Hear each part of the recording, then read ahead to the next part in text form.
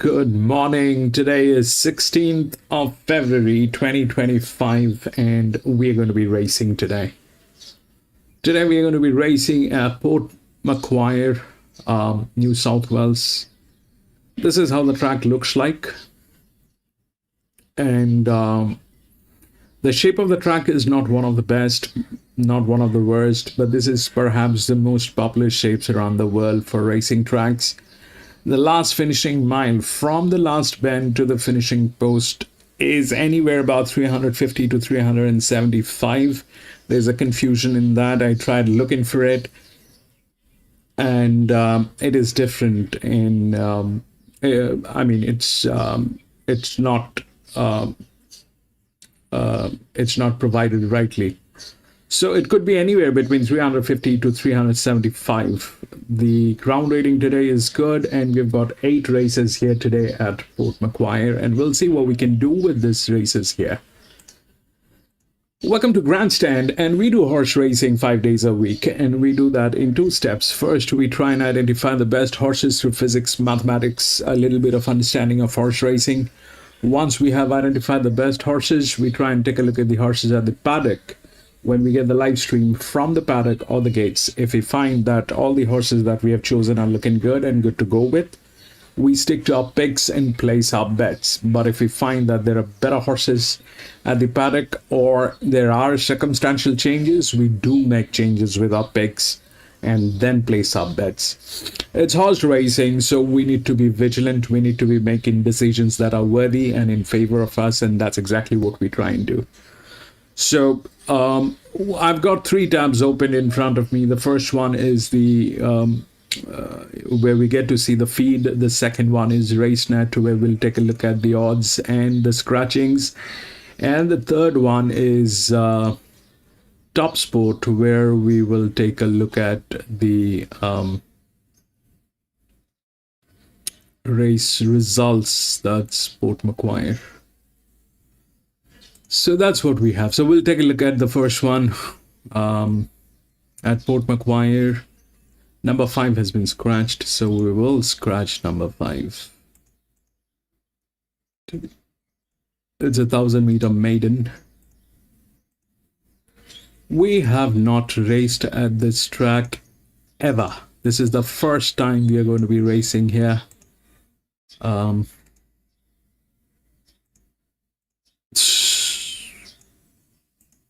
So we'll see what's up with them.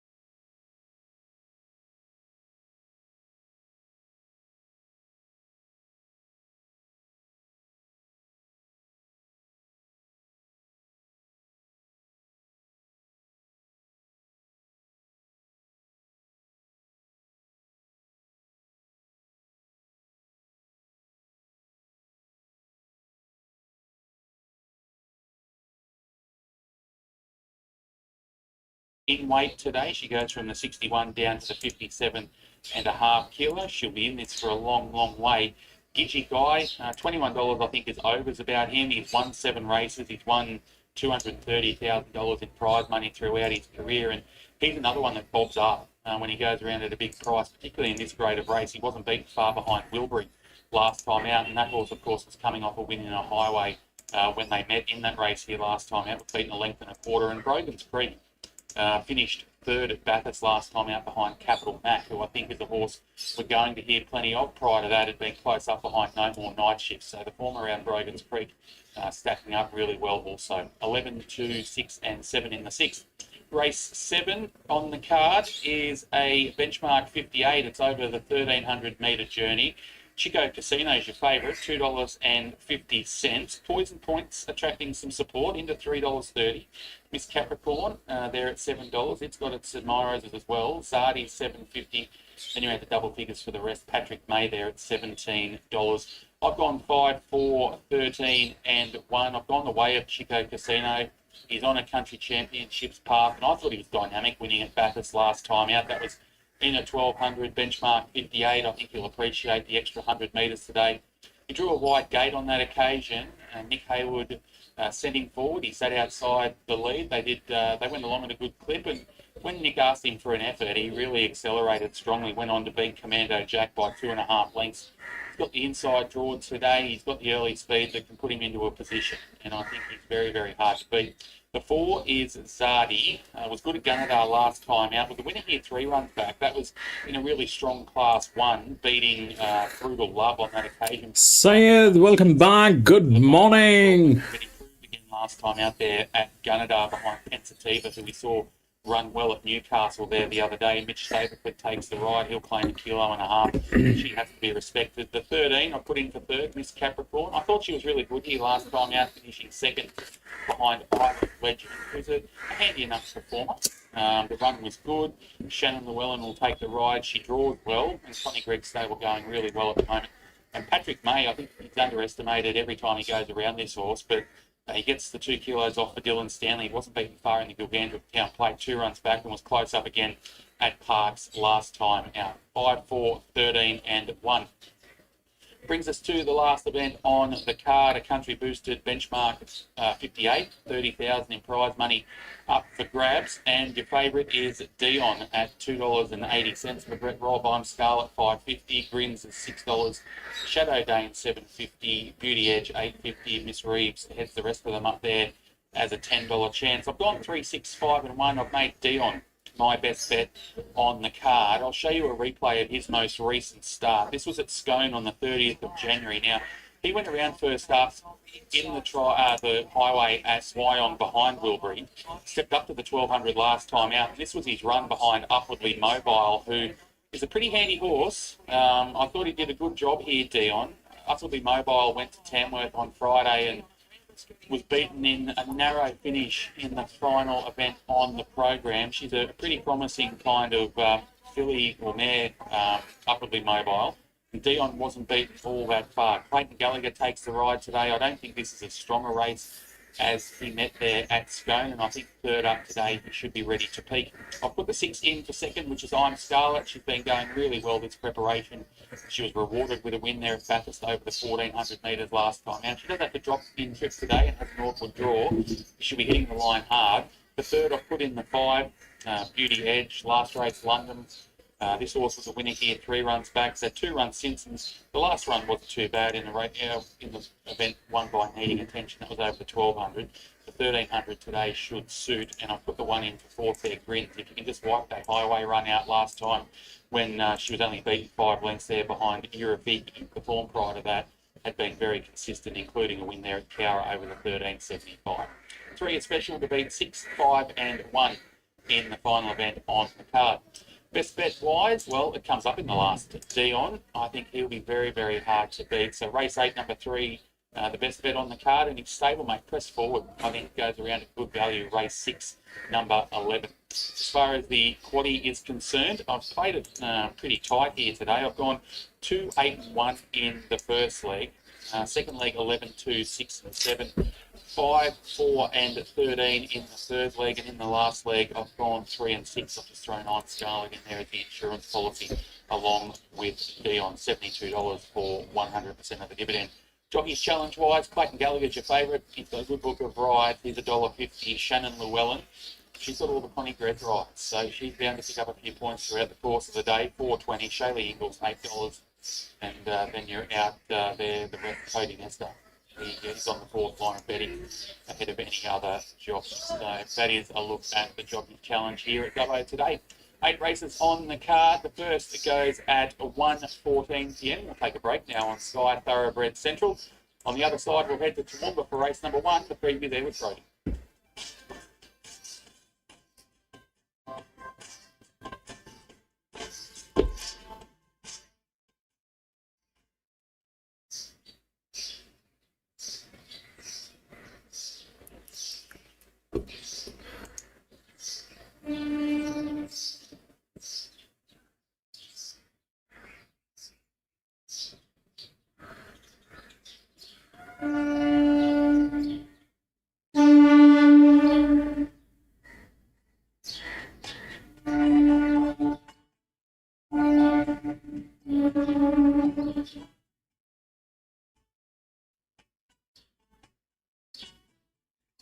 Welcome to Toowoomba. It's a beautiful day, not a cloud in the sky here as we're up the top of the range. We're 6 weeks between meetings as well, so the track looks spectacular. Really to see how it will play out this afternoon, and we get full 10 races to get our minds on the job as well. Kicking off with race number 1, a 2-year-old maiden over 1,000 metres, and we get to kick off with horse number 1, King of Geraldine, against barrier number 9. Georgina Cartwright combines with Donna Stanbridge and the Mashani Army with a $37,000 2024 yearling purchase. Led fast and then battled late in its Doomba trial. No doubt would have improved off that. Parades fairly well in the yard, and I'll be interested to see what he can do because Donna's horses certainly improved with a run or two under their belt.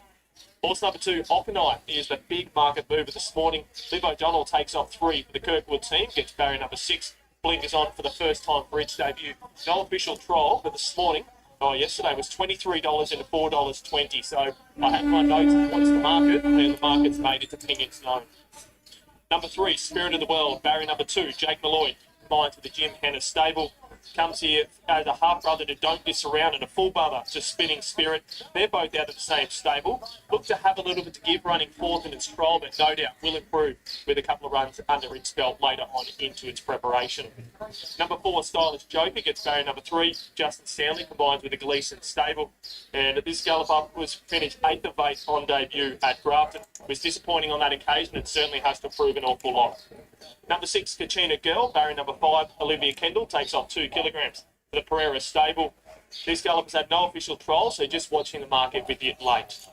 Number 7, Lady Barbarossa, drawn barrier number 1, Robbie Dolan for Kevin Kempen. There's been a big money move for this horse. It's been backed into favourite, went up around $9 yesterday, now into $3.70. Kempy's right in front of me with a bit of a smile on his face, so there might be a bit of confidence around this galloper. $32,000 2024 yearling purchase. Half sister to Lady Bossa Nova. I had in my notes once again, watch the market. Robbie aboard from the low gate. The market stepped in, so no doubt would have jumped out quite well. Number 8 is Miss Leanna, barrier number 9. Jace McMurray goes aboard for the Michael Nolan stable.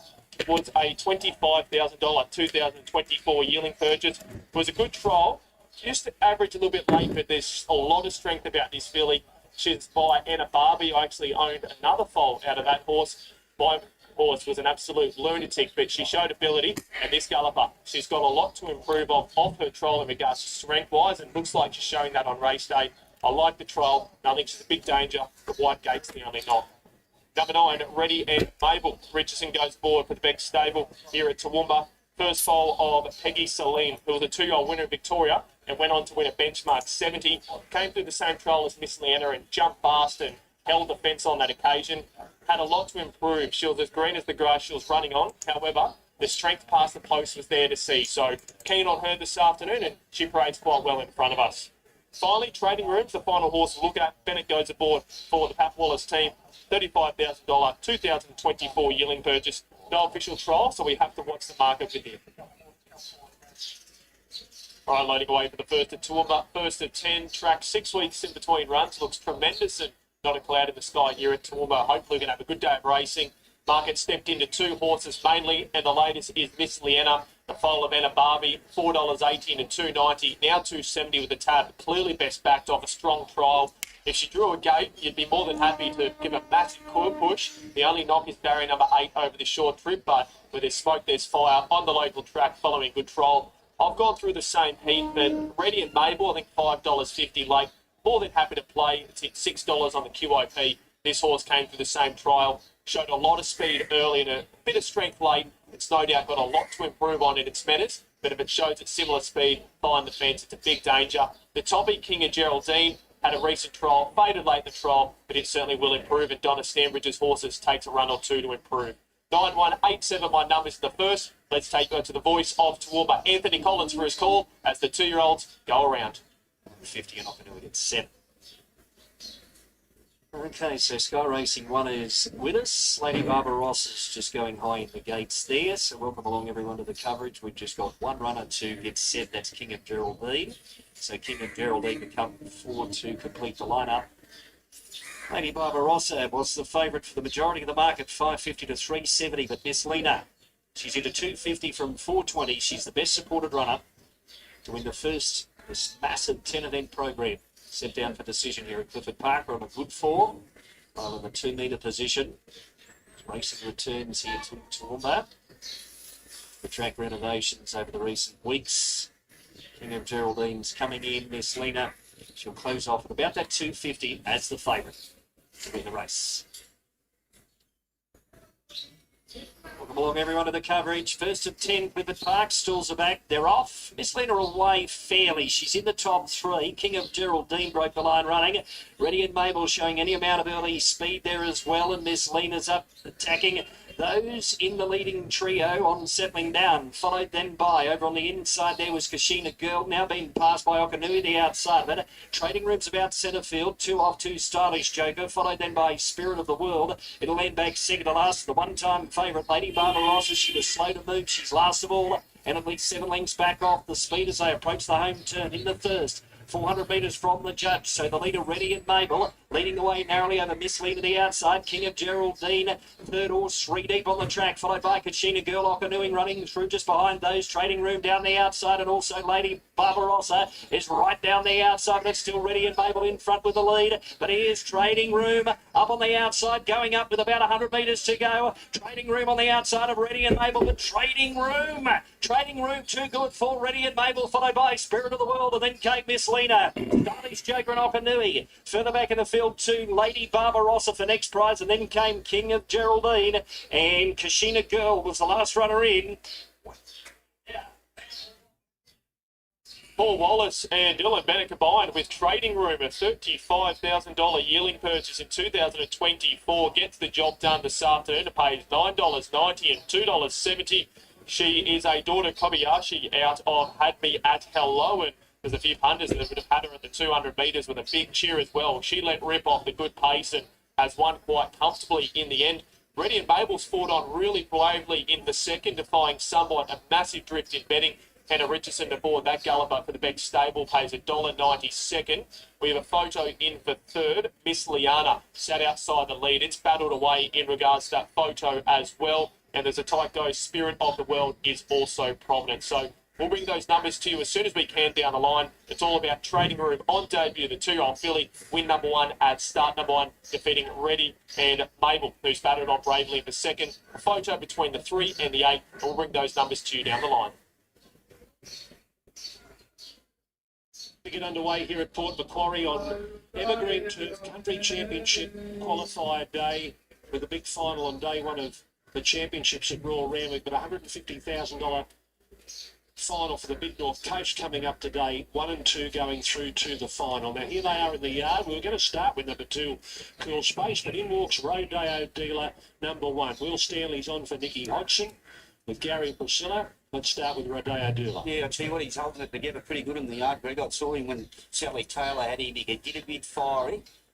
He looks really, really good. If anything, that horse is really strengthened up from last preparation. He is a naturally fit horse, so he does come to hand fairly quickly. And I thought he closed off nicely at Newcastle. He was allowed to find his feet early. Interesting where he settles today in the small field from that inside gate, but he's turned out in his best condition. Two is Cool Space. Michaela Weir on for Mark Minovini. Yeah, looks terrific. Typical Mark Minovini, the yard, good code, lovely and relaxed, lightly raced horse with a lot of upside about him. But yeah, he's really, really good, that little horse. He's parading beautifully. He hasn't turned a hair from the moment that he walked in. He's got good tactical speed. Tongue tie goes on for the first time. Shouldn't have to do too much work from the draw. Kerala number 3, a first starter. Matt McGarren on for Kim Wall. Yeah, well, I can't fault it in the yard. That's one thing for sure. But just probably would have liked to see it do a little bit more in the trials. But could sort of have Said very, very healthy too. She's had 5 trials over to be in this preparation. We are racing here for the first time. It's the first time we are racing at this track. I'd suggest that watch the first race. Let's see what they're doing, how the track is playing. I like 1. I like 3. And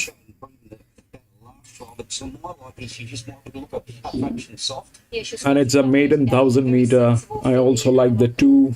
The 2 is the best in the maiden horses. But we'll have to see how this track plays.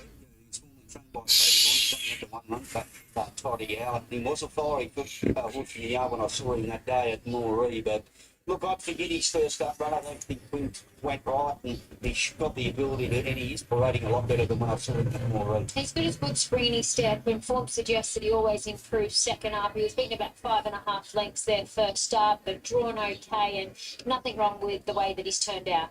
Okay, and the final 2 for Paul Perry. 7 Parasta Ash Morgan. Yeah, not an over big horse, only a neat little fella, but he's very, very healthy in the coat. That coat is gleaming on him, and he was disappointed the other day. He was good prior here at Port. Yeah, he was ridden quietly here first up, and I thought he attacked the line strongly. He's just ridden for speed last start, and he weakened out. I don't think he's strong enough to see out a strong 1,300 provincial grade just yet. So back to the country, back to the 1,000. I expect him to race well. And 8 the big ticket is Shea Wilkes. He's still got to develop. He's still got a bit of strengthening up to do, so maybe even last preparation for him. He's still a little new. He's yet to record a placing in 8 starts. Claim will only take... Shea will only take half of her claim here. Probably just need to see a little bit more from him. We're going to hear from the trainers of the 2 favourites in just a moment. Mark Minovini to come. Nikki Hodgson up next. The favourite is Cool Space for Mark Minovini, 280, and there's been no change to its price this morning after scratchings. Rodeo Dealer is now $3, and it was $3 after scratchings. Got to $3.10, back into 3, and then we go to Parasta, $5.50 into $5, $6.50 for one of the first starters, Our Emily. Best Defence is $9 out from $7.50. There's been no real moves here. Let's hear about Rodeo Dealer with trainer Nikki Hodgson. I know, Nick, you happy with his first up run, mate? Really happy. We didn't want to be where we were, but just got squeezed out at the start. It's still a bit green, he just overreacted and out the back, but he hit the line really good, and there was plenty of improvement there too. You get him in the yard, he was holding it together too. Yeah, he can get a little bit wound up, but I was happy with him once he got with the pony. He settled down and went around the gate tonight. But, yeah. Good luck, mate. Thank you. Right, our numbers are 6, 2, 7 and 1. I'm with the 6 here. Best Defence, I'm going to stick with him. I thought he paraded good enough. 2 Cool Space, couldn't get him any better, any fitter whatsoever. 7 Parasta, perfect from the Port Macquarie yard, and he was holding it really good together. The top 8 row there, the 6, 2, 7, 1. 2, 7, 1 and 6. I'm tipping Cool Space. Love the way that he's turned out in the yard. He's in great order, and I think third up he's ready to fire. 7 in Parasta. I know he's only little, but I think ridden with a sit today, we can see the best of him. Rodeo Dealer, you're right. He settled down once he joined up with the ponies. Just a bit of a highly strung horse, and the 6 Best Defence better than the first up run suggests. 2, 7, 1 and 6. Cool Space $2.80, Rodeo Dealer $3, Parasta $5, and then Our Emily $7. The other first starter, Kerala, has been $14 into 12, back out to 13. 2 first starters here, Kerala and Our Emily. Let's hear from Mark Minovini, who's with Priscilla, talking about Cool Space. Mark is only lightly raced. You took him to Mustabrook first up. What do you make of his run there?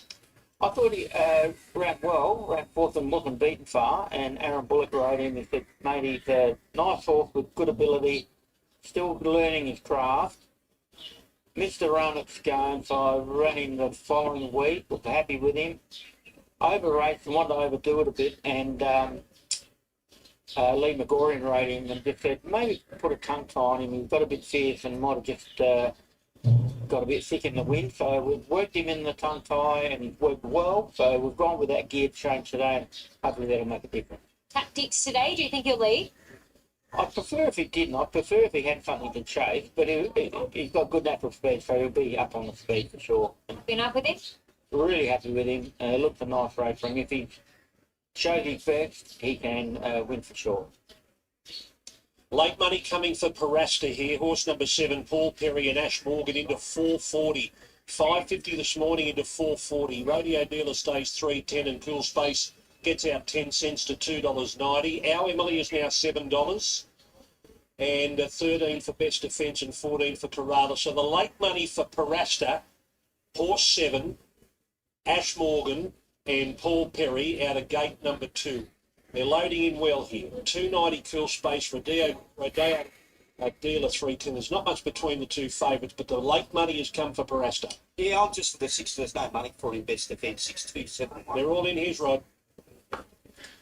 Thanks, Greg. Welcome to you and also Gary and Priscilla from Thoroughbred Central. So the line is set for the first, the big ticket, the last to move in, red light. Evergreen Turf Country Championship, Mid-North Coast qualifier day. Away and racing in the first event. Walking out was Kerala and also Cool Space wasn't well served at Barrier Rise, and this leaves Best Defence 2 lengths in front. Our Emily the second, third the outside was the big ticket. In the middle was Parasta. Driving up along the inside was Rodeo Dealer, a length to Cool Space, and 4 lengths last of all was Kerala. There's 10 from first to last up towards the 600. Best Defence and Andrew Gibbons raced 2.5 clear. Over second on the outside was our Emily, a breath in front of Rodeo Dealer. Behind those next the big ticket followed by Parasta. Cool Space a long way from them, and 2 lengths away last of all was Kerala. Around the home turn, Best Defence still 2 lengths in front. Our Emily the debutante, hot in pursuit. Parasta is third. Soon after at the 200, Best Defence just in charge. Threatening danger is our Emily on the outside. Our Emily ranged up, puts the head in front and starts to race away from Best Defence. Our Emily too good. Wins a length, Best Defence second, Parasta third. Cool Space blew it at the start, back in fourth from Rodeo Dealer, the big ticket. And last after missing the start was Kerala. The first starter, number 4, Our Emily, for Sienna Grimer and John Bannister, has got the money, sat second, had the drop on the tearaway leader, Best Defence, and has run him down. A 3-year-old filly by Sapido out of Our Gen, having its first start. It had 3 trials leading into this assignment. First trial was way back in March last year, and then 2 recent trials. John Bannister trains at Newcastle, and Priscilla, Our Emily, a lovely debut. Certainly was. She's still a little bit green. No doubt she'll be all the better for the experience there, but she's a duly accepted. They had her in at Dubbo today. They've opted to run her here, and they've certainly pulled the right range. She'll take a lot of improvement off that. You could see she was just inclined to want to lay in there for a few strides when asked for a little bit of an effort, but a tidy first day out of the races. Best Defence went very, very quick in front, but on the point of the turn, might have had a lead big enough to win it. Yeah, he had them all off the bridle and chasing. Just second up, he could have been a little bit vulnerable late. I thought Parasta was okay from back in the field, maybe just the sharpness out of his legs with his backing trip and Cool Space. Well, he was slow into stride, never really looked comfortable. Michaela was at him the entire just to try and hold a position. So I thought he was disappointing in the run home, but hard to make an excuse for anything. Our Emily was on debut and she ticked all the boxes. The clock didn't stop. We'll wait on that time. And it'll obviously be hand timed. Our Emily plays 7:30 and 3:20. 6 Best Defence 380. No third for 7 for Ascot. The Quinellas played 26.90. The exacta 52.30. And the trifecta 269.30. First 4 on 4, 6, 7 and 2. $722.70. The winning trainer is John Bannister. Well, Greg, Johnny, you made the right move. Scratching from Dubbo left to you, mate. Oh, yeah, I just thought today it could have been a tab easier to run today. And been going well. It's trialled well. But don't know how they're going to go on the first run. Good off Mark 56. She's run well for it. The second trial was certainly a lot better, wasn't it? Oh, very good second trial, but you don't know how they're going to get trialled the first trial. Surely looking at it in the yard, there was some improvement in it too, mate. Oh, there's some improvement, you know. She's a lot better as she gets older and fills out a bit. Nicely, well done, mate. Thank you. 59.26 was the time. 59.26. Numbers are official. 4, 6, 7, and 2. Sienna Grimer is coming back on this filly by Sapedo, having the first start. Coming off trials on the Beaumont and also at Wyong. Very well educated. Chased down the leader beautiful. Gary, you were cheering. You didn't go the early crowd, but you were cheering inside for best defence. I thought, well, if you can keep going, because he looked like his best defence had him off the bridle. Definitely. But all credit to the winner. She's come off his back and put him away. But Chandler Wilson made up a lot of ground late with skill space. A mile out of his ground, but he made ground late, Greg. And they've run 59.26. Yeah, it's got into 4 spot cool space. So the numbers are 4, 6, 7, and 2 after the opener here over 1,000 metres. The next will be over 1,800 metres. We go over the longer journey. All right, here comes Sienna Grimer after winning the first. Speaking to Priscilla. Went a long way around, Sienna. Well done. I feel it's still got a little bit to learn, but a tidy performance here on debut. Yeah, definitely. She's actually quite a nice little mare. I liked her trials. She was very green down the straight. She wanted to get in, so I just kept the hands on the reins. But she'll definitely get further, I think. But I think she'll make a nice little mare. No doubt just be better for the outing. Yeah, absolutely. First start, John said, just keep her where she's comfortable, see how she jumps. But she jumped really well, so I just kept her in a really nice spot, and she was happy to be there. Nice to get one on the board on a big day. Yeah, definitely, absolutely. How's the track feeling? Yeah, really lovely. It's perfect. Thank you so much. The girls are riding winners everywhere. Sienna Grimer opens the account here today, like Molly Burke did in town yesterday. Girls rode 3 winners yesterday, Molly Burke, Anna Roper and Alicia Connor. And you've got a full room in there today, as you do at every track up here. They're doing a wonderful job. We'd be dead lost without it, but they're doing a wonderful job. And not only that, Greg and Priscilla will agree, we've got some wonderful young apprentices, haven't we? We certainly do. A couple of tracks that we've been to lately, the males and females have actually had to swap rooms, and that should have been the case at Walker last week. The girls had their bags out the front everywhere. They couldn't fit in the room, and I walked into the boys' room, there was only about 4 or 5 sitting in there. So, yeah, times are certainly changing. What do you call that girl power, do you? That's right, Gary. I can't wait to meet Jet Newman, the little girl who rode 4 winners at Ballina on Friday. What a day for a 4 kilo apprentice. Yeah. We're trying to work out if it's ever been done before. I was talking to Priscilla earlier on, Greg, and I think it was a young lady in Queensland on one of the other tracks had done something like that. I remember reading it, and it was some phenomenal record for her 10 rides. It was just phenomenal. But And Mitch Stapleford got off to a really big start too when he first started, his first dozen rides or so. you need to Yeah, get she'll ride today. She's riding one in the last, but she'll keep that 4 kilos today because she was already booked on those horses. Yeah, she will, Greg. I actually confirmed with the steward when I arrived because I thought there was a little bit of a change around the rule just when they're going from 4 to 3, but because she was declared on acceptances before she'd lost that 4 kilo claim, she will still claim 4 today. But if it's got rides coming up in the next week or 2, she'll be down to 3. Let people know she's Mitch Newman's daughter, who you would have seen ride and then train. Yep. And Jet's mum has shifted up there, which I think is good. Gives her that bit of comfort. Not only that, you look at this young lady, and this young lady can ride fine too. She's only been riding for a There was short no time. fluke. There was no fluke. She got caught. No, it's not. You don't flip 4 winners in a day, do you? She's in a great yard with the mat done, and I can tell you now she's going to ride some really, really nice. Yeah. Her trials, well over 70 trials, and some of them there, I went through replays and betas, they were brilliant trials. She's going to learn. She's got a lot to learn, but she's got a very bright future. She's obviously got the force background, not only the racing background, but she grew up riding show jumpers, and I think she actually may have won the pony race. Did you? Yes, I heard that. Yeah. So she had a bit of a taste for it before she really That's had where I the taste picked for up it. at Randwick, Greg, right in one of the pony grades. Well, they're a great thing. They're a great initiative for these young kids who, and now they have heats in every state of Australia, and they come to Randwick on a big day and ride in the final for the smaller ponies and the larger ponies. But that's when they get their first taste of it. And did they think that she might have been ineligible when she first rode the ponies because she looked far too young, like too young to ride in the ponies? Well, I actually asked her last week how old she was because she doesn't have a licence yet. And she's just turned 17. And got a bright future. She rode 4 on Friday at Ballina as a 4 kilo claiming apprentice, and she'll ride for claim 4 here today. First, we're underway on Evergreen Turf Country Championship Day at Port Macquarie for the Big North Coast. We've got plenty of heats still to come as we travel right across the country. We'll get out Dubbo way, not quite to Dubbo, a little bit further. We'll be heading to Canamble for their heat, the final heat of the Country Championship will be at Canamble. But let's head to Dubbo, and here's Benny Walker. Nugget Smart, number 14, a hard head. Quite a number of those horses went around here. Our war horse.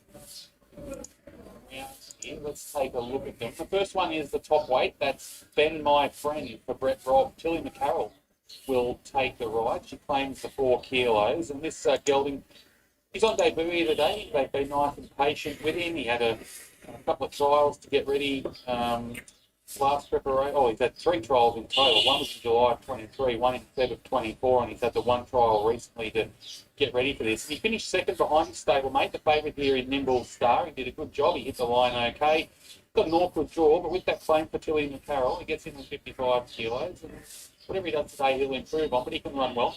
2 and 3 are both out. Let's have a look at the 4, and that is My Boy Scout for Richard Jackson. He's a 3-year-old by Territories. He's at the 1 trial. That was here at Dubbo on the 3rd of February. He won that trial over the 860 metres. Cody Nestor rode him that day. He rides him again today.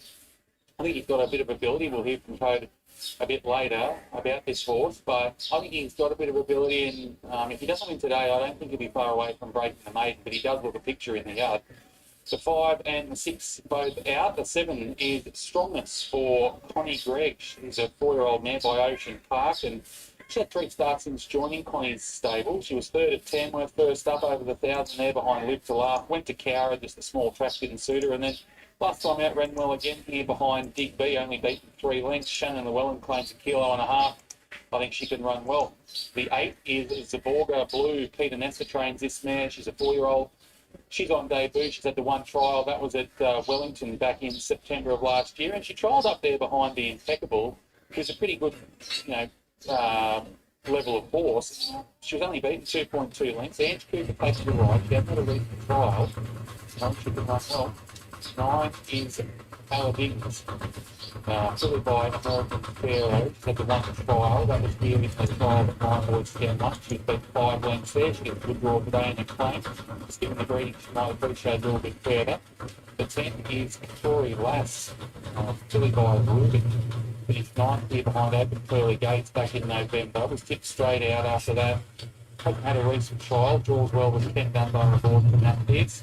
And the 11's out. We just saw it when it caught our Emily. The 12 Silver Chair. Good band, weren't they? This filly by D'Argento. So the trial, that was behind My Boy Scout. She wasn't put under a huge amount of pressure in that trial. She gets the inside draw here today. Gets Clayton Gallagher aboard. And she can do something here, I think. I think she's bound to run well. 13 and the 14 are out. The 15 is our Warhorse for Nick Lund. Finished 11th at Musselbrook there on the 3rd of February over the 900 metres behind Wedding Planner. She's had 8 starts, been in the placings 3 times. Still looking to break the maiden. On a day she can bob up and run a cheeky race, but she'll need to be at her best today. And the 16's the interesting runner. That's Nimble Star. Good money for him when he went to Scone there on the 30th of January. He put on that buck jumping exhibition. Has been sent back to the trials subsequent to that. Trialled up like a jet at Gilgandra, winning there over the 800 metres, beating Ben My Friend. Has an awkward draw today, albeit the scratchings have probably helped the cause a bit there. And there's been good market support for him. He'll be hard to beat. All right, they've made their way out onto the track here for the first at Dubbo. And Nimble Star is your favourite, $1.80. Did get in as low as $1.70. Just back out to $1.80. My Boy Scout is $5. And $7 for Silverchair, $10 there for Ben, my friend, and $13 there for the rest of them, headed up by Strongness. Now, when the market first opened here, Nimble Star opened $4.20. They went bang, and to about $2.20, $2.40, and then today the support has come again now into that $1.80 quote. The whole time, though, My Boy Scout's been pretty firm in the market. I know he's out to $5 there now, but he basically sat around that $4.40, $4.60 from the time the market opened. Just $5 there now, and Silverchair just getting out to $7. I didn't know Shaylee Ingalls, when Nimble Star went out onto the track, he flew down to the gates. Whether that was by design or he just was keen to get on with things, but he gave himself a good warm-up heading down to the gates. Before they were legged up, I caught up with Cody Nestor. He rides My Boy Scout here for Richard Jackson. He's actually got a pretty handy book of rides throughout the course of the day, Cody, and here's what he had to say. Well, Cody, My Boy Scout, you trialled this bloke up here on the 3rd of February. You're taking the ride again today. What can you tell us about him? Yeah, look, I think he's a horse of some sort of ability, Ben. Richard's only sort of got him his preparation. He'd obviously been educated down south. We haven't done a whole lot with him. Haven't really lined him out, so I don't know how much is there at this stage, but he gives me a good feel. He does a couple of things wrong, but a good barrier today, a couple of scratches, he should get a lovely run. Big track like Dubbo, he'll go plenty of want to balance up. But yeah, it all depends on Brett Robb's horse. Obviously, they've got a big rap on him, but I think this fellow's above major grade anyway. He looked to do everything under his own steam in the trial. You didn't put him under too much pressure. No, he did. He did. I don't think he dropped it in quite yet, but he's getting better and better every time I ride him. Look, I expect him to run well. Race number 3 on the card, you're riding Roll Gold.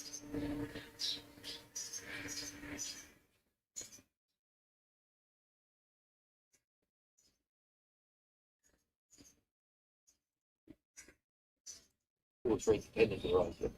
Race number 4, Champ de Mars for Con Carapetsanis. Well, it had a couple of decent form references yesterday out of that run at Newcastle last time. Yeah, look, I was surprised when I seen the price, to be truthful. The form around's pretty good. Obviously, was strength to beat yesterday. Just got to contend a little bit with a bad barrier. 1,000 metres at Dubbo.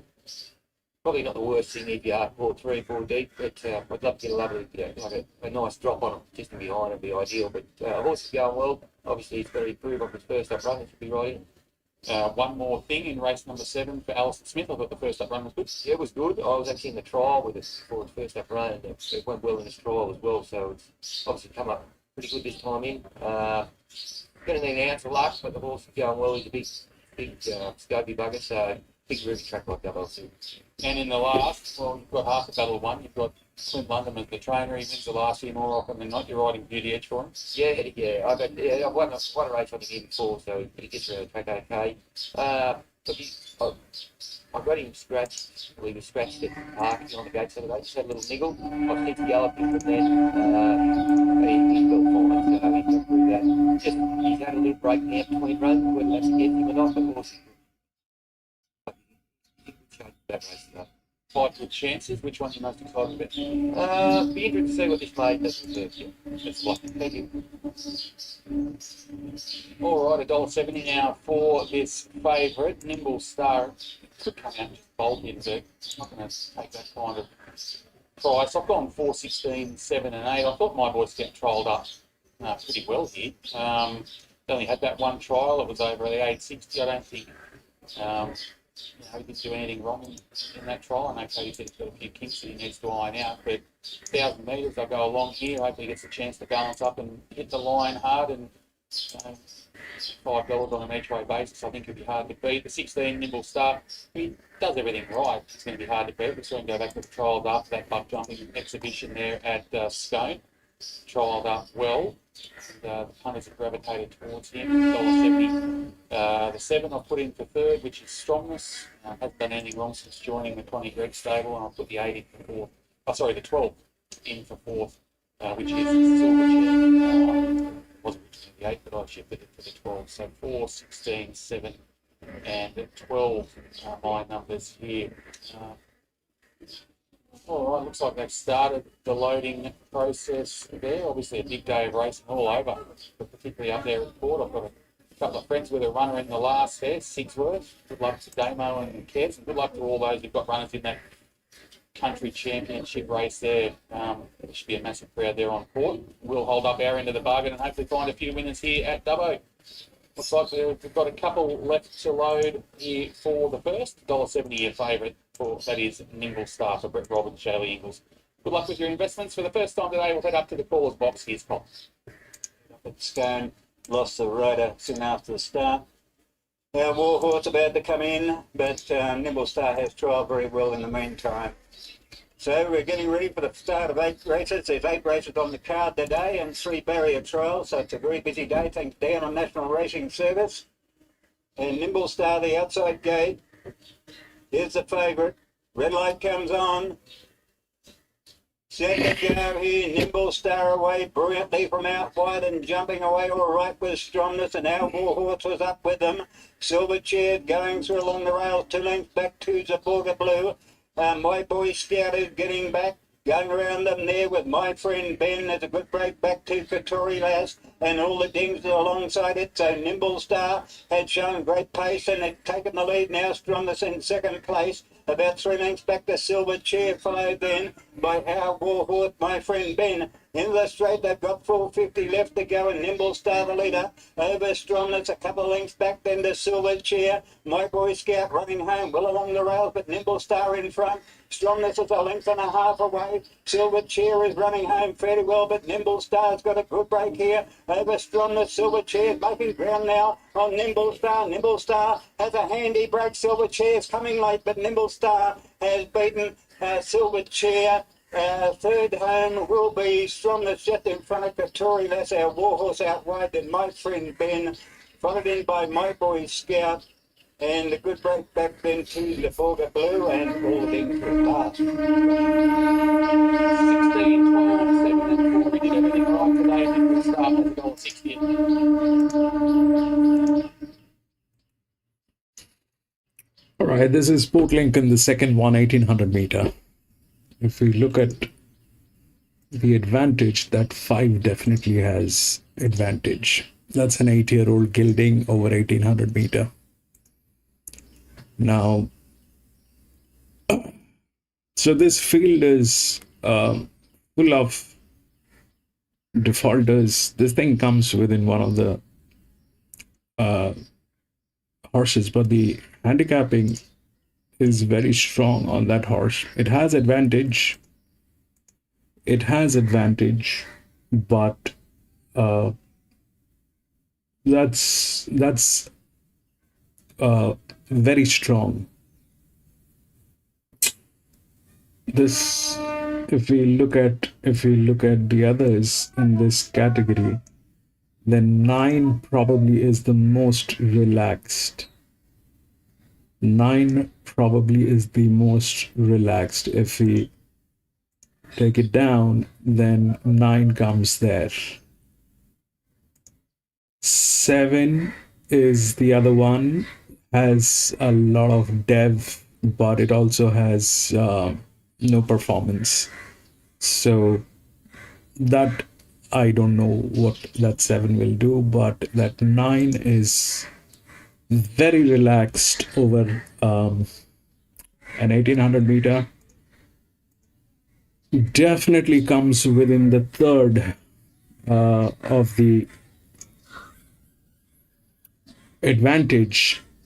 That's an 8-year-old. This is a 5-year-old with that advantage.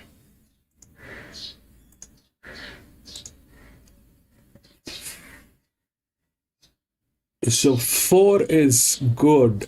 And this is going to be the benchmark 66. So generally speaking, you know, the benchmark 66 is definitely a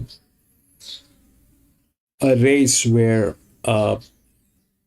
generally speaking, the performing horses, they win. the performing horses will win. But here, it's a little. I mean, I'm at loss of a word because we are racing here for the first time. We still do not have the exact track feel of what's going on. The first one that four actually went through. Was it the best? I don't know. It was a maiden horse. It was a maiden. The best maiden was definitely 2, which came in 4th, I think.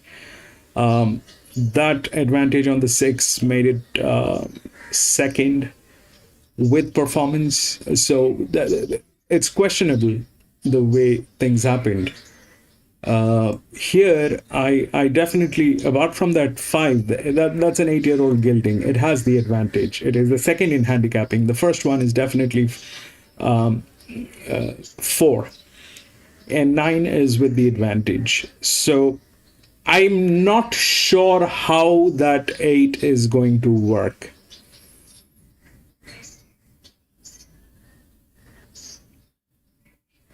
And if we talk about 9, they're like 76% drifting out. So that's a very unreliable team. They have the advantage, but that's a very unreliable. They're the highest defaulters. They're the highest defaulters. So this could mean 2 things. One is they're actually defaulters and they don't know how to do racing, or they have a problem within their team. That's the first thing that might happen. Is the first possibility. The second possibility is they only win when the races are rigged.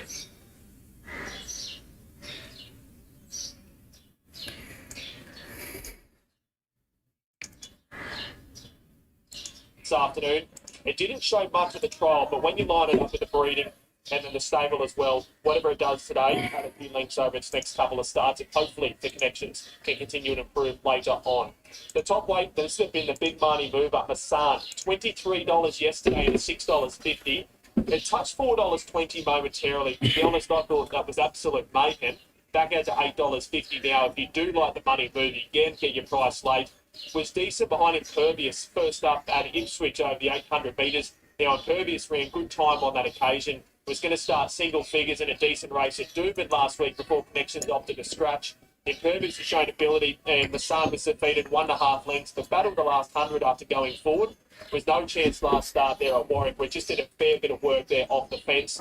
Gets a low draw. Justin Stanley expects it to roll forward and try to take up the lead.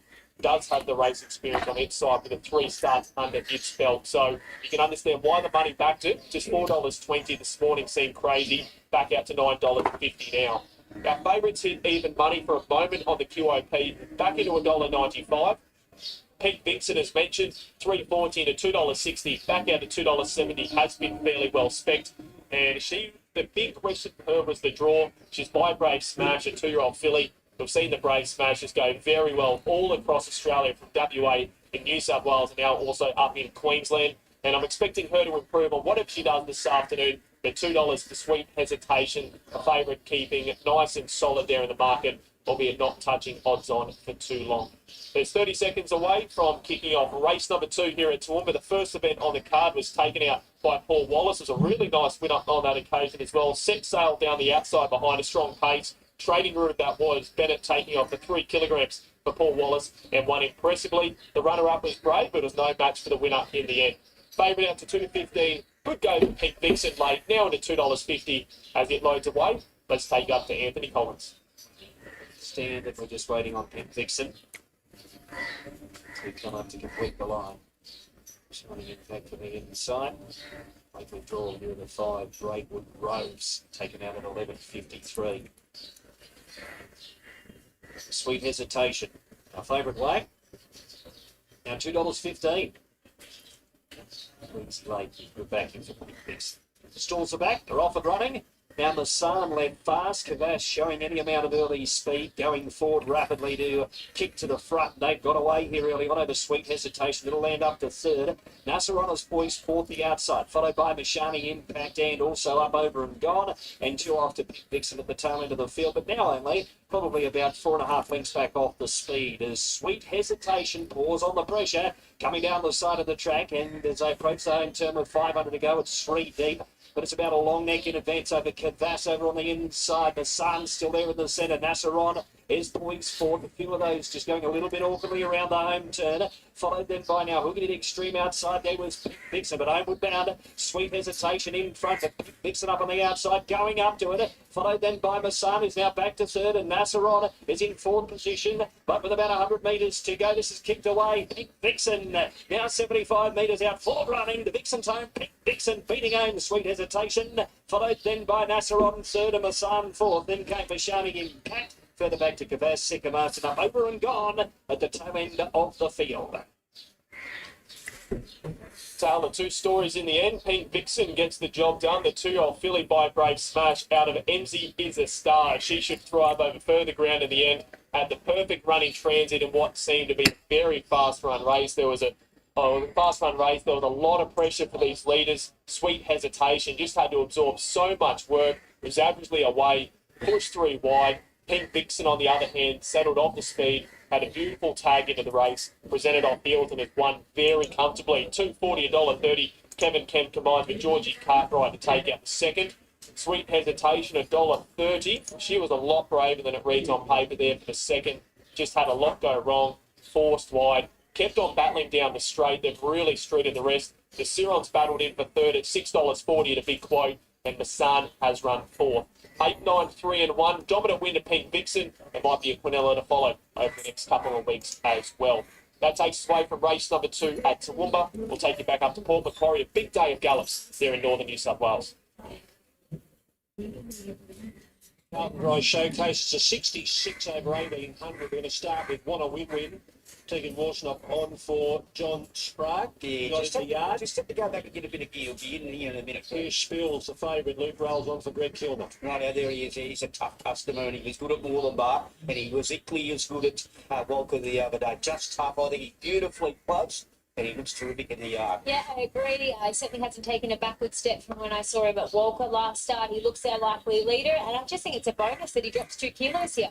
Yori Kerry, number 4, Ash Morgan Paul Perry. Yeah, I know he hasn't won for some time, but he's fit. You really can't fault him, and he's been here 5 for 1 win, 2 placings, so... And he finds a winnable race to get another win on the board. Nice and bright in the yard. He's been racing consistently. He's always, rattling home when the race is over. If he's in striking distance, he could run a cheeky race here. My Sonny's Faith, number 5, Benny Looker on for Brad Prosser. Yeah, that's as good as what you'll get him in the yard at the best of times. He never jumps out and grabs. He's one of those sleepy fellas. He's fit. He can gallop. He gets back and hits the line. So, like I said, Priscilla, that's as good as what you'll get him in the yard. He's a winner of 6 races. I just find him a really tricky horse to catch. I think he needs everything to go to plan. They took off on him there last start. I thought he stuck on okay. Small field, he shouldn't be too far off them. Stratum Chief, Casey Adams riding for Tom Higgins. He's fit. He looks good. There's no problems there. He just probably hasn't run out the 2,200 metres his last few runs, so he might be coming back for the ride trip here today. I actually think he's picked up since I saw him last. I just didn't quite run the 2,200 metres at Grafton last start, so back to the 1,800 suits. The earmuffs and the pacifiers are going on here.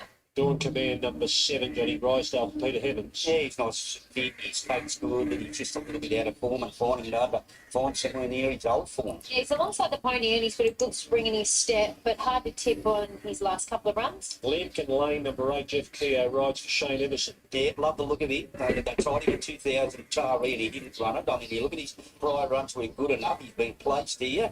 And his best form's around 1,800 minutes. He looks a treat, that little horse. He looks sensational. They led on him last start and he weakened out quite badly. He's better than that. His run at cost 2 starts ago would be good enough to see him figure in the mix here. Here's a pan dancer, Andrew Gibbons on for Terry Evans. Yeah, like Frank Fella. He was placed here 3 runs ago. He's an import.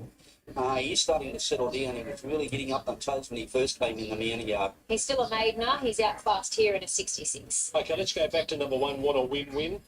Tegan Warsnop for John Sprague on the pony. Yeah, I love the look of her. And boy, she was flying last prep. She strung 3, maybe 4 wins together last preparation. 1 run back in an unsuitable race. She's come back in great order.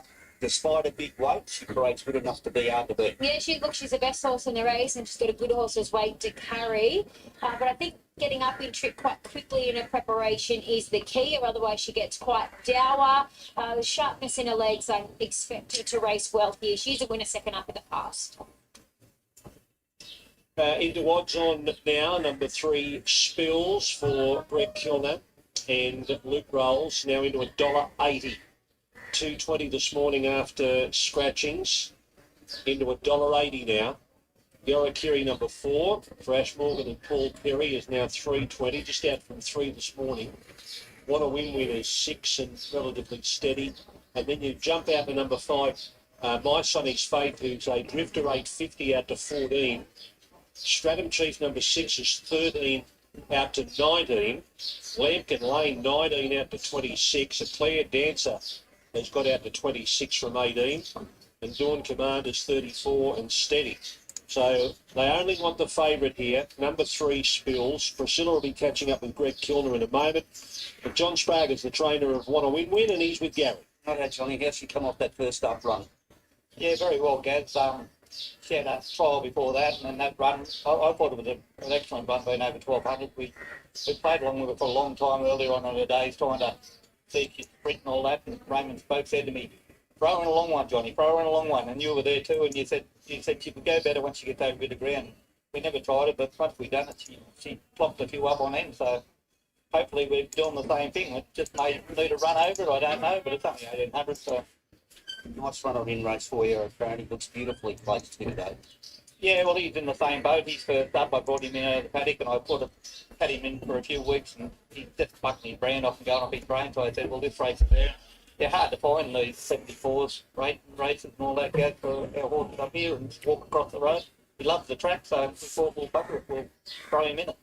Good luck, mate. Thank you. I know Priscilla's going to catch up with Greg Kilner. You, like Greg said, he has got the favourite here, 3 Spills, and he's coming off that very good win at Walker. Priscilla. Well, Greg, it was nice to see him in the winner's circle last night at Walker. It was a tough effort. Yeah, it was a good run and a good ride by Matthew. I thought this race was a little bit stronger, but anyway, we'll see what happens today. 1800 looks to his likings. Yeah, he should run the 1800. I think it's his 1700 cc, but he should run it longer. He was 1-1 at Walker. Lack of speed here. Would you be frightened to take up the running? I think that's what Luke will probably do. The way he was John, welcome back. That 9 has huge advantage, John. Huge advantage.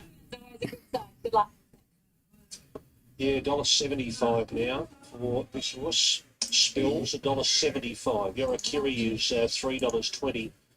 And Wanna Win is now $6.50.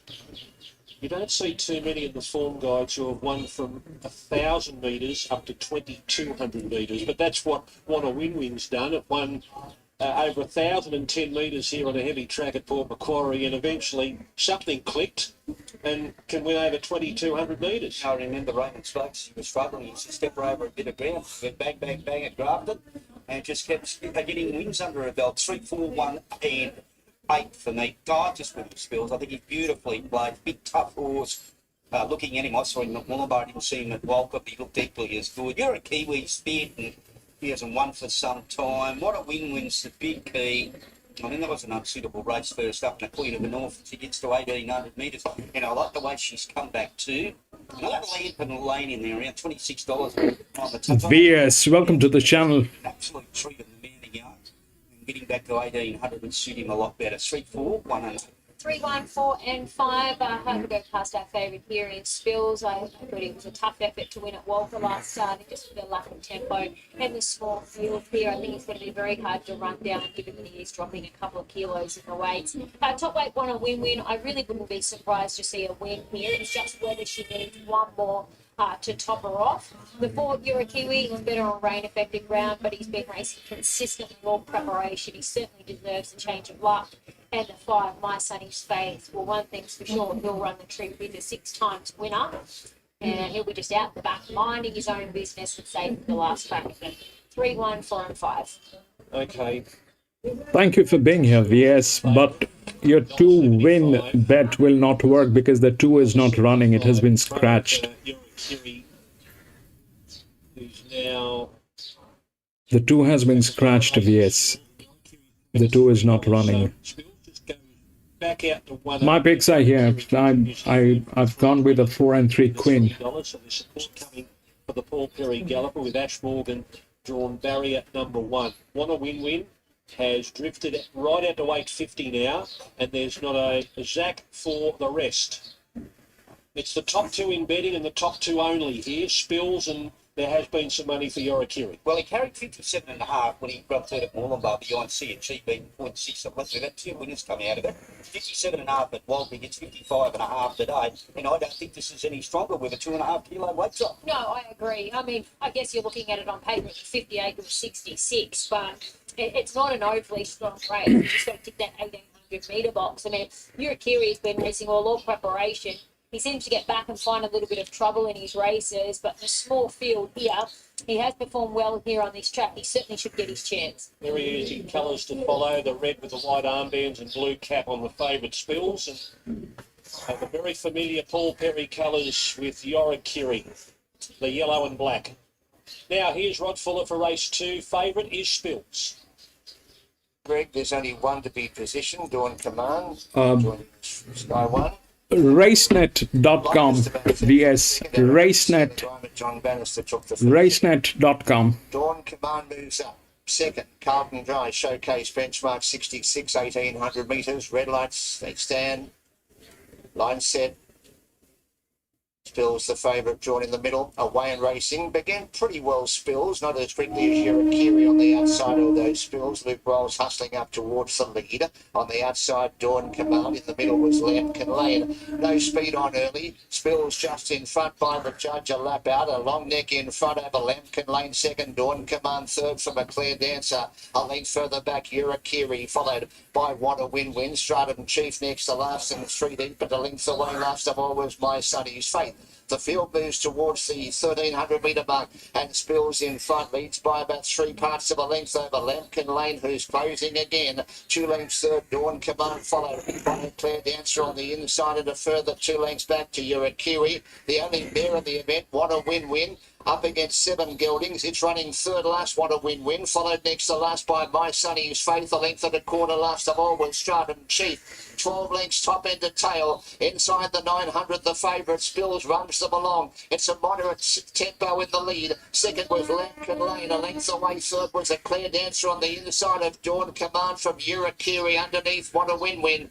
A length to My Sonny's Faith. A half length last of all was Stratum Chief. Up towards the 600 metres, Spills in front, but Lambkin Lane, Jeff Keogh is closing and gets a neck now. A half length in front over Spills second. A length and a half third. A Claire Dancer on the inside of Dawn Command from Yorakiri. Want a Win-Win. 5 further back to My Sonny's Faith, and last of all was Stratum Chief. Around the home turn, Lambkin Lane. A Claire Dancer on the outside. Spills tries to lift up along the rails. Yorakiri is at 4 deep and closing to the 200. Lambkin Lane's a long neck in front over Spills, but the fresh horse on the scene. Yorakiri on the outside and Claire Dancer in the middle, but Yorakiri strides to the front. Yorakiri racing clear, goes home to win by 2. Lambkin Lane second, third. 4 wins, but that 3. So I lost that. Yorakiri has got the money here. Ash Morgan, Paul Perry over the top of them. Lambkin Lane made it interesting and put the speed into the race a long way from home and got the better of Spills. 4895. Lambkin Lane got rid of him and hang on to run second himself.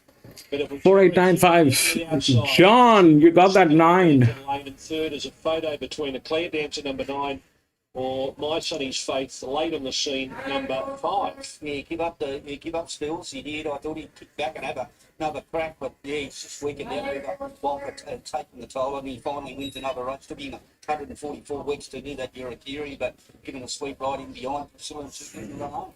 He really deserved that. He's been a model of consistency or preparation and just finding himself in big fields. He's a back marker, always finding a little bit of trouble, but today in the small field they were able to get him out into the clear and nice to see him win up. It's very, very dicey the way things are here. So what happened is the 4 was definitely second in line from the rails. It's with the rail support. It's a 350 or 360 straight. So that definitely had the thing. The 3 was the favorite. 9 was definitely the one with the advantage. 9 definitely had advantage. But here, what happened is, if we try and look at what and how things are working, so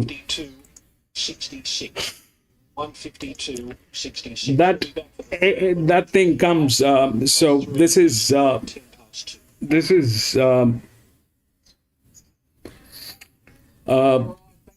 a way to identify the best displacement on the weights. So the weights are in the shape of stones, and for grabs here. Let's take a look you know, at, they come in specific weights. The stones that are being loaded, it is either stones or they're of different material. And it was last time out. That was over the 1200. the second one from the top. And good enough. I am still not sure about this track, but Got that run last time out, getting out to the 14. I'm still not sure about this track because that's kind of a it's a possibility. It's a possibility, but 3 not getting through is what I don't know. This is questionable that 3 doesn't get through.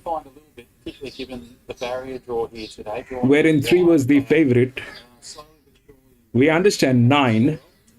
We understand 4, but what we do not understand is how that 3 got knocked out, wherein the 3 was the favorite, and the 3 was though it was the last one, but it was well within the rails. Everything was nice. Understand the 9, but the 3 is questionable. By Sasha Bella, she was hitting the line hard over the 1200. Getting it shouldn't be an issue. Take the 2 runs back now. But Gallagher takes the ride. Anyway, that's horse racing. For Sharon Jeffries, finished 60th last time out. That was behind Only Need One over this track and the trip. Beat 3 lengths prior to that, only beat 4.5 and 4. But Cowra gets a good draw today. Shelly Ingrid's already ridden. And the 3 just stopped running for 6:10. Tonight, KT Bowl, Chrissy Simpkins is the trainer. Got 11 starts in there. Second last at Tari last time out is 100 to 1 top. Prior to that, went around in that Sasha Bella race that Commander comes out of with beat 10 lengths there, has a wide draw. This might be a bit tough. The 10's out, one yesterday at Bathurst, 11 Mr. Damas. Do you download the Excel sheet from RaceNet? No, VS. One go here. I have a server to build up the program. That was finishing 3rd here behind, only need one last time out. That was That's a program that is designed by us, Grandstand. The 13 Casino Diva for Brett Thompson, the filly by Casino Prince. She's slowly but surely improving. She's only had the 4 starts. She's getting better all the time. She finished right alongside Mr. Damas last time out. Had a wide jade that day. Gets the inside today and a claim for Dylan Stanley. 14 Sabatina. Finished 4th behind Poison Point last time out. That was the second run back with preparation. Stepping from the 950 to the 1200. 1400 today shouldn't be an issue given the breeding. 15 Ring a Ding. It's a well-bred. Is it available on your website? No, it is not available on my website, but if you join the channel, if you look at the membership plans, that is available to one of the membership plans. It's called the Chambers. There are 3 membership plans. The first one is the gang, where it's the minimum plan. You can just join that and it'll be easier to talk to you. The second one is the Chambers, where those things are available.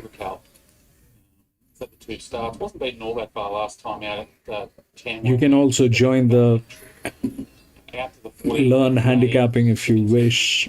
And if you think that's something that you want to do, had the 2 starts to date. But she's another one who would need to find a few lengths, you would imagine. So that is a look at the runners here for race number 2 on the program at Dubbo. Now, as far as the market goes here, the last time I looked, the Marzu was favourite, and that is still the case. $2 for the Alison Smith trained mare. The 13's been well supported. That's Casino Diva, and I can understand why. She hasn't done too much wrong in her career to date, and this is it available? Yes, we can make it available for the France. we've still got a bit of We can make it available. Be patient with her, and she's learning all the time. You've got 390 about Miss Adamus. Then you're out to double figures for the rest of them, headed up by Sabatina. Speaking of Sabatina, her trainer is Michael Lynch. He's down at Cowra, does a great job with his horses. And I caught up with Michael before he went down to saddle at Sabatina. Well, Michael, Sabatina, I thought the run here last time out wasn't too bad, but 950 to the 12. You'd imagine she'd be better again at 1400 today. Yeah, it's like Churchill, which they tend to get over a bit of ground. Just been over racing a little bit in the first couple of starts, so depending on how the race manners are, I guess. You've got the wild man on board though, he generally knows how to sort those kind of road horses out. Yeah, Jake rode with her in the barrier trial, and different over his 800 metres where they bowled along. But yeah, he'll be doing his best, I'm sure. What will your instructions be for Jake? He's generally good at getting them out of the gates into a handy spot. Won't dig her out because she's been wanting to go a bit too, just let her fall out, and won't restrain her, just let her roll along at her own tempo. Race number 3, only need 1, gets up to the mile off that win here last time. That's right, yeah. She looked like when she won here a fortnight ago, she was wanted a little bit further, so yeah, stepping up to the mile today. You got Kenny Dunbar on board, he does a lot of riding for you. He does, yeah. Ken's been very good with us over the years, always happy to help out. And in the 5th, Ken rides Take the Chance for you as well. Looks a good each-way chance again. Yeah, she trialled well at Clark's when the run here a fortnight ago over 1,000 was quite good. She just found wanting a little bit the last 100 metres. 3 good chances throughout the course of the day. Which one's the best? Only need 1, race 12 the other day. If she could improve off that run, she'd be an each way bet. They're probably all each way chances at best. Best of luck. Good on you. Peace, There is Michael Lynch, the trainer of the 14 here, Sabatina, which is your 4th favourite for race number 2 at Dubbo, albeit it's a $13 chance with the market being stifled by the top 3.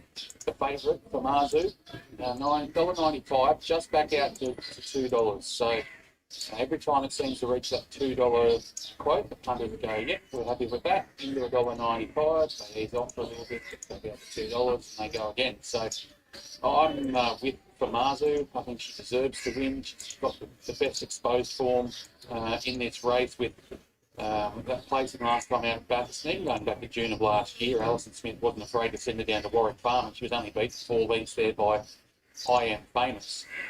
She had 1 run after that here at Dubbo over the mile. Had a crack at a Super Maiden. Was only beaten 3 3/4, was tipped out for a break, so the 2 runs back, beaten 3 1/4 over 1,000, and then beaten a very narrow photo finish there last time out at Bathurst over the 1,200, 1,400 today, 3rd up.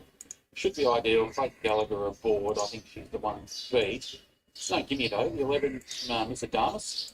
She's obviously had the 22 starts without winning, but she's been in the placings 13 times. You have a look at her past 4 starts. She's been beaten 2.5, 3, 2 1/4, and a tick over once. So she's rarely far away. She draws a good gate today. She gets Shannon Llewellyn and 1.5 kilos off. So if you only carry 55.5 kilos, she can give this a shake. The 3rd I put in the 13, which is Casino Diva. She's only had the 4 starts, and the last time out she was good in the race. It was won by Only Need One. She got back on that occasion, hit the line well. She drew wide that day. Doesn't have that problem today with barrier 1. Dylan Stanley, if you can have her within striking distance, it wouldn't surprise me at all to see her hitting the line hard and getting over the top of them. And Sabatina, I think, still open to some improvement as well. Just given the breeding being by Churchill, she's only had the 3 starts. the 2 ounces preparation now. Should be approaching peak fitness. We just heard Michael Lynch say that she does, still do a few things wrong in her races, but she puts it all together. She can run a cheeky race there at that $12 club. 7, 11, 13, and 14. Your favourite for Mazu. Pretty firm around that $2 price. We'll go off as your favourite here in the second event on the card. Good luck with your investments. We'll get up to Cole for his ball. Lucky Ducky is drawn another one of Sharon Jeffrey's horses. It's drawn out a little bit wider than Pending Harmony, and Raven Scout is drawn deeper. Now My Crown's about to move up and they're almost set to go here for race 2 at Dubbo. And they're almost set to go. Red lights on. Racing now. Mr. Dartmouth began very quickly and going up with Plucky Ducky, and My Crown is tapping on the pace, might try and lead.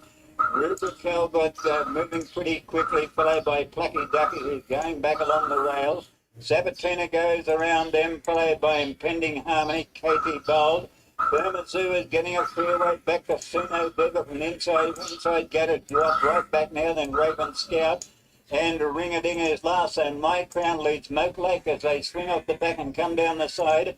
Out by 3 lengths to Mr. Dartmouth, Rupert Hill the outside, then Sabatina, followed then by Plucky Ducky, Impending Harmony, followed then by Katie Bold. Firmazoo's a long way back. Casino Diva is well off them as they race towards the home turn, and the Ring-a-Ding was last of all, and Raven Scout just in front of it. Up to the home turn, My Crown, 450 left to go, led from Moat Lake. Further up on the track was Sabatina, staying to work home reasonably well. Followed then over on the rail side, Mr. Darmus, My Crown in front, Mr. Darmus. Firmazoo's coming with a run now. Moat Lake is getting home all right. Followed then by Sabatina. Firmazoo ranged up on the outside. Katie Bold's getting home well. Firmazoo in front. Katie Bold and Casino Diva's flying now. Casino Diva couldn't get there though. And Firmazoo just beat Casino Diva. Third, My Crown probably with Mr. Darmus close up. Followed in there by Plucky Ducky. Rupert Cow was on the rails. Sabatina right down the outside. Then comes Ring-a-Ding. Next in Moat Lake. A long way back then to Plucky Ducky, Raven Scout and KT Bold. I hear, but Firmazoo holds off Casino Diva in the run home. Number 7, Firmazoo, Clayton Gallagher. Running for Alison Smith, the orange trainer, $1.80, $1.20. VS, I'm working on it. I need a little time. I'll put in my picks here. Firmazoo holding off Casino Diva. It's come from near last Casino Diva, but Firmazoo just holding on here to beat Casino Diva. Pretty close to third, Mr. Darmus and... All right, Famazu breaks through at start number 10. Alison, we knew the day would come. She's been threatening to win one. You must be happy to see her get that win on the board. Yeah, I am. I'm very happy for Janelle. She's a great supporter of my stable, and it's great to see her finally get the win. You know, she's always showed us a little bit at home, but she's always seemed to find one better. But anyway, today was a day she might have been getting a little bit tired late. I still think she's fairly new to it as well. Hopefully she can kick on from today. Did you think she'd be as far back as she was in the run? No, I didn't. But anyway, Clayton knows what he's doing. He rides a lot of winners, so I'm not going to question it. He didn't panic either. He just let her cruise into the race. And when she got clear at the top of the straight, you knew she'd find something. Yeah, no, she showed a good turn of foot there. She just might have been getting a little bit tired late, but I'm pretty happy with that. Well done. Thank you. There she is, Alison Smith, the winning trainer here with Famazu. I thought Casino Diva was good from back in the field. Mr. Darmus has run her usual honest race, and Mike Brown finishes in 4th. So Famazu breaks through at start number 10, gets the maiden out of the way. Punters on good terms with themselves after 2 races here at Dubbo. We need to get to Toowoomba. Welcome back to Toowoomba, race number 3. We've had the 2 races for the 2-year-olds and a couple of fairly well-tried winners in the end. Now we're going to kick off our other maidens with another race over the 870 metres. The first horse we'll look at, Data Leak, Angela Jones for Kevin Kemp, drawn the inside. 28 days since we last saw this runner at Gatton. Jumped fast on that occasion, was beaten by Dibadobber, who was well back with the blinkers going on, out of good form, looks ready. Jumped really quickly on that occasion, so the 870 metres hits the knock, but if it jumps like it did at Gatton, Angela Jones aboard should be extremely hard to hold out. Number 2, Hooker Falls, comes here for its first run in Queensland. Leads and takes off 3 for the Nixon stable. Gets the outside draw. Was good there in its 2 runs ago behind Madam Stripe. Started big odds on the occasion. That was at Canterbury on the 20th of December at the end of last year. Had one more run at Canterbury and disappointed. Subsequently sold on. Formerly Clary Connor's trained in New South Wales. Has been a big drifter this morning. Number 4, Mr. Miyagi for the park team. Tomazawa from barrier number 8. Now, this horse went down to New South Wales, had a whole heap of starts and just kept on running second. And every single time he went around, he could jump $2.50, he could jump $1.20. He'd run second on each occasion. Now back up here in Queensland. He can run well off an even trial, but just want to see what the market does with him late. Next up, number 5 is Jerome. Ada Thompson combines with the Rand stable. Paul Rand, that is, from barrier number 3. This galloper was formerly with Lindsay Hatch trained, did no official trial. Failed to be to run a home in its debut, so need to see what it does today. Number 6 is Too Many Thoughts, gets barrier number 6. Jai Williams goes aboard for Mark Curry. I liked it on debut and left me a little bit disappointed. Was a bit flat on that occasion. I think he might need a bit further ground. Back to the 870s the knock, but just want to see what the market does late. I want to see what he does through the line to see if I do need to reassess my opinion of him. Number 7 is Plea, the stablemate for Mark Curry. Bailey Wheeler goes aboard from barrier number 2. This is the big danger, the favourite. Former Victorian, had 1 start for Mark Curry when coming up to Queensland. Used to be with Lloyd Kennewell. It was fair on each occasion in its 2 runs. Improved to just fade late in its first run here in Queensland. Has come back following a preparation, was a good trial winner. Number 10 is Buddha Flash. Now, we're looking for this or see what it does today. Certainly it's going to have to improve. No official trial, so a big market watch. Form line's previous preparations left a little bit to be desired. Finally, number 11, and this will be the last horse we'll look at, Love to All. It goes around for the Nolan team. Just need to see what it does today. It had an even trial following 3 runs last preparation. Gets good rate, gets good draw to run its best race. All right, the money's had 2 different results here at Toowoomba so far. The first race on the card was taken out by an impressive 2-year-old trial winner starting around that $10. Right, this is what I have.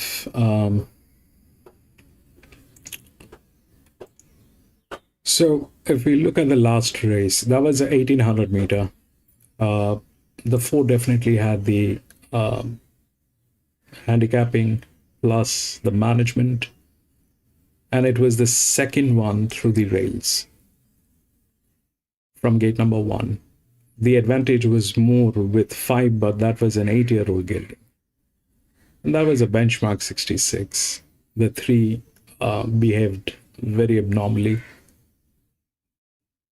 Here, that 10 is a 4-year-old mare. Okay. Best management, best handicapping coming through the rails, absolutely fabulous, but it is like that.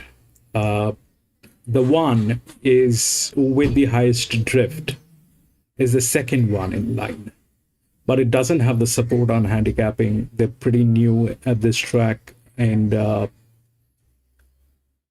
this is there, but I don't know what how that will react. 2 is the third one in line.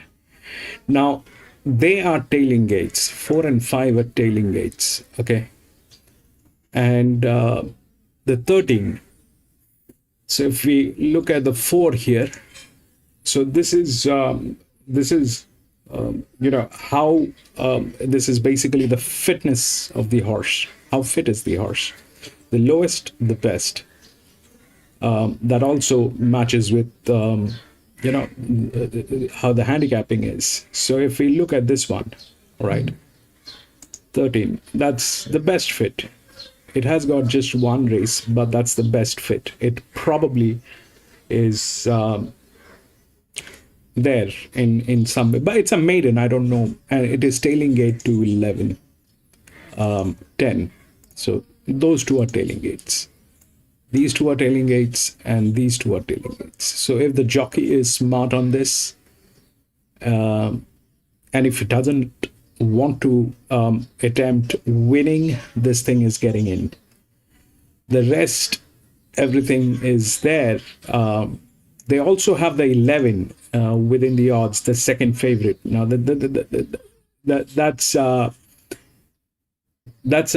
little weird the way, because it is definitely one of the best. It is one of the best maidens, but if we look at that one, then we'll 11. Then we'll have to take a look at the two, gate number 2, 14. Now the 13 and 9 and 3 and 14, they are in the best hands. All right, they probably are in the best hands in this track. So they come all right. So yeah, so that 3 is a check, because that is also a tailing gate. That 3 is a check. That's also a tailing gate. That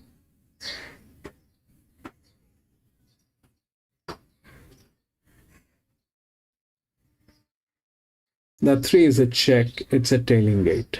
If we look at the RTH, it'll come. Now here, if we look for advantage, then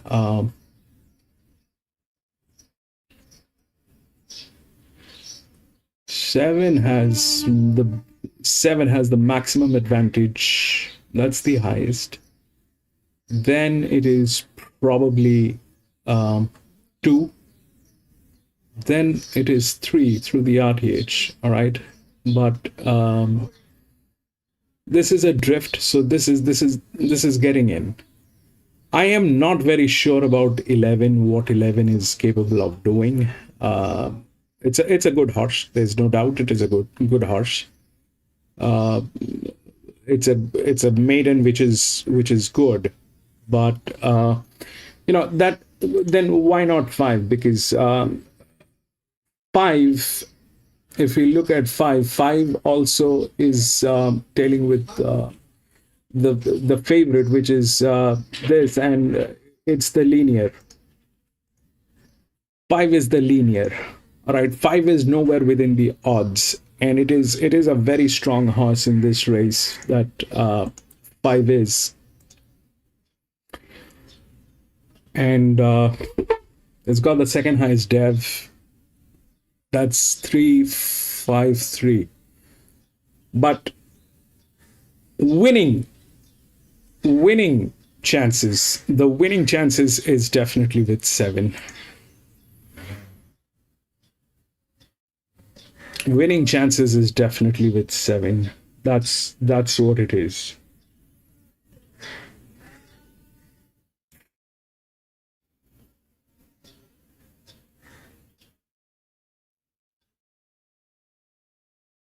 Uh, 13 is a check, that's there. 3 and 5, they're both checks. 3 is tailing to. This one is also tailing to 7. This one is also tailing to 7. This one is new to this track. They kind of may have a confusion about the dimensions of the track, but 3 definitely is in a good shape. They know their business. They know what are they dealing with. So 13, I'll put it on check, and 3 I will bring in, because that's the inner gate, and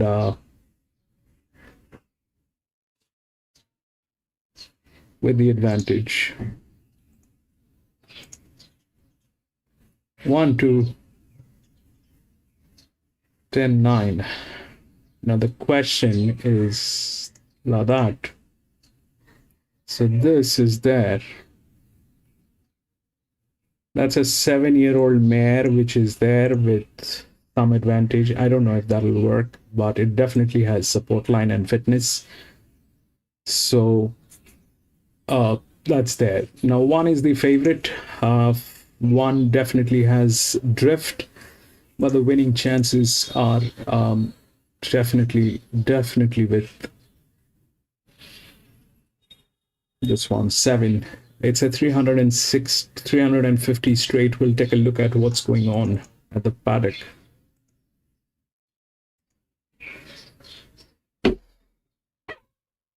Seven, 1, 2, 3, not 13.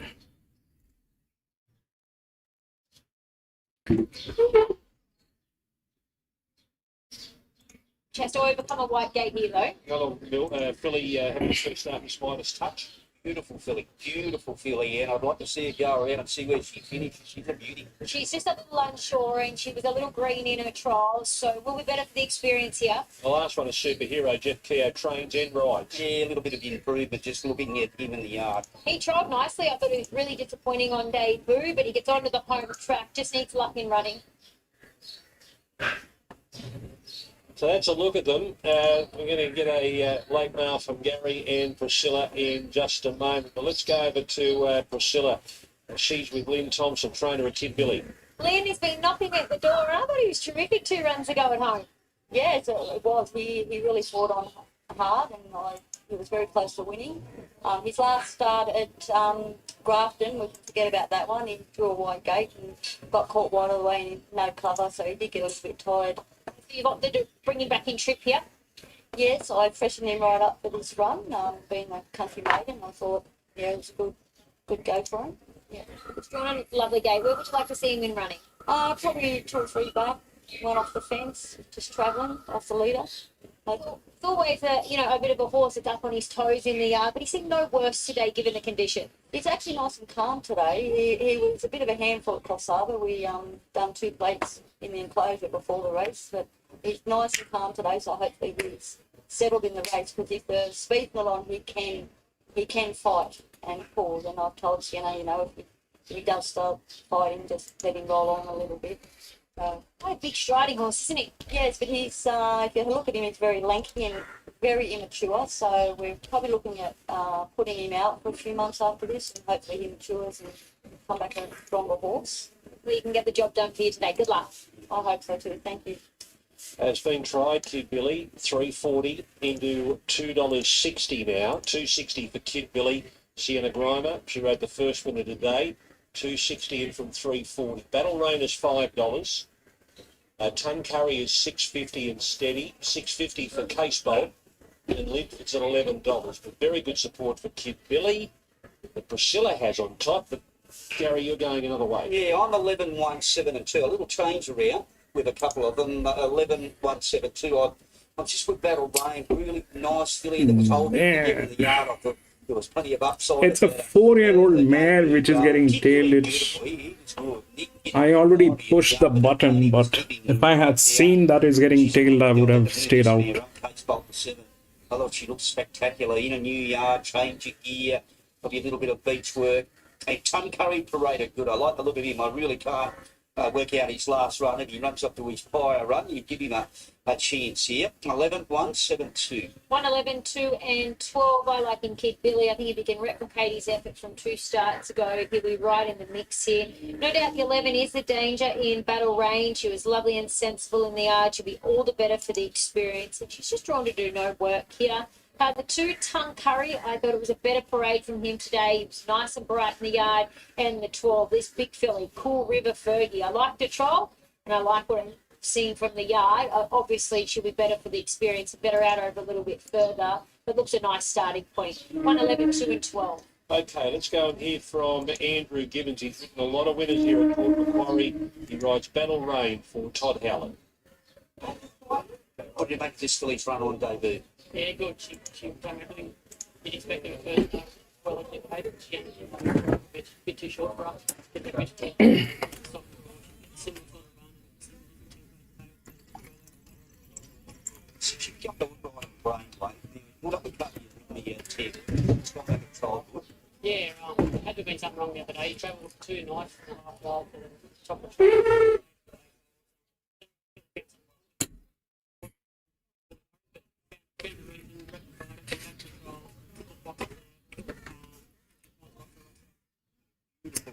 In the championship plays about, and he's run really good first up.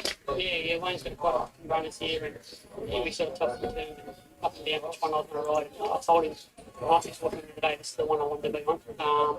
Although he's inexperienced, he's probably got the most upside.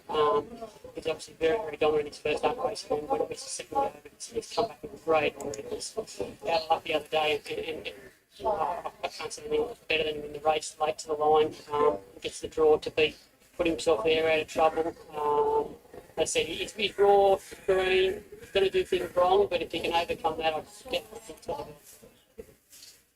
He's ridden over 1,400 winners, Andrew Gibbons, in his career, and over 100 here on the Port Macquarie track. Here he rides number 11 Battle Rain for Todd Howlett. So $2.90 now for Kid Billy. So just getting back out again. It reached as low as $2.50. Gets back out to $2.90. Ton Curry. He's into $5.50 from $7 this morning. $6 for Battle Rain. Out from $4.80 this morning. And Case Bold is a $6.50 chance. It's out from $6. So there's certainly been good support for Kid Billy. $3.40 into $2.50, back out to $2.90. Late money coming for Ton Curry. Yeah, is there any money for Kill River Fergus? The 12. She's a beauty. Yeah, $11. It's right, okay. She's a big, strapping mare. Weber, looking at it, I think she's going to get a lot further later on. She might on Saloon, which they do get further. You know what? When there was a deduction when Broken Wings came out. Right. But it went up a $26 chance and was pretty quickly into $9. That was when the markets first went up. So there was definitely money for it early. She's massive, this filly by Puissant Staloon, the grey filly, having a first start here today for Joe Burgess, who trains now at Tuncurry. What did you make the Case Bold? I thought she looked fantastic. Yeah, I didn't see a lot of her last preparation, but look, she looks set to go. I think she looks forward enough. And reading through her form, perhaps her better form has been early in the campaign, so just kept nice and fresh. I can certainly see why you've included her. I just thought maybe she was better out over a bit further, but fresh. She looked the part in the yard, and you're obviously happy with the way that she's furnished with that little bit of a break. Yeah, she's strengthened up. She's a lot stronger. No money for my top pick. She's on the 50-11. Case Bold, Battle Rain both get out. Tuncurry's been backed into $5 and Kid Billy will run $2.60. So $2.60 Kid Billy. And Tuncurry's been best back to beat it. All right, Cry to Me comes up. They're just about set. This is the third at Port. Race 3, stand by for action. They're set. They're racing. Perfect line away with the exception of Sooner Than Later, who was up in the end, missed it by 5. Fastest to begin every last penny, takes the lead only just. Cougar Queen to second, Super Hero third, Case Bold the middle. On the inside was Battle Rain at a further half length away. Kill River Fergie followed by Ton Curry, who's in the middle. 2 further back, Linford. It's on the outside of Miss Midas Touch and 2 lengths away. 2 Cry to Me, followed by Kid Billy, who's back to third last. Next to last was Exceed You, and the half-length last of all was Sooner Than Later. Down the side of the 600 metres, every last penny a half in front. Case Bold the second, third Cougar Queen, Battle Rain well posied fourth. Behind those Super Hero, Cool River Fergie, Ton Curry, Cry to Me, Linford, Miss Midas Touch. Kid Billy's a long way from them. It's back third last with Exceed Zoo, and last of all was Super Hero at the 300 metres, and Case Bold moves up on the outside and hits the front over every last penny. Cougar Queen followed by Battle Rain, who's trying to extricate, and Ton Curry down the outside, but it's Case Bold in front. Ton Curry is closing. Case Bold's a neck in front. Ton Curry trying. I think Case Bold in the front over Ton Curry. 7-2. Kid Billy only warming up late. Then Exceed You followed 7-2. They're eating the favorites. They're eating the favorites. Impossible to line them up on the angle here at Port Macquarie, but I've got 2 eagle eyes sitting next to me, Cleese and Looker. Here's Tuncurry coming at Case Bolt. You're going to sit out there, champ? Yeah, that's past the line. I'd like to roll back half. I think 7 weeks. I think Rod's saying Case Bolt has hung on. It's going to be number 7, Case Bolt, Johnny Grisdale and Donna Grisdale. Formerly with Matt Dunn, formerly with... John, what do you think? What are they doing? He was the latest trainer with Case Bolt, and now it is with Donna and John Grisdale, husband and wife team combining there, just an inch too far away, Tuncurry. Just needed another hop and might have got up. 750 and Now- 240. Tuncurry, a nose away, has run second. So, husband and So what are we looking at? 7 went through, right?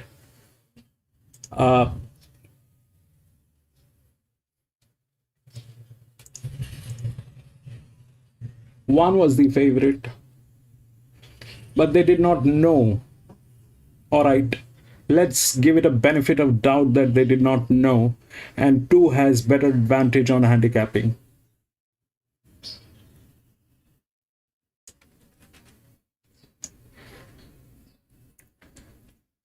I lost with the queen.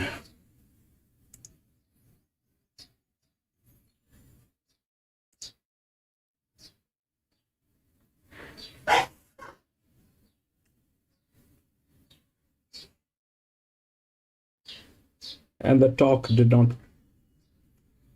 What are the winning numbers? 7 to 8 and 14.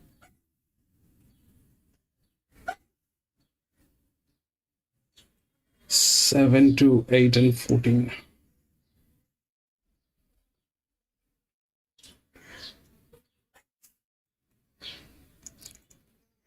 Seven and 2 we had 8. 4-year-old mare, gate number 7.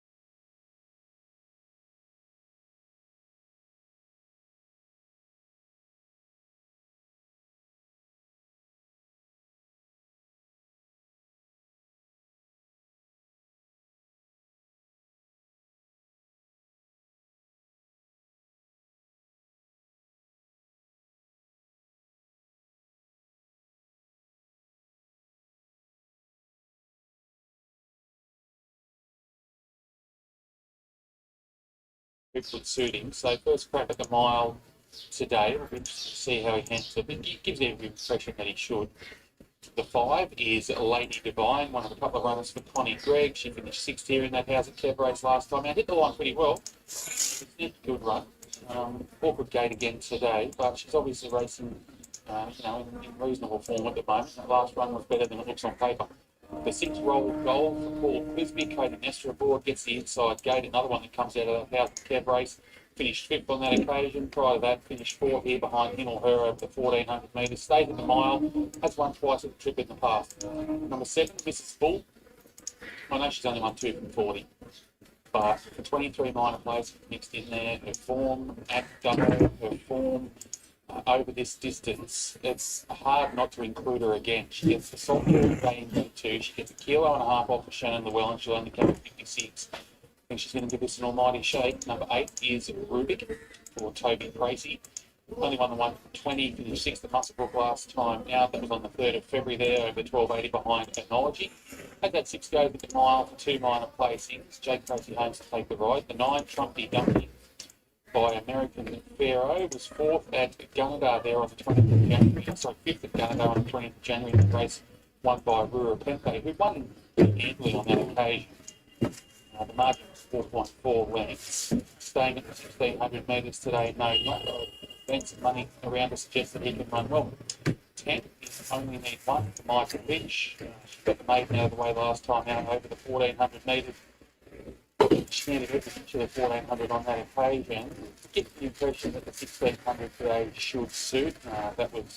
She had a few runs back leading into that win last time. Now gets to the mile for the first time. Out the 12 Street, she's a consistent enough type. She's always there and thereabouts. She go back 4 starts. She was placed at Muscle behind the Big Harmony. Ran into Stallone at Orange on one of those days that he absolutely bolted in. Placed behind a Pound of Salt, which went on and placed in a Highway. And then last time at Parks, went in that race won by the Rizza Typhoon, who won at Hawkesbury the other day. So all the form around her stacks up. Gets the 2 kilos off for Emma Lee. Carried only 53 kilos. I think she's a definite player. 13 and 14 are both out. And the 15 is Urini for Brett Thompson.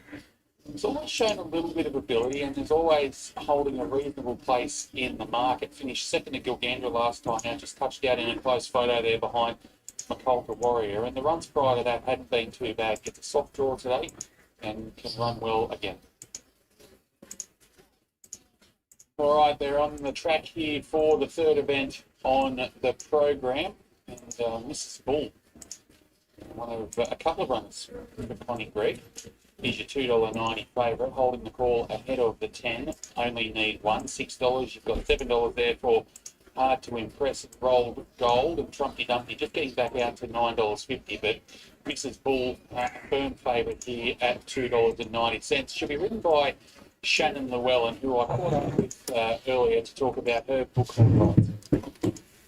Well, Shannon, you're on the ball here in race number 3. I went back through her form. You haven't had a ride on her in the past, but one thing we all know about her is she's very genuine.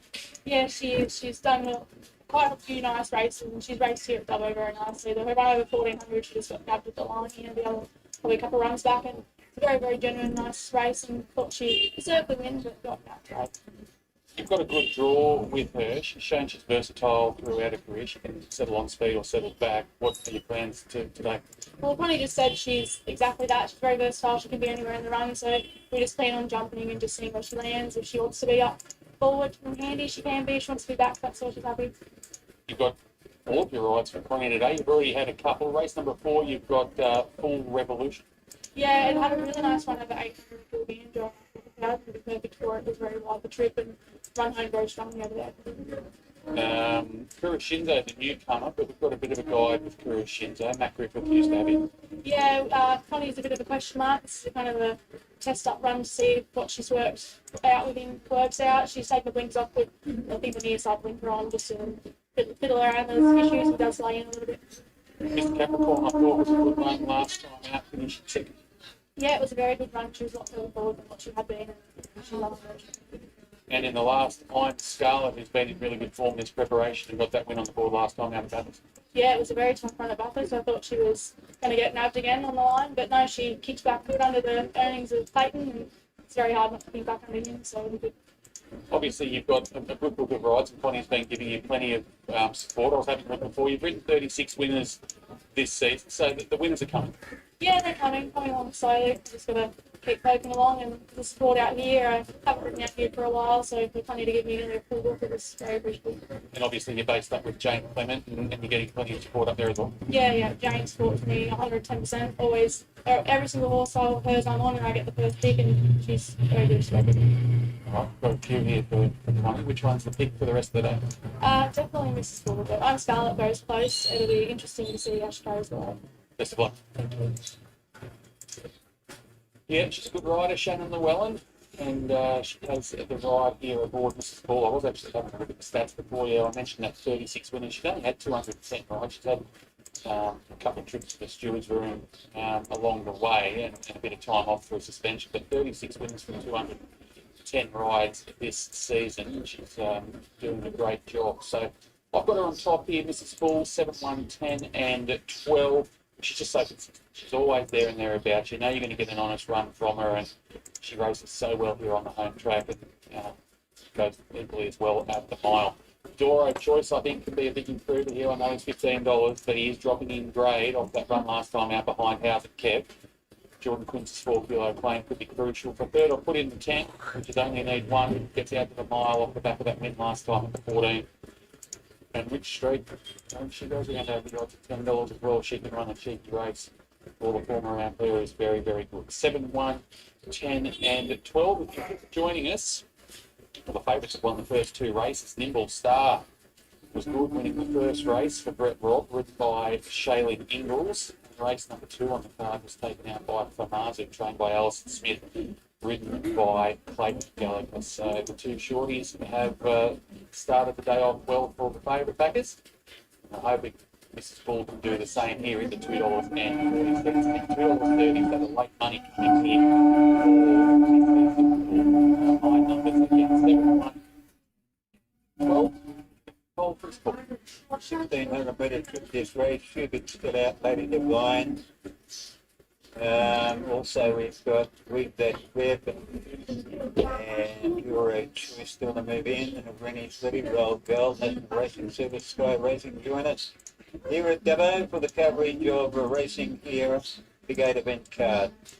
And 3 backwards rolls later on. Righto, Read That Web still to come forward. Euro Choice about to move in, Schubert, Lady Divine. Lady Divine and Mr. Bullbase in the Connie Greek stable. Dubbo trainer has a lot of success.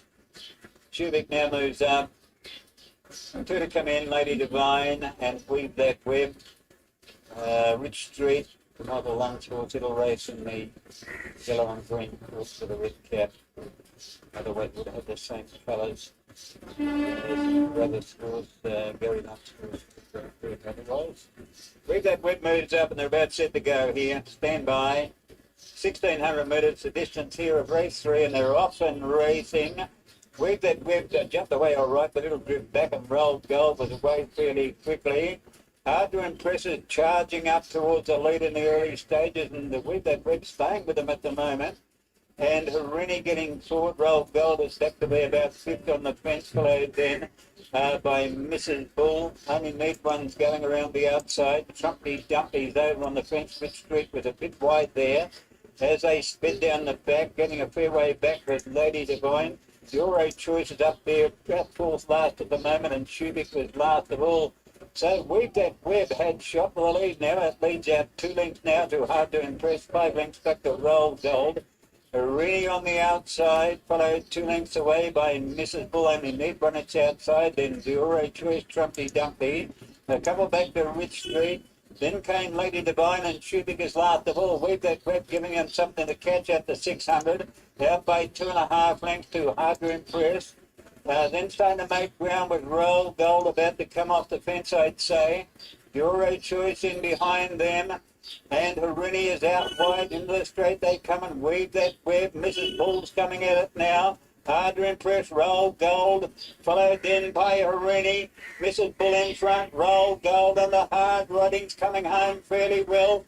Nearer the inside, Rich Street's getting home well. Mrs. Bull, Rich Street on the inside. Mrs. Bull, Rich Street after it. Mrs. Bull holding on. Mrs. Bull and Rich Street, and a great finish here. Trumpy Dumpy will be third, just in front of the Euro Choice, and only need one, followed in by Harini.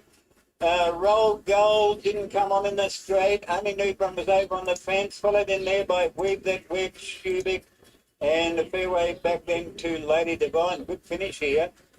And 7, 12, 9, and a photo will be the numbers. Mrs. Bull will get win number 3 on the board at start number 41 for the Dubbo trainer Connie Gregg, who will, I don't know. Connie, I think she won. We'll wait for the confirmation, but I'm pretty sure she has. Cole hasn't declared it yet. That's the problem, Connie. Well, we'll have a chat, because even if she's run very, very well. I'll take second. You know I'll always take second. It's okay. No. With the race would have been today, down in the sun form, the first time she's been on it, which Michaela's, unfortunately she had to ride it in the qualifier stage, the Port Macquarie stage, but Shannon's on it more today and she did a good job. Rated well. She obviously had the good draw, and she was nice and patient. She just took up that position just off the lead, and once she got into the clear, she showed a good technical. Yeah, well, she doesn't really have a racing pattern, and Shannon pointed that out too. She can lead, she can get back, this is where she's happy. And when that one ran away with him, I said I should have. Hang on. There you go. There you go. It was never in doubt, Con. Exactly, I told you. And she's so consistent, isn't she? She is, that's what I mean. So that's 23 places, I think, Kyle, I heard him say, so not many would do that, but only 3 winners, but a lot of money. Well done. Thank you. There she is, Connie Gregg, the winning trainer here with Mrs. Bull in race number 3, when you can get to Toowoomba.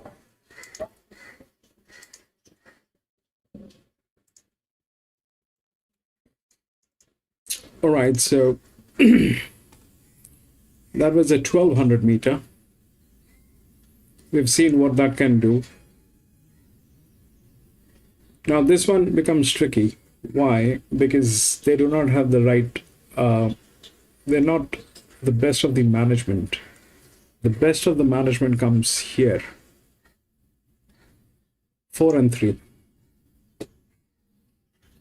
Wherein 4 is a 6-year-old mare. It is in one of the best hands. The other one is a 5-year-old gelding, which is also in one of the best hands. So that's what's going on here. The advantage, the winning proposition, is definitely with 6. That's a drift. This one, the 8, is going to run neutral.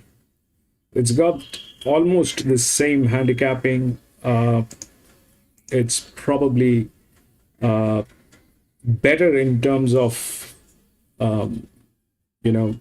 rail placing, because it's coming from gate number 1. And but the advantage is definitely with 6.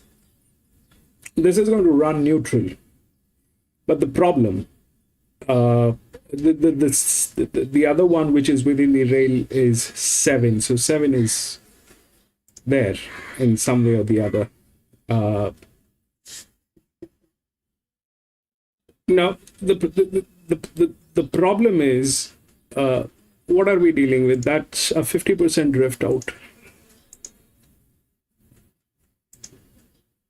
Okay, that's 2, which is what they're talking about. 8 is a 56% drift out.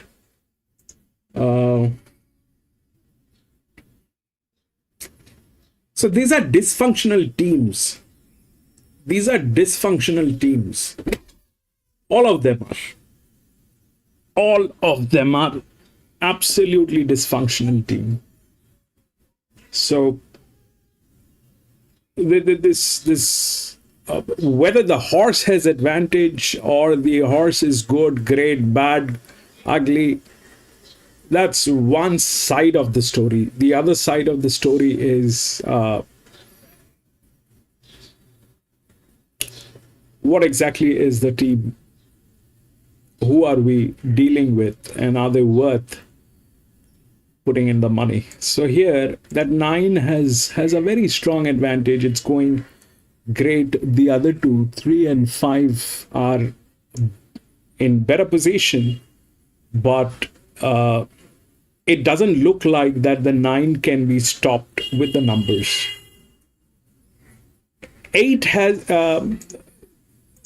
6 has the advantage. 6 has the advantage with the rail, which is gate number 8, and this is gate number 9. It has been placed in a way. We haven't got a single linear, as in a true linear, which is like this. This is a true linear.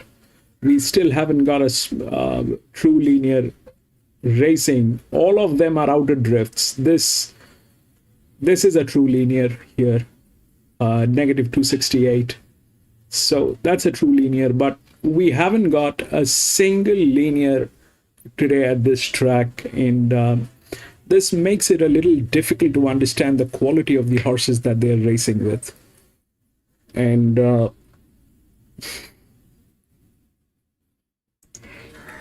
the drifts, they're putting in the drifts, and that's the highest drift on 6. That's the rail support on 6. I don't know if here what happened is it went through the rail support. It had the management with it. It did not have the drift, but definitely the entire stuff was with this, and out of everything, it had the best advantage. Now here, if we look at what's going on. So here 9 has the best advantage. After that it is 2. Then it is 6. 8 is going to run neutral. 7 is with the rail support. Does it have advantage? Of course, with the drift. So 8 is going to run neutral. So I'm not very sure how that thing is going to work. 3 is a check.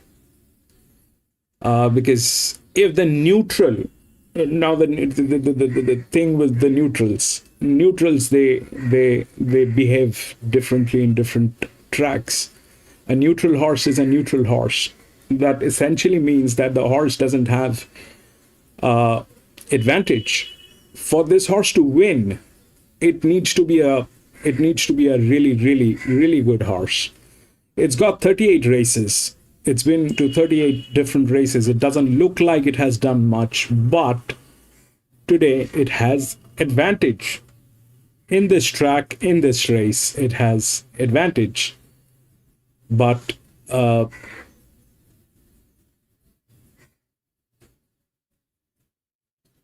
still, it's a neutral one.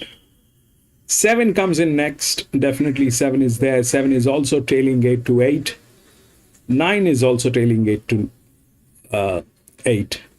So 9 definitely that's a 4-year-old mare, which is if we go through this. So that comes here with that advantage, which is very, very difficult to ignore. And that's like that. So in general, the winning chance is definitely 6, 9. 7 is probably next. 6, 9, 7. That's what it should play. But if they anyway are eating up the favorites, the favorite is 2. The 2 is favorite. They're drifting out on 50. The 8 is drifting out on 56. The best hands are here. 6 and 2.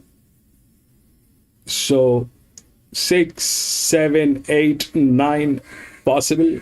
6, 9, 7, and 4 because of the hand.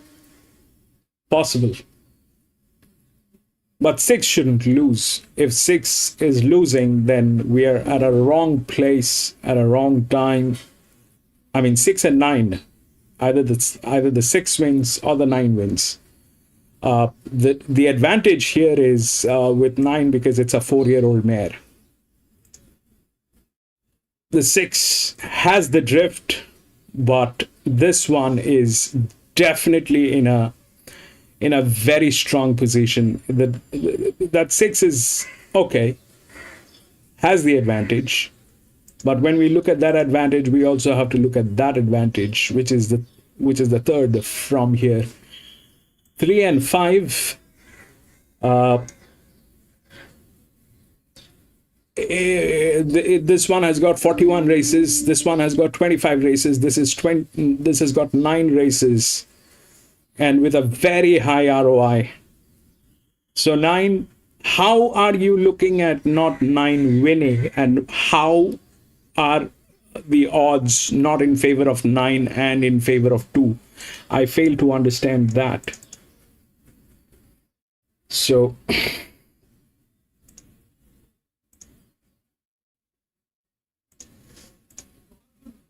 I'm going to be out of this one. They've been playing funny and I don't like this.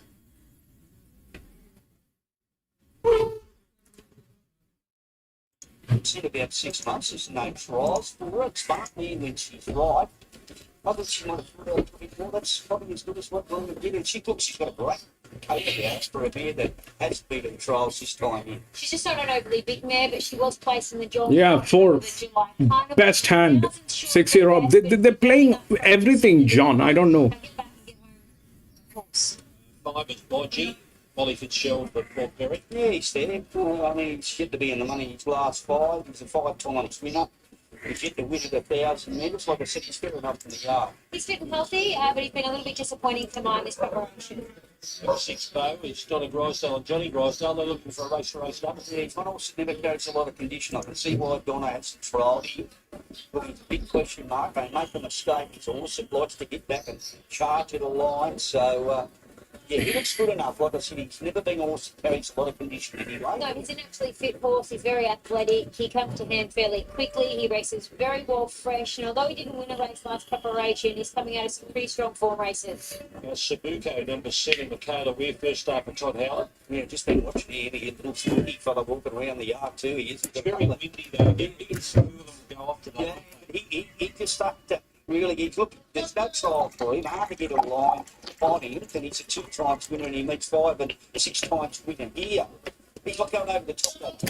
No, he's not. I think the 2 handlers is just for precaution, given the conditions here. He's not a horse that I'm very familiar with, so I don't really know how he generally presents first up, but I think he's forward enough to run a bit of a race. October Revolution. Going on for the All Got Gold. Yeah, he's a good order, but he's just lost his way. He's better than what he's doing. You know what she gets up from the wall, we went around the lightning there, beat the 3. To be fair, I would have liked to see going a bit better. I actually think he's going well. I think it's just his preferred surface is great effective ground. I think he finds a couple of legs. He's a horse that can be quite cheeky in the yard, so that Simon's just on the other side of the pointing with there. That's a typical parade from him. Probably just need to keep an eye on him though. And Scarlet Thunder, Emily Farr claims 3. Terrier, in fact, she'll only claim 2. Terrier. Mahesh Reddy, welcome to the channel, Mahesh.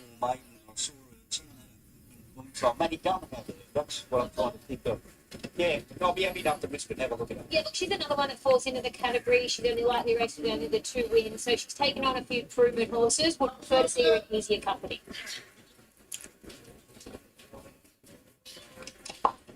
Okay, that's a look at them as they go out onto the track here for race number 4. We're going to hear from Tony Ball, the trainer of Debussy. Matt McGarren to ride. Here's the trainer, Tony.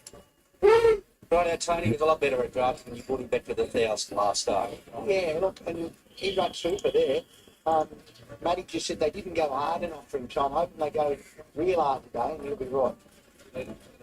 Lovely run for the game, you would think. Don't just leave that to Matty. Look, he should have the class to beat him today. His run at Grafton was super. He's done nothing wrong during the week. He's spot on for today. Strovey, race 5, looks beautifully placed. Both runs and forms come out of those 2 races too.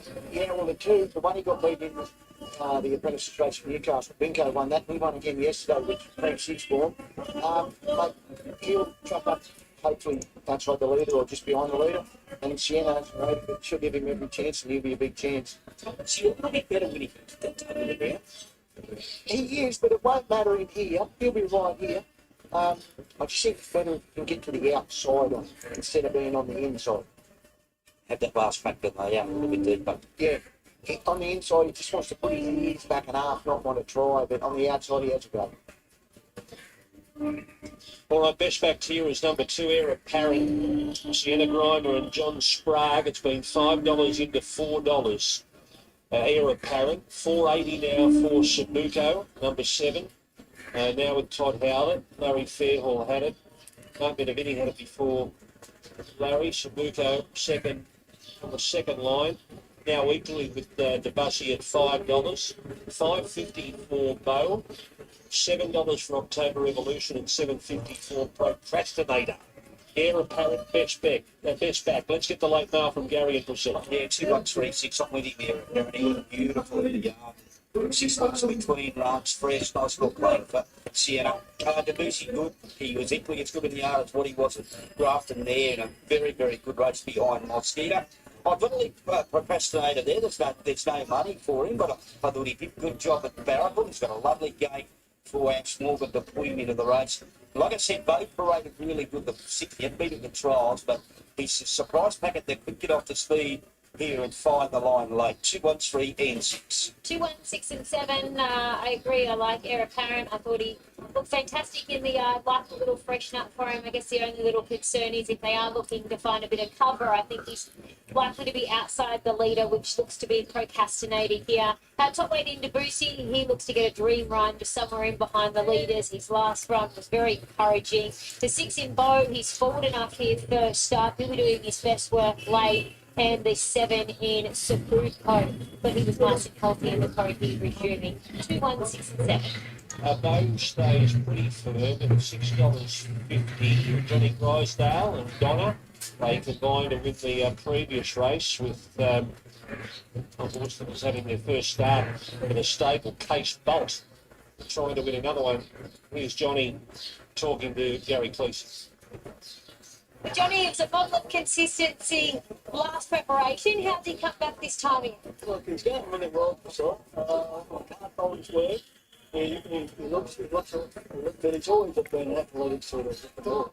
He looks really fit and healthy. It's a nice race for him to kick off his preparation. He does go well first, so he hit the line strong. And if he gets a good running race. Abhishek, welcome back. To be back from the game.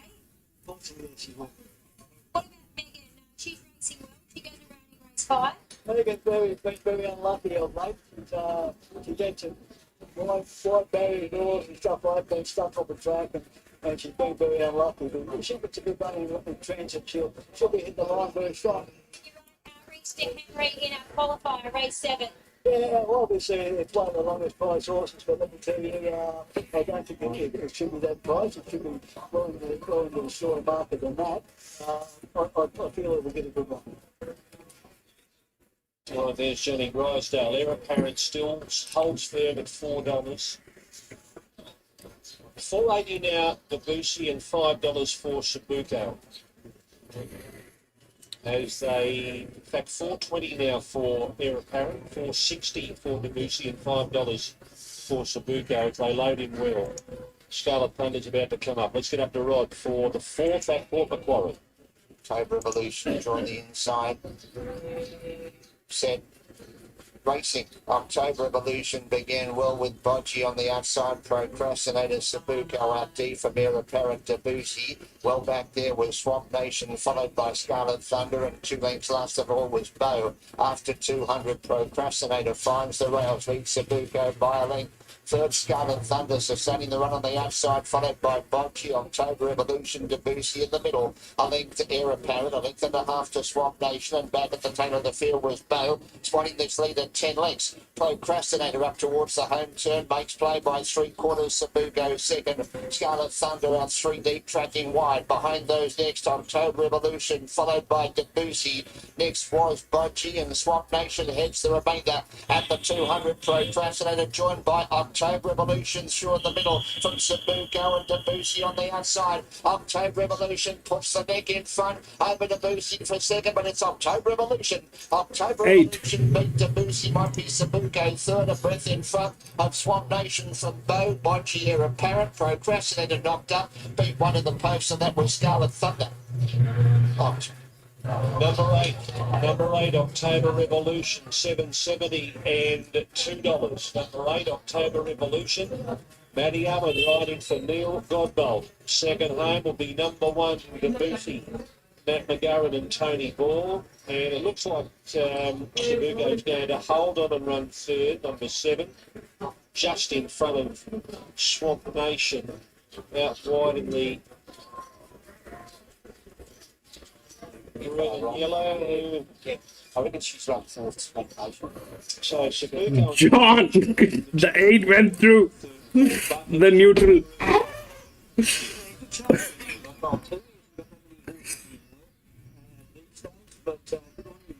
I was out of this one. What do you think here? And he was back to his best to boost him. Boom, boom, boom. 8-1.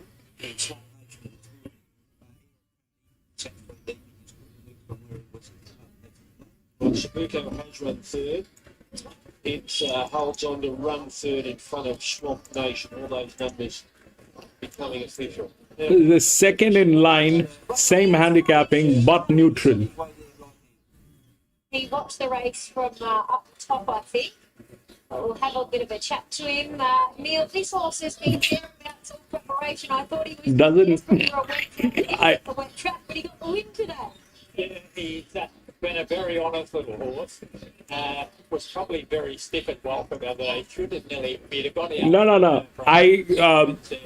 I had a confusion. Firstly, they're doing whatever they want to do with the races. That's the first thing. Second thing is we're racing here for the first time. I don't know how the neutral is going to react. The neutral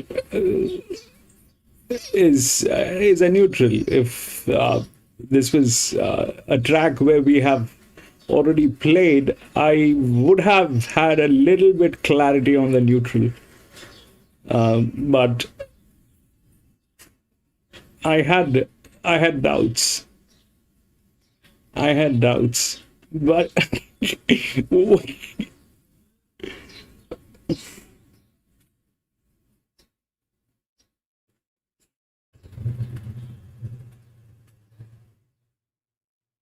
the 6 did not run.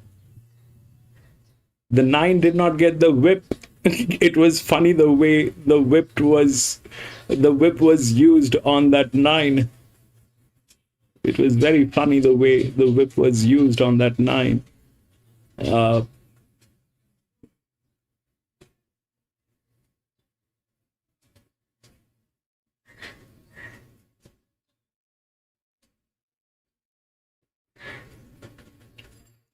But congratulations, John. That was brilliant.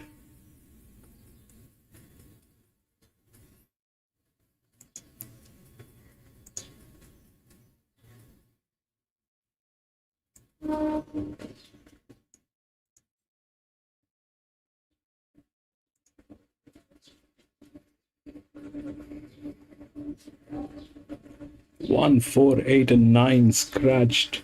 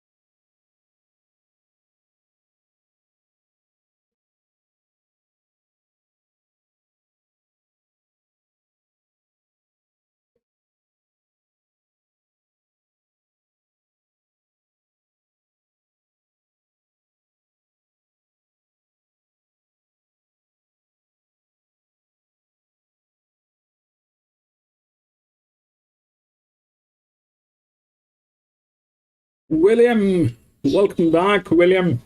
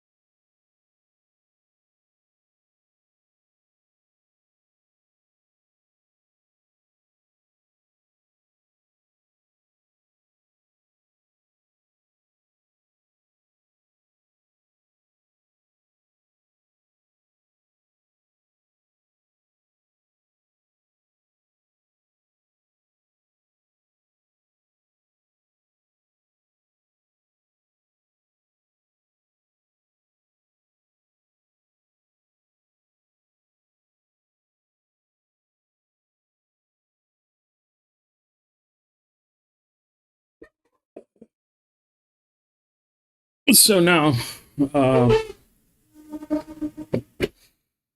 firstly, it's a mixed sex, but we do not have any 4-year-old mares or 3-year-old mares. So I believe this is okay to work with. Now the three is the favorite. It's a colt, and honestly speaking, I don't know what that colt is going to do. Firstly, they're 67% drifting out.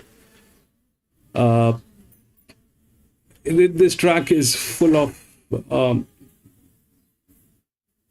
teams that are not very successful. So that's 67%, 70% drifting out. It's a dysfunctional team. It's a dysfunctional team, though they have the handicapping advantage. All that is there. The best hand is probably 6, the best in the management, and the best fit as well.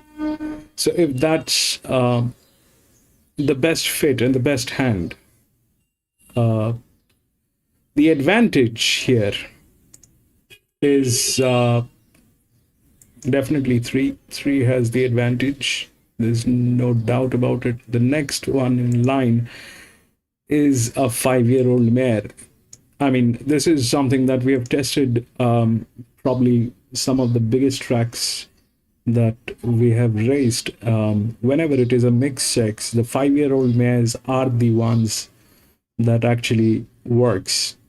Now, having said that, if you look at the actual advantage on the race that is there, that 7 is in a lethal position. That 7 is in a lethal position. If that 7 gets into it, it will be unstoppable. It's a 6-year-old mare. I mean, that's exactly how it works.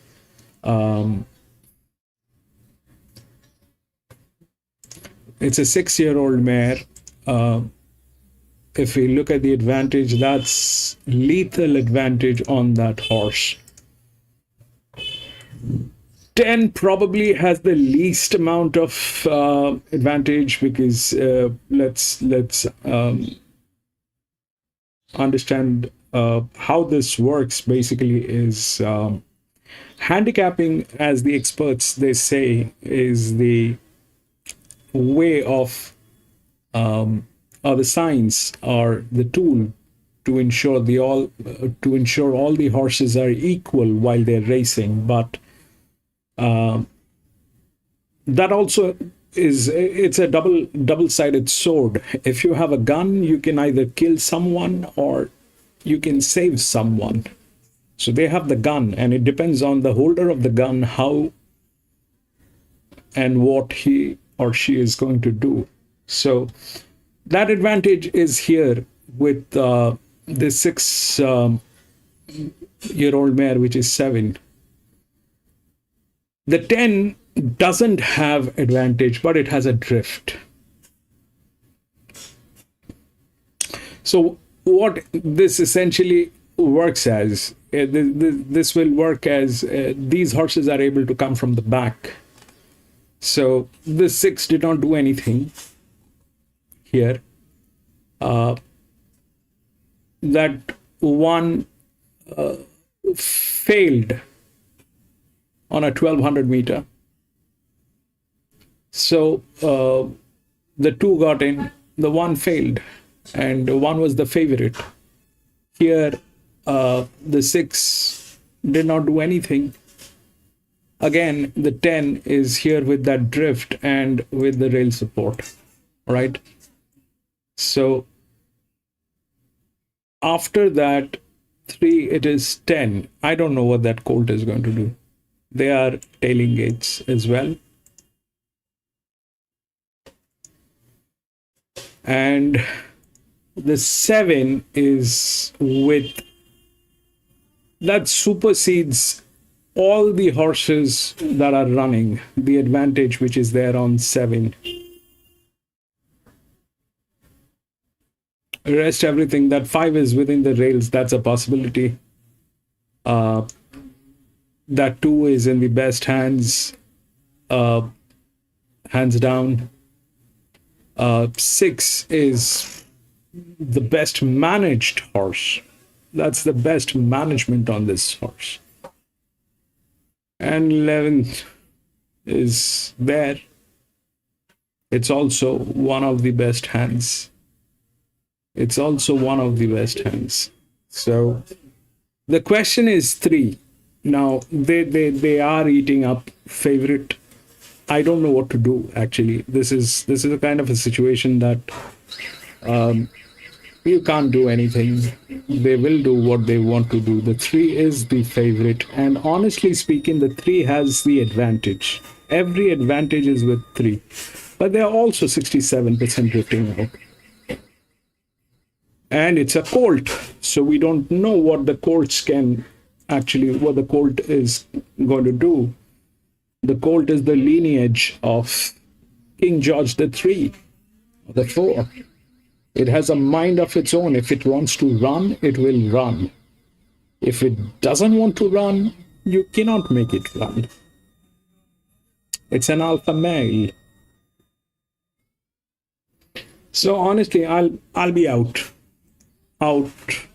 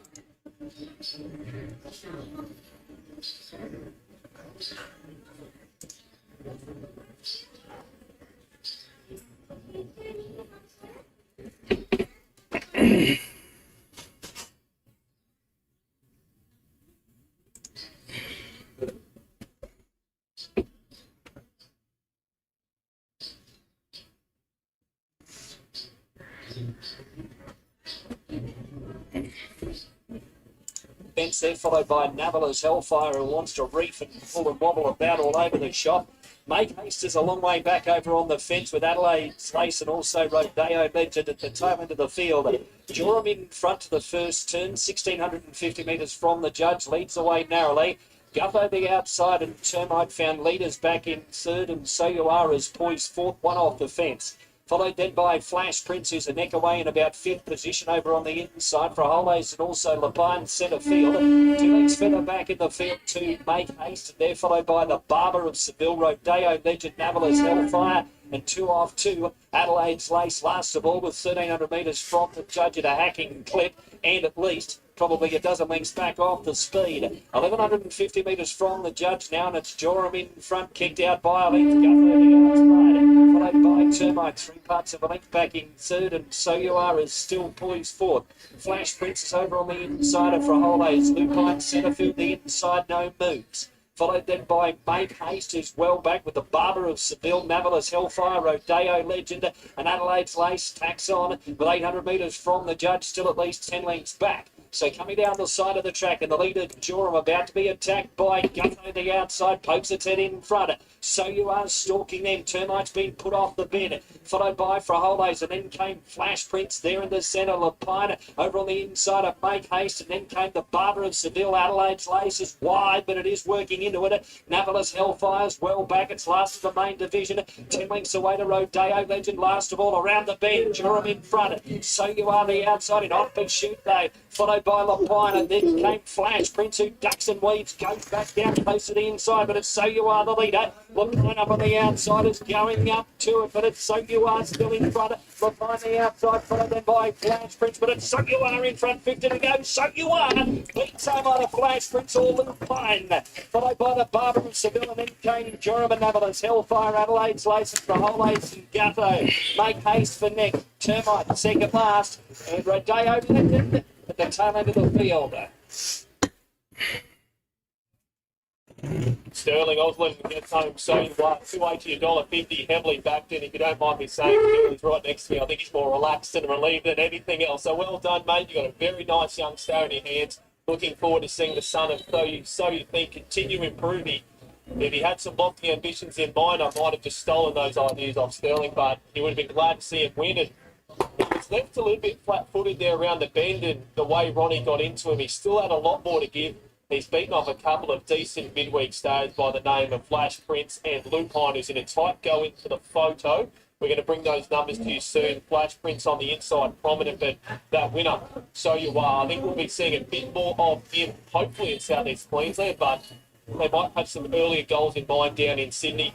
As you can see down the straight, he lengthens, he gets very low, he extends strongly through the line, and there was plenty more to give late if there was asked as well. And then come in some big dribs and grabs as we expect in these South East Queensland week staying events. But it might be a trio to follow, and none more so than So You Are. Dominant, heavily back to jump 360 fix. But the toe punters really stepped in, $2.80. The Barber of Seville's run third for Matty Crop, and there's a photo as mentioned between Lupine and also Flash Prince between the 3 and the 5. We'll bring those numbers hopefully as soon as we get them. And it's all about So You Are. Breaks his main start number 3, and is a nice little son of So You Think we'll be following over the next couple of weeks and months.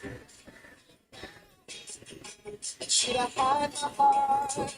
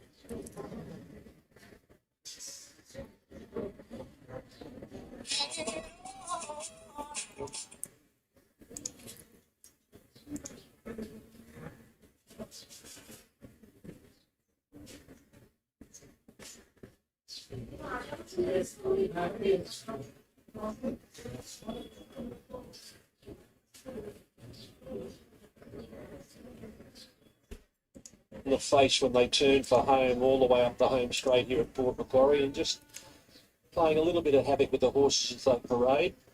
Let's have a look at them for race number 5, first leg of the quaddy, the Fernhill Tavern Showcase benchmark 66 over 1500. One's out. We start with Strobing. Sienna Grimer is riding for Tony Moore. Yeah, he looks good, Greg. He's got that brilliant third up record just to bring him with those 2 runs under his belt. And yeah, probably only a little minus with me. I'd like to see a bit of give in the track, but he's in good order. He is. He's a picture of health. I think he's bringing the right form lines. The horses that he's run into his last couple of since come out to frank the form, and he always improves third up in his preparation. 2 of his 4 wins have been third up in the past. Suki number 3, Ashmore on for Greg McFarlane. Yeah, I tell you what, first time I've laid eyes on him, big lump of a horse, and he's only lightly raced. I mean, he did go to a Group 3 gleaning last preparation, and he hasn't had a flash light on him in the trials, but probably wouldn't sell him short after seeing him in the yard at 1,500 metres. Yeah, presents in great order here first up. He's been quite dour in both of his trials. He'll probably be better, with the run under the belt and over a little bit further, but that's like a nice starting point for him. Here is Monty Maximus, number 5, Matt McGarren on for Noel Mayfield Smith. Yeah, I like him, and he's really fit too. I just watched him when he walked down into the yard. I mean, he went first up here at 1,200. He took him to Doom, but at 13.50 he threw off the track. So he probably finds an easier rush. And like I said, he's absolutely rock solid, that horse, Priscilla. Looks outstanding. His first up run was disappointing, but I thought he showed good improvement in his second run, and if anything, up to this it probably suits him a little better here. Oakfield Pinto. Michaela Weir replaces Aaron Bullock, who's out for the day, and being led round by trainer Christian Dixon. Well, all I can see here, Greg, is that one run back from the lock spell, and Priscilla and I might be able to enlighten us a little bit more, because she had a good look at him first up. Yeah, he's parading magnificently, but he's improved a couple of lengths. He's really tightened up in that midsection. 1500 will suit him, and he is a winner second up in the past. All right, Wilderness Star was led out onto the track before Casey Adams was legged up, and now with the pony heading to the start, trained by Emmett Lee. Yeah, I've seen her plenty of times, so I don't really have to have a look at her in the yard. She's just one of those little mares that gets a bit busy. She goes in early, but she's a tough mare. She's tough as anything. Yeah, what you see is what you get. She's never really any different. She's deep in her preparation. She'll make her own lap up on speed, and I'm sure look the winner at some point. And Megan number 10, John and Donna Drysdale. Yeah, come back in good order. Both the runs have been fair. She ran really good here behind Wolf Dance, and I don't think she was disgraced the other day after sitting 4 wide. The trip the big mare, but big solid mare to me, and really good mare. Yeah, she's always a nice relaxed mare in the yard, and she's just found a couple of lengths since they've applied the blinkers. She is stepping up in grade here, but racing well enough. And number 11 is Working Capital. Holly Fitzgerald riding for Peter Black. Yeah, look, he's fit. He hasn't shown up this time in. He did go to a non-tabber on that Saturday meeting in Bob, but he was there. He's just got that real washy look about his coat, hasn't he, Priscilla? He does meet stronger opposition. He's only won the one race, but his last couple of runs have indicated there shouldn't be too much of an issue with him seeing out a strong 1500 here. All right, they're going out onto the track for race 5, the first leg of the quaddie. Let's hear from Sienna Grimer, who has already ridden a winner here today. She rode the first winner. She's on strobing for Tony Ball.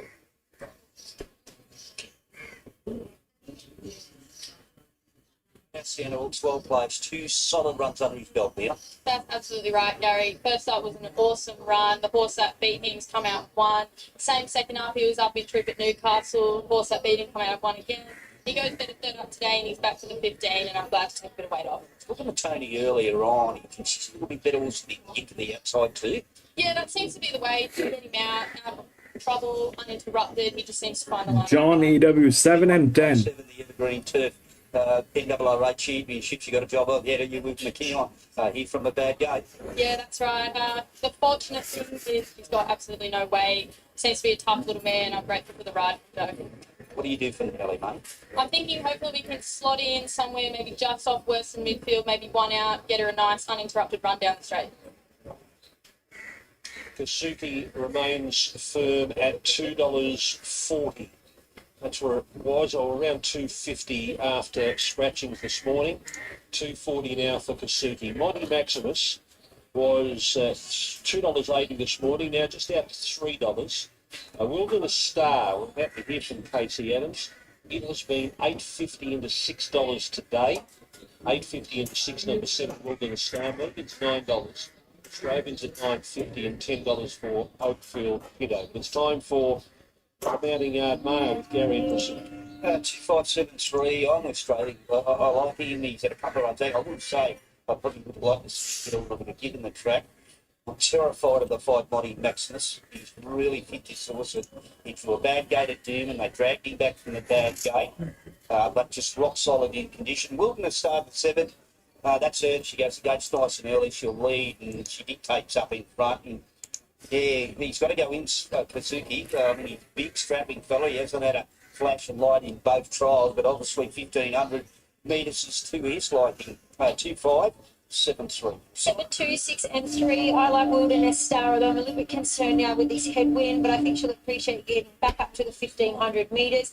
The 2, Strobing, he looks a picture. I think 1,500 third up is beautifully placed. The 6 in Oakfield Pinto, he's taken a lot of improvement from his first up run. I think he's a knockout chance here. And the 3, Kasuki, first up. His trials, it's been hard to get too excited about his trials, but the way he presents in the yard, he could certainly run a cheeky race here. 7, 2, 6, and 3. 2.50 Kasuki, 3.10 Monty Maximus, 5.50 for Wilderness Star. Casey Adams went out early on Wilderness Star.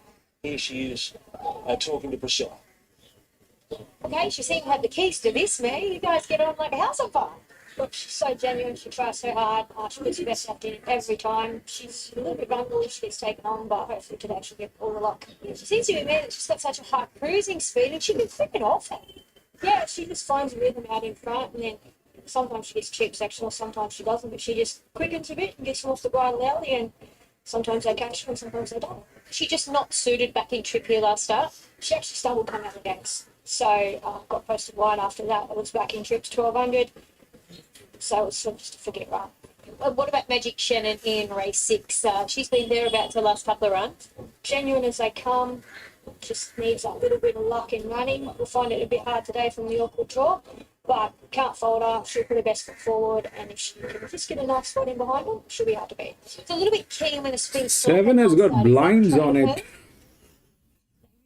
In that race, so I would say no. It's just the fact that they went that slow and she was boxing behind them, and while I wanted them to get going, they took advantage and didn't. Okay, 250 now for Kasuki, just getting out of touch to 250.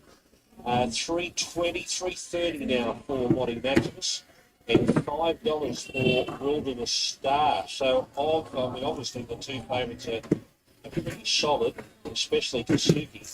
But Wilderness Star, they keep coming for it. $8.50 into $5 today. Well, I've got no doubt whatsoever she'll lead. Now, if she's going to face this win that we're getting at the moment, she's going to try and tuck me out of the win. And I don't know how they're going to do that. I really don't.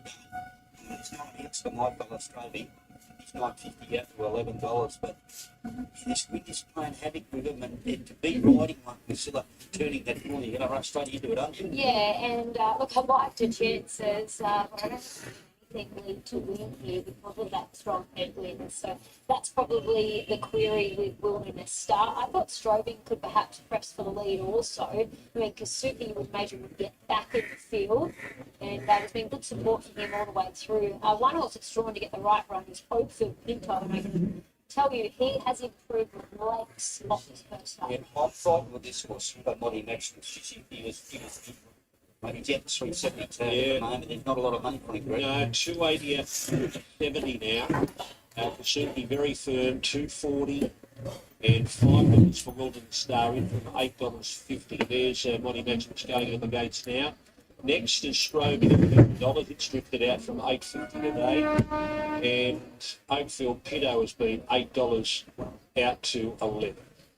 So we've got 2 out. This is race 5, first leg of the quaddie. Third leg will be our feature today, race 7, the Evergreen Turf Mid North Coast Racing Association Country Championships. 150,000 in prize money. This is one of the rare heats over 1,200 metres. Most of the heats over 1,400. Let's get up to Rod for the call of race 5. The line set for the Fernhill Tavern Showcase benchmark 66. Stand still at the back end, they're off and racing. Oakfield Pinto began well with Working Capital, and probing up along the inside was Wilderness Star. At the end of 100, Wilderness Star a length in front, Megan to second, Working Capital third from Strobing, and also Monty Maximus. A length further back to Oakfield Pinto, a length away last of all is the favourite Kazuki. Down the back at the 1100, Wilderness Star in front, shining along boldly, leads by 2. Strobing on the outside works the second, 3/4 away third, Megan. A length to Working Capital, relegated to 4th, followed by Monty Maximus. Ash Morgan makes his move on Kazuki around them, and a length away last of all was Oakfield Pinto. They've left the 800 metre mark behind them. It's Wilderness Star, a half to 3/4 of a length in front. Strobing second, Megan third. Kazuki sustains the run. Side of Working Capital, a length to Monty Maximus, a length and a half last of all was Oakfield Pinto. Approaching the home turn, Wilderness Star with its head on its chest, leads by a half length over Strobing second. Kazuki peels around them 3 deep, Megan behind those, and Monty Maximus gets the tag behind on the inside of it. Kazuki a further half, Working Capital, and Oakfield Pinto. Many with a chance at the 200. Strobing in the centre, joined by Kazuki on the outside. Monty Maximus is out 4 deep. Behind those next was Wilderness Star, but Kazuki puts the neck in front and starts to race away. Big effort. Kazuki wins by a length and a half. Monty Maximus second, Strobing third from Wilderness Star. Behind those Oakfield Pinto and Megan, and knocking up last of all was Working Capital. Far too good for them, Kasuki. He looked to be jogging coming up towards the home turn. He rode him confidently, Ash Morgan. And he had a bit of a tussle down the straight for a couple of 100 metres, but he drew right away. He got the better of Strobing. And then Monty Maximus got into second spot. Strobing will hold third. Wilderness Star, the leader, is going to fade away into 4th. But Kasuki, the favourite, 260 and 180. Beats 5 Monty Maximus 210, no third for 2 Strobing. So number 5, number 3 Kasuki, Ash Morgan and Greg McFarlane. Beats 5 Monty Maximus, Matt McGarren for Noel Mayfield Smith and Strobing, Sienna Grimer and Tony Moore. Yeah, great win. Great first up assignment, to be honest. His trials were only fair, but he always travelled beautifully in the running. You could see Ash just getting onto his bike, leaving the 600 metre mark. He knew that he'd be dour, but he was too good for them here first up. He's in for a good preparation. It'll be interesting to hear where he's headed. Greg McFarlane is the winning trainer. Yeah, good effort. Great, well done, mate. John, you got the 7, but it came in 4th. Right race in the distance, so he went well as expected, and Ascot was well run. I said just got to go to the That's what he did too. You could see coming to the corner when he was working through, he still had a lap of the horse. Yeah, no, I was actually sort of, at one point I was hoping I should go a bit early for a good way to sprint, where he's sort of not quite under his game, but they had to pan out, he's been going well, and got the job done. It's hard to get a line in those trials, mate, because he didn't show up at all in them, did he? Well, it's not one of the trials, and I sent him around just to look after him, because you've got a long training thing, so I didn't want to book him up in the 1200 metre trials. He doesn't have the leg speed, so he could be sitting around and turn up for that. Mate, he did well over 2,000 metres. Yeah, he'll get 2400 plus for sure. Yeah, mate. Yeah, good training performance, Greg, and you know, he moved up 3 days, and it's just too good for him. He'd be known for the Derby, wouldn't he, Priscilla? I think I did see a nod, but you better confirm that. Is he known for the Derby, Greg? There he is. Yes. Well, he ran him in a gloaming. He was beaten in a maiden at Taree over a mile, then he won a Class 1 1850 at Newcastle, and his next start he went to the gloaming. And beaten 6 lengths by El Costello, he ran 8th, he beat 4 home. And he's a 3-year-old, so have a crack. If he's a staying 3-year-old, you've got to dream of a derby. Yeah, you just shouldn't be in the trials. I know they were 1200 metre trials, but you can see there today, the moment he moved up 3D, he was just a late horse, and he was too good from miles, too good. But for Monty Maximus, he'll win a race with him, Noel Mayfield Smith, Strobing had every chance. The little man just couldn't lead all the way with that headwind, which was Wilderness Star. Yeah, he's not in the market. They haven't put a I do think there might be a few more horses be stronger going around in the Derby. Do you think so? It's pre-nom, so they've only put in the you know, the big names. Billy Stewart 350 in the Derby if you're interested. He's a big horse too. Big love horse. A 3-year-old by the order. Yeah. He's still a colt. He's bred to run a trip, isn't he? He's still a colt. By the Autumn Sun. And here is Ash Morgan, who rode him like a good thing, Priscilla. Yeah, you certainly did, Ash. You started to track up into the race beautifully from the 600. It looked like it was all over, really, from that point. Yeah, he's actually a lovely horse. I watched his 2 trials that come back in with no blink with them, and they weren't completely inspiring, you know. So I looked at the market small and looked at the trials, but I must have missed something. But look, he's actually a lovely staying horse. Was a step slow away, and actually he's quite lazy, but actually travelled too well, which meant I just had to pop early, and I thought I'd let him roll into the race, and he was really good. Like he was entitled to get a bit tired first up and around in the top run there, but he was strong through line, and following up he was wanting to go again, so he's probably still 1,000 metres short of his trip, so he's done a good job. That's it. Thank you. Race 6 will be our next at 5 after 4 as we roll towards the Country Championships, which will be race number 7 today. And back when runners are in the yard for the 6th. Thanks for that. Yep, horses in the yard here for the 5th event on the program. Of course, the first leg of today's quaddie, and it's over the 1200 metre journey. It's another maiden. The first one we'll take a look at in the yard is Harry Tudor. He's a 5-year-old by Frank, trained by Brett Robb. It's Shaylee Eagles aboard today for a good draw, and geez, I thought his first up run was good there at Stone behind Crown Legend. That was over the 11 metres. You have to imagine home track, stepping up in trip, good draw. They're all positives for him today. He presents in great order. It might even be better if he gets further in the preparation over a little bit further in distance, but he's going to give this one hell of a shake. Number 2, Northern Exposure, I thought was really good on debut when finishing second here over 1,000 metres behind Dick B. Jack Tracy Holmes was aboard that day. He takes the ride again today. And that was off the back of a good trial behind Tavros, who we saw run well in that highway in town yesterday. If he can get the start right today, I think he'll go very, very well. The 3, Hamoon Folly, another one for Brett Robb, is gelding by Stratum Star. Grant Buckley takes the ride. Then he had the one start. He comes out of that Dick B race as well. He was beaten about 4.5 lengths by Northern Exposure on that time. He's got a wide gate to overcome today. 4 and 5 both out. The 6th is Champagne Tingle, one of a couple of runs for the Dubbo trainer Nick One. Michelle Small takes the ride. The 3 kilo claim could be handy here. Finished third in the trial behind Commodgen. That was on the 14th of January. Has an awkward gate to overcome, but at a price, it's probably to see her run a cheeky race. Number 7, 4 Wazi, another one for Nick One. The trial at Uganda there on the 28th of December. Finished 8th, only beat 4 3/4 lengths. Had a month and a half since that trial to get ready for the first day of the race. It's been drawn wide today. Number 8, Tulipwood for Annabelle Mitch and Rob Archibald on debut. It's filly by Russian Revolution.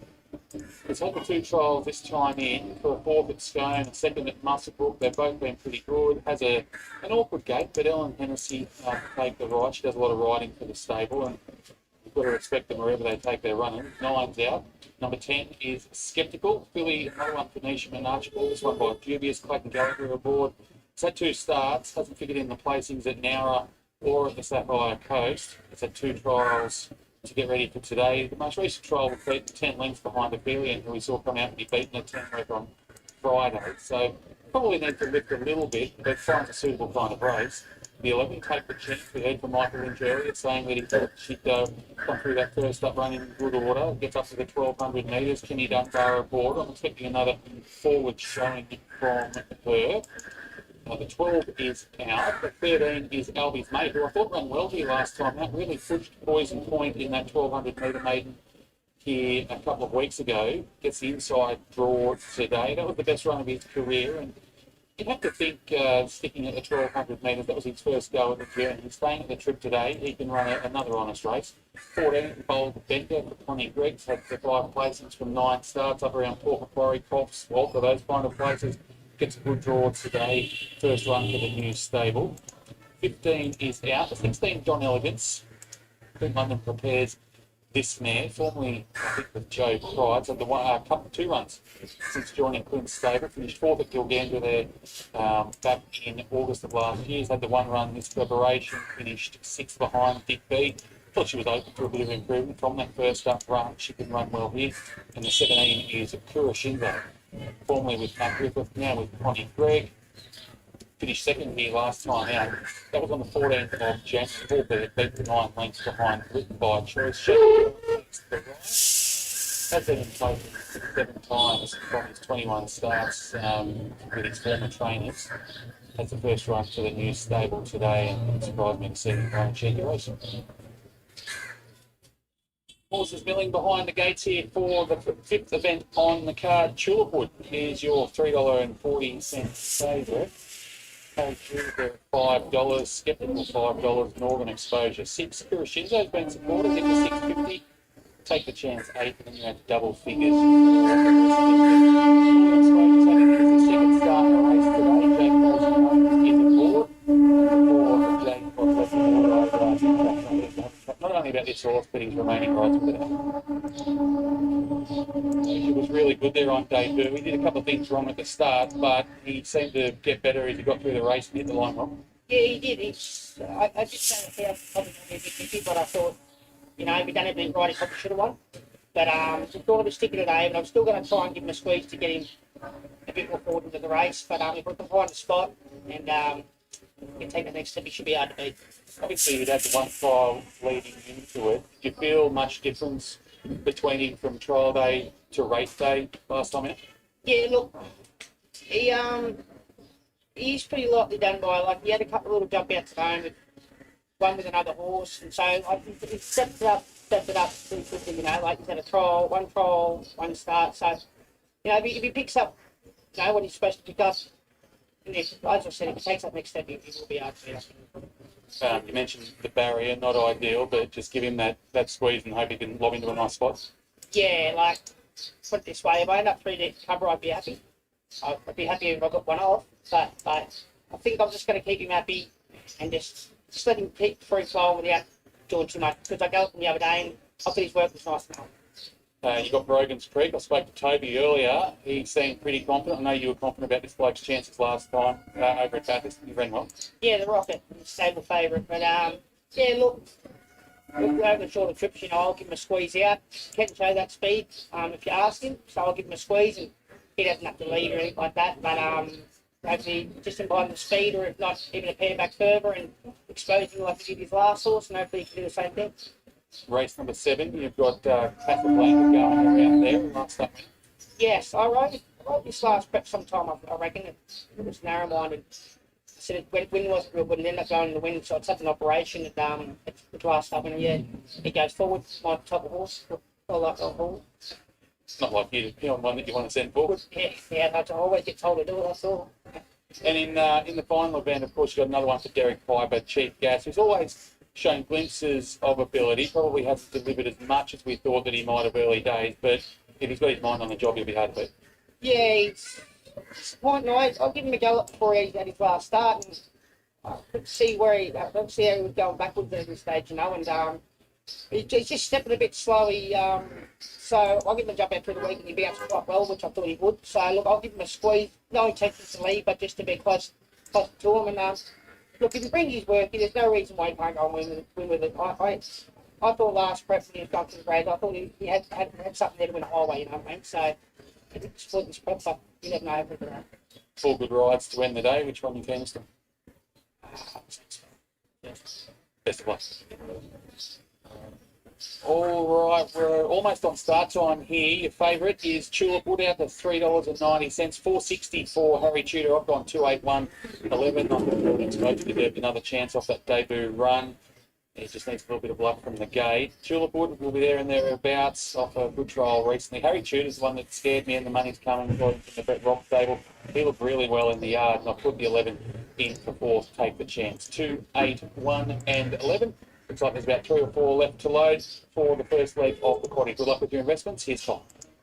Good Folly, and also for Wazi to come in. So Donald against about to move up, for Wazi about to come in, and the Moon Folly, they'll be the last 2. So for Wazi has the green and yellow colours, because his stablemate has the red and white named Champagne Tingle. They both would have had red and white, so Michael Lunn's put the yellow and green colours on for Wazi. The rider of the Moon Folly hops out of the saddle. This is a $50,000 maiden, and get some of the big stables like to come here to these meetings and bring some runners along. Rob Archibald and Annabelle Meekin got Tulip Wood and Spectacle in this. Now in comes Full Wazi and about set to go. First leg of the quadrilla, and they're very close to a start here. Stand by. Red light comes on. They're about to jump. Red light blinking away. Set to go here. Racing now. Harry Tudor, Albie's mate, got the best of it. Take the chance quickly through the 3rd. Bold Bender is drifting back along the rail. Skeptical is getting into a handy spot. And also Tulip Wood is a stablemate, and Northern Exposure now goes through to bareback 4th. Getting well back as they race down the back. There was the Moon Folly. It's well off them. Been followed then. The next one would have been Bold Bender, who's way back along the rails, followed then by John Elegant, Champagne Tingle, and Full Wazi will hard to also take the chance. Was a narrow leader as they raced towards the home turn. Northern Exposure went up quickly in behind them. Well, coming through in the centre there was Harry Tudor. Further out now, Northern Exposure. They're starting to run home fairly well. And down the outside, Tulip Wood's coming through with a run. Take the chance in front. Harry Tudor is back about a length and a half behind it. Skeptical, followed then by Tulip Wood. And getting home well with Bold Bender on the fence. But Take the Chance is going strongly. It's holding them. And Take the Chance races home to win. Harry Tudor will be 2nd. 3rd's close here between Bold Bender out wide, Skeptical. Next in would have been Tulip Wood, John Elegant, Champagne Tingle, Albie's mate, Purishinja a long way back. Followed in there by Fuwazi, Hamoon Folly, and Northern Exposure was down at the tail of the field. 11, 1, 14 and 10 should be the numbers here. Take the chance. Start number 4 in the race for Michael Lynch. Gets the job done. Beats Harry Tudor, who's run well again. The 14, which was Bold Bender for Connie Gregg up the inside, finishes 3rd. And Skeptical will finish in 4th. Michael Lynch is on strapping duty, so we'll get him to come over and have a quick chat. Mick, we had a chat earlier, and you were quietly confident about this one's chances off that first up. Yeah, run here a fortnight ago was good. She just found one in the last 100 metres. And big strider, probably out of a comfort zone a bit over ours. It's a 1200, got travelled a bit better. The captain just put her in the right spot? Yeah, no, look, yeah, just have no hesitation going to the front. And she's good enough for me. What do you look to do with her now? Do you think she stretches out again, or you just keep with the 1200, so she's obviously pretty happy with that? Yeah, she's got some relatives, so I think, run over a mile, 1400 miles, so it's such a big strider. Yeah, let's take it day by day.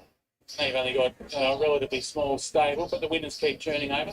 We've been lucky, yeah, we've had a good run lately, so they're far and few between us. Hope it continues. Thanks, Ben. Thank you.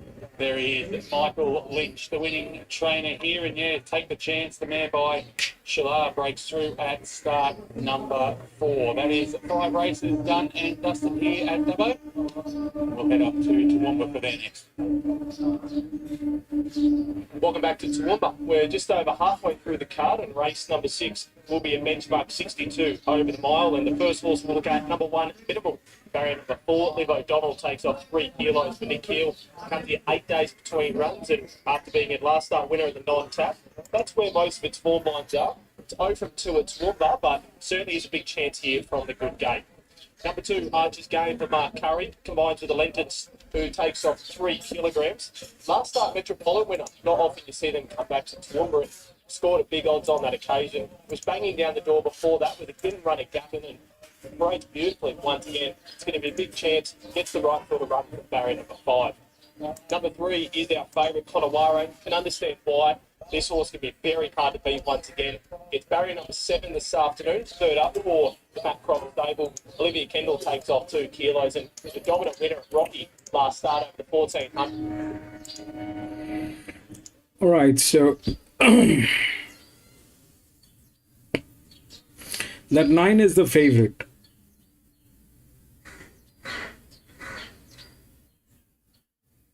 And if we look at the placings, then 14 still has advantage.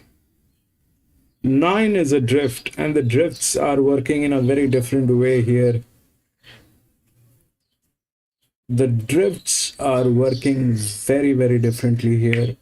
I don't know what exactly is the situation, but 14 definitely has the advantage through the rails. It's a 1500 meters, so this is a very strong advantage. 13 is in the best hands down, with the management and the handicapping on advantage. That's there. The other one is what they have is 8 and 15. So 8 is another drift. It's a 6-year-old mare, is another drift. Now this is same as 9, probably. Yes. If that's same, then 9 definitely has an advantage, and this one is I don't know how that will work. Okay.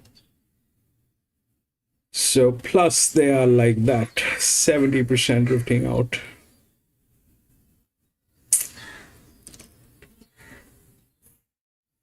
And the 1 is the linear. 1 is the linear, but it's not a negative linear. It's a maiden with some strong advantage. That 1 is out of the maidens, that's these two are the best maidens, 1 and 5. And 5 has been to 4 races. This one has never been into any races, but the advantage is there. 4 is a colt. It's almost the same stuff going on.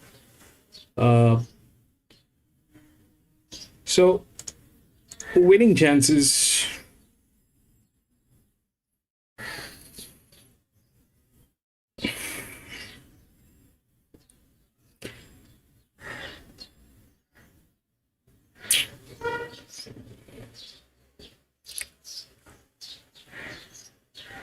That's not that. It's the best hand, best management, best handicapping. These two are in the same lines. All right.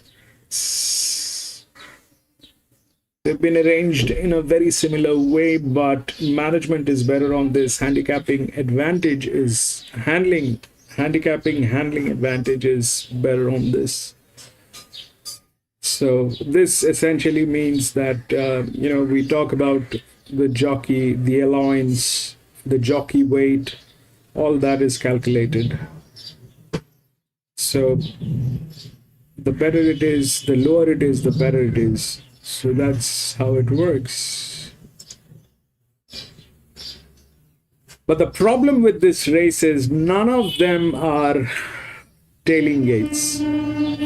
If we talk about 14 and 11, then we'll have to consider the 8, which is there. That's gate number 13.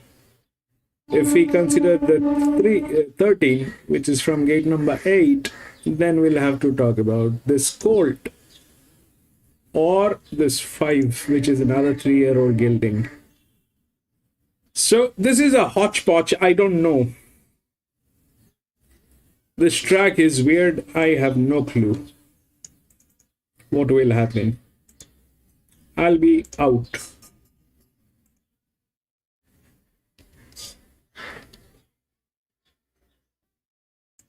Now, this is race 6. The stalls are back. They're off. Roman from the inside showing good speed with Harmony Reigns and Opera shooting him early on, minimal, and also Leah Tuva up to attack those. And then being followed by Jet Pack Birdie there at the centre, followed by Alpha Lily, and then came Kunawara drifting back in the race, racing back 4th to last. Archer's Game, main rival in the betting, settles back 3rd to last over on the inside of it, and they're followed by Descending Mist and also Gulf of Sidra, so they're next to last and last. Leah Tuva in front, wants to roll. Leading the way, 1,100 metres out. Put back on the steel now, out by 3 parts of the lead, minimal the outside. Followed by Roman Air is away from the inside, and Harmony Reigns took the rails run through now in advance of it. Followed then by Alpha Lily and also Jet Birdie. Well back in the race to Archer's Game. Golf of Sidra used inside runs. Descending Mist is now back 2nd to last here in Kunawara. Is a further 2 1/4 lengths away at the tail end of the field and some 14 lengths back off the speed with 6:50 to go this fight. So coming down the side of the track, and the leader was Leah Tuba, looking to nick this, out by a couple of lengths now over minimal, followed then by in 3rd position was Roman Air. Harmony Reigns is over on the inside of Alpha Lily, followed then by Archer's Game. Now looking for this favourite, Kunawara. Travelling a bit better now, but still a lot of work to do. Hook to the extreme outside, 7 lengths back off the speed, around the bend. Minimal the outside, striding out to Leah Tuba. Followed then by Roman Air. Archer's Game, Descending Mist and Kunawara right down the outside late, but as the bird flown, it's minimal in front of the 75 over Archer's Game. I reckon it has. Minimal in front, 50 out, minimal. Minimal by 3. Archer's Game second, Descending Mist in 3rd. Followed then by Roman Air. Jetpack Birdie. Further back in the field at Alpha Lily. And then followed by Leah Tuba. Kunawara. Only been a couple of the peg here, this favourite. Gulf of Sidra and also Harmony Reigns. Nick O'Donnell takes off 3 kilograms for Nick Gill and Diplo Medical. Following that non-tap win, takes out its first victory here at Toowoomba. And the 6-year-old son of Vancouver, win number 7 at start number 25 and pays a peak at $13.90 across the board. The Beach Archer's Game, $1.60 run second. Descending Mist, well known as Sterling Osland, is brought 2 runners here for a nice winner and a good third as well. And Roman Airs battled away with Diane Murphy in the 4. 1, 2, 12 and 11. The favourite kind of Warren, not sighted at all down the straight. Did get pushed out of its position and pushed wide around the turn, but very disappointing for the favourite. Heavily back early. The market told us late and they got it spot on. But it's all about minimal following that non-tab win. That's now 4 victories in its last 6 starts, and the 6-year-old's absolutely thriving the Gill stable on the local track. That takes us away from the tournament where 6 races there.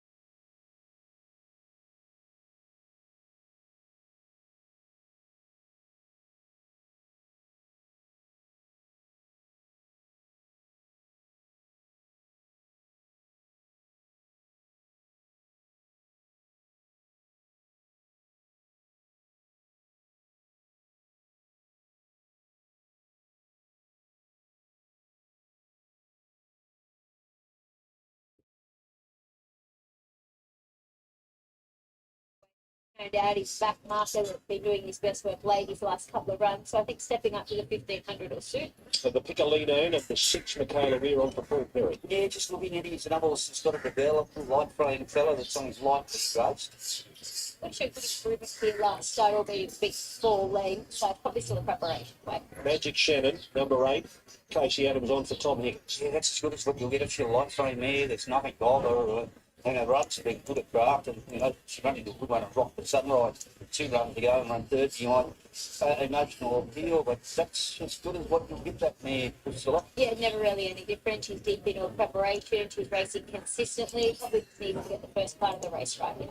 Okay, both of you are tipping this is your best bet of the day. Number 9, Monty Tiana. The winkers are off and the blinkers are on for the first time. Yeah, she's doubled up. She's nice and fit. She's one of those mares that doesn't jump out and grab you in the yard. I saw her grafted. To me, my liking, she looks more switched on today instead of blinkers on. But the dapples on are very healthy. I think she's by far the pick of the yard. She's turned out in the best possible condition, 1500, good gate, ticks all the boxes here. Maddie McGarren rides for Noel Mayfield Smith. Now we move on to number 10, Moon Bleak, Christian Reith for Wayne Wilkes. Yeah, nothing wrong with her. And I thought her 3 runs this time in had a little bit of merit, got a bit of a sticky gate to contend with. But yeah, I could give her a pass back in the yard. Yeah, form's just been a little bit catchy this preparation. She was wide throughout last start. News coming through that she'll go back to the barrier.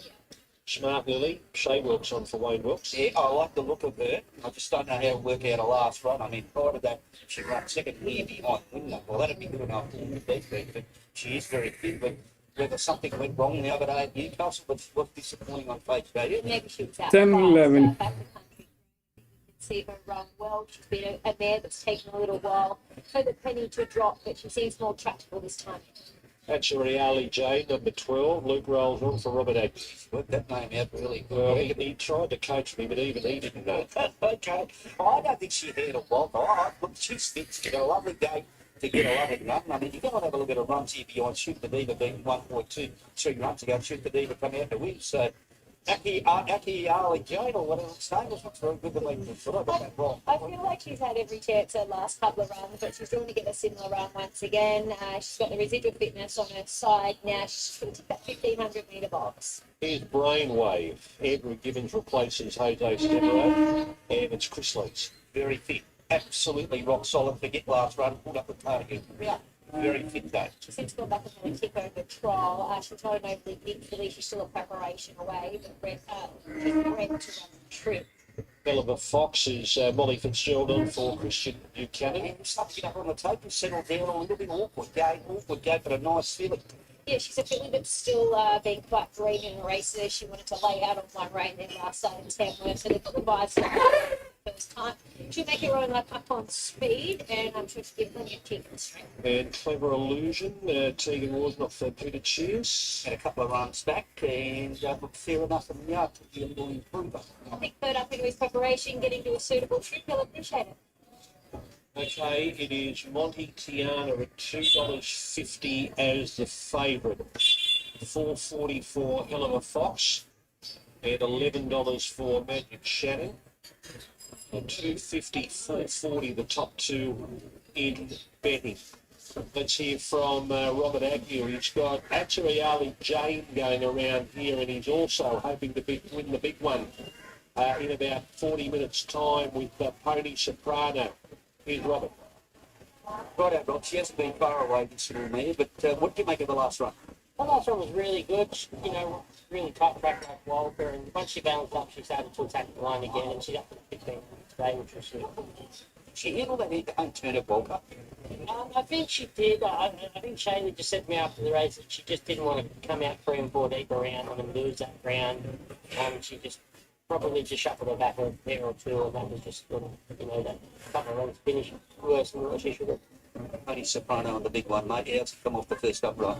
Yeah, he's improved. He's on target. Everything's perfect. Apart from the barrier draw, but we've got Ash Morgan on and we can work that out. So it's going to Speed up in front too, isn't he? Yeah, a lot of speed. It's going to be a high pressure race, and it's just going to be a little bit tricky where he is. With this wind as well, and being free deep at court isn't the end of the world. But today with this headwind, being free deep at trip, probably a bit of a factor too. So he's going to need cover. He's going to need a lot of luck, and if he gets all that, he'll definitely be the finish. $2.50 the favourite, Monty Tiana, Matt McGarren and Noel Mayfield Smith. $4.40 for number 14. Hell of a Fox is the second elect, and then it's 10 to 1 and longer. The rest headed by Number 8, Magic Shannon at $11. Here's the mounting up now from Gary and Priscilla. Not a 9, 12, 13, 14, Greg. I'm just with this this man here, Monty Tiana. I like the craft, and I thought she looked sharper in the yard today. The going sticks with her, like a really ticks a lot of boxes. See if I can slaughter this little filly's name. That's the only Jane, the 12. Just like her. Look, I don't think she had a wonker. She's super fit and draws good. Brainwave, little light frame filly from the Chris Lee stable, the 13, but she was very fit. Hell of a fox, looked really good. The 14, but which she gets from a sticky gate. 9, 12, 13, 14. 9, 8, 13 and 11. I like Monty Tiana. I think she ticks all the boxes. She looks fantastic. She gets a good gate to her likings. The 18 Magic Shannon, I think she's going... Let us go on, which I think hopefully a master stroke.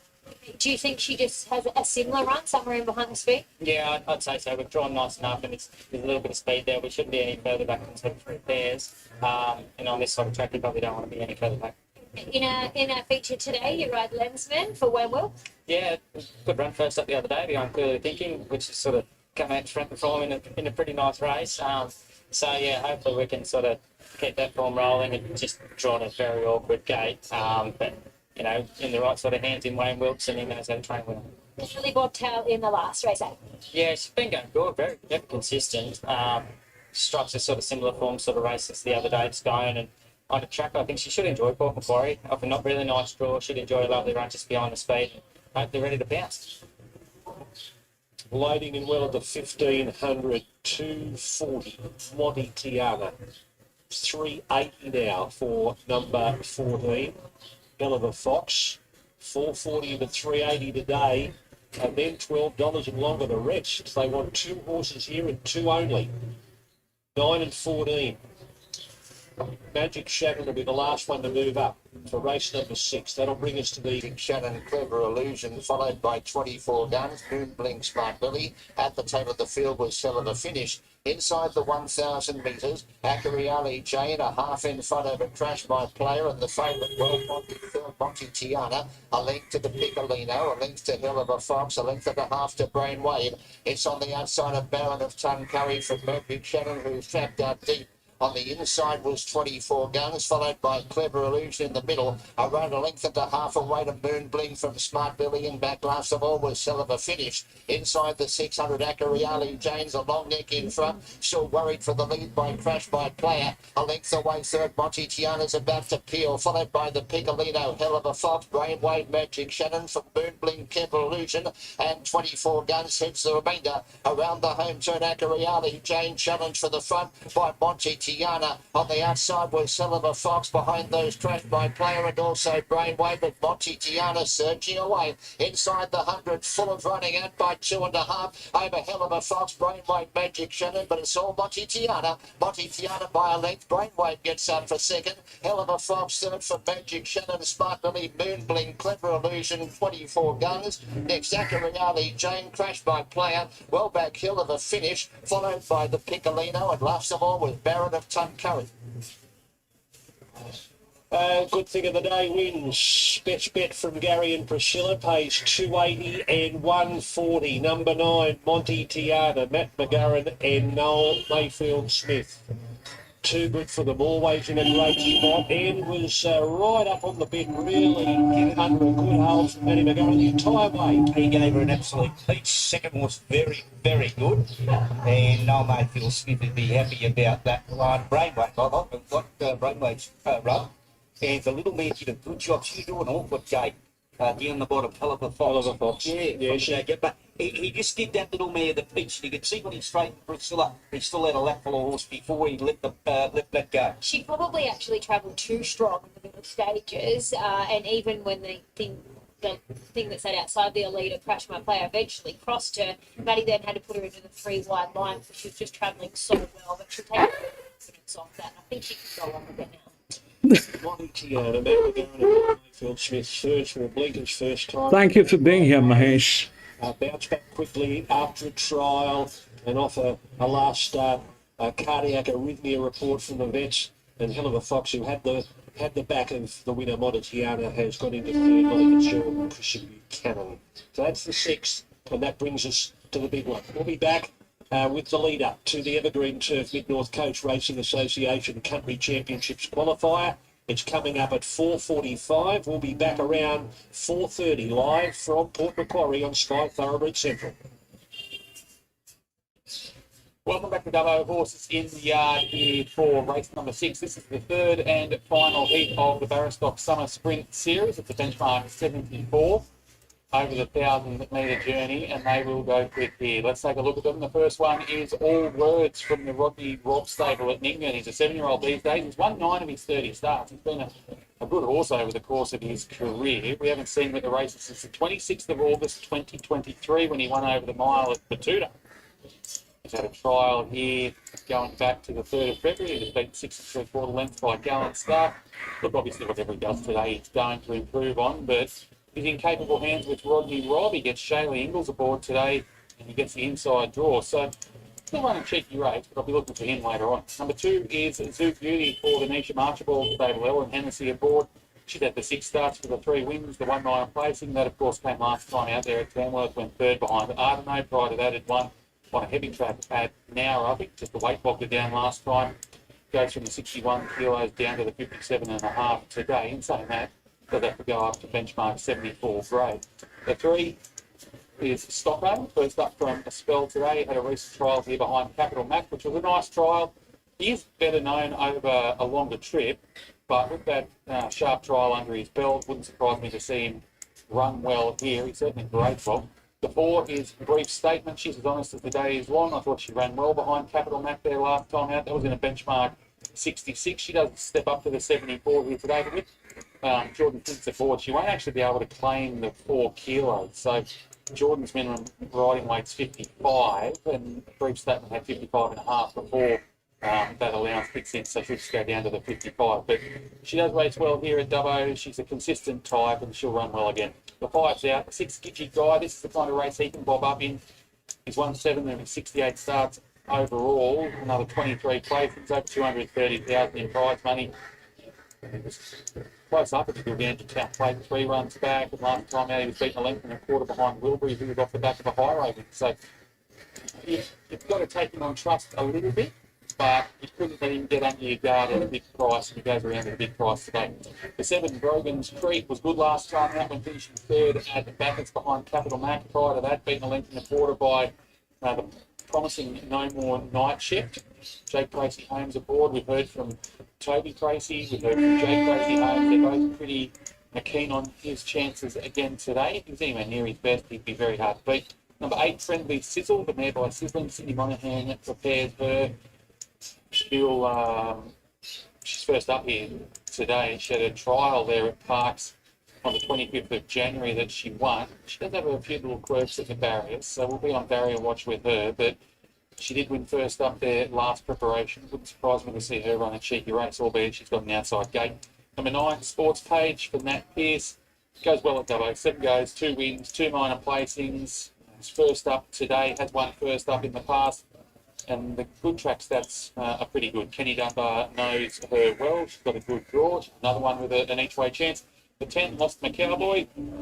Went around here prior to going for a spell. That was in a benchmark 58 behind Broadway Follies over 1,300 metres. Not usually known as a horse that excels over these shorter trips. Did have a recent trial behind Nimble Star, beat 7 lengths. We saw that horse win a maiden earlier in the day. Lost McCowboy is taking on a 74. This might be a bit too tough. And the 11, Press Forward, I give a good chance to. I know he's only won 2 from 36, but he bobs up in these 1,000-metre races where there's good tempo on. He's allowed to find his feet, steam through the line. Clayton Gallagher's already ridden 2 winners here today. I thought his first up run here was good behind Rouge Moulin on the 3rd of February. And from the good draw, he shouldn't be too far away from them in the run, and he had the big finish on him. All right, they're on their way over to the start. Zoo Beauty for the Annabelle Meacham Rob Archibald stable, carrying the hopes of punters here. We've had a pretty good day so far at Dubbo. Two of the favourites have saluted, certainly the first 4, and this one's a $2.10 chance. Emily Kelly's been kind enough to join us. And she's a little ripper, this man. She's won 3 of the 6 starts, and then we were just talking off air last time at Tamworth, just got bogged down a bit by the weight. Yeah, I think so. She's pretty tough corner, and she's been very consistent now for the stable. And yeah, I think just last start carrying that 61, I think just tied her in the next stages. Yeah, she was only collared there late. She was doing a lot of chasing throughout what she just went exposed a bit too far from home. Yeah, her usual racing pattern is she likes to, she's positive and likes to be at the front and make the race her own. And I think, yeah, just in the concluding stages, she just got tired with that weight and they closed off on her. Obviously, today you've drawn well in barrier 5. We saw her in the noms and accepted at Tamworth, and I think there was somewhere else she was going, but drawing the good gate out here today would have made it, I suppose, an easier choice. Yeah, I mean, the better barrier you get for her is ideal, just with her racing style. Close to the inside is better, and she just runs up the rail and dictates the race. And we thought today would be the best option for her. It's obviously a big step. I know she won the Class 3 there 2 starts ago, but she's taking on some pretty seasoned horses here who've won a few races over the course of their careers. Yeah, definitely. I mean, what's on the side of she's fairway into her prep now, so she's very fit. She's 3 weeks between runs, so she's very fresh coming in today, and we couldn't be happy with how she's going at home. Best of luck with it. Thank you. There's Emily Kelly talking to us about the chances here of the 2 Zoo Beauty, which is your $2.10 favourite. And she's bound to run well. I've got her in the mix. I've gone 11, 2, 6 and 7. I just thought the price press forward. I know he hasn't won for a long, long time. I know he's only won 2 from 36, but he races well at Dubbo. He races well over 1,000 metres. And in an event where there should be good speed on, he's the kind of horse who can just bomb them late. He does have a big finish on him. He showed that last time. I finished second behind Rouge Rule. And I know that wasn't a 58, he's going up to a 74, but he gets Clayton Gallagher aboard. He's got the 55 kilos. He's got the good draw. So I just thought that from a price perspective, I'd have a throw at the stumps with him. I respect Zoo Beauty.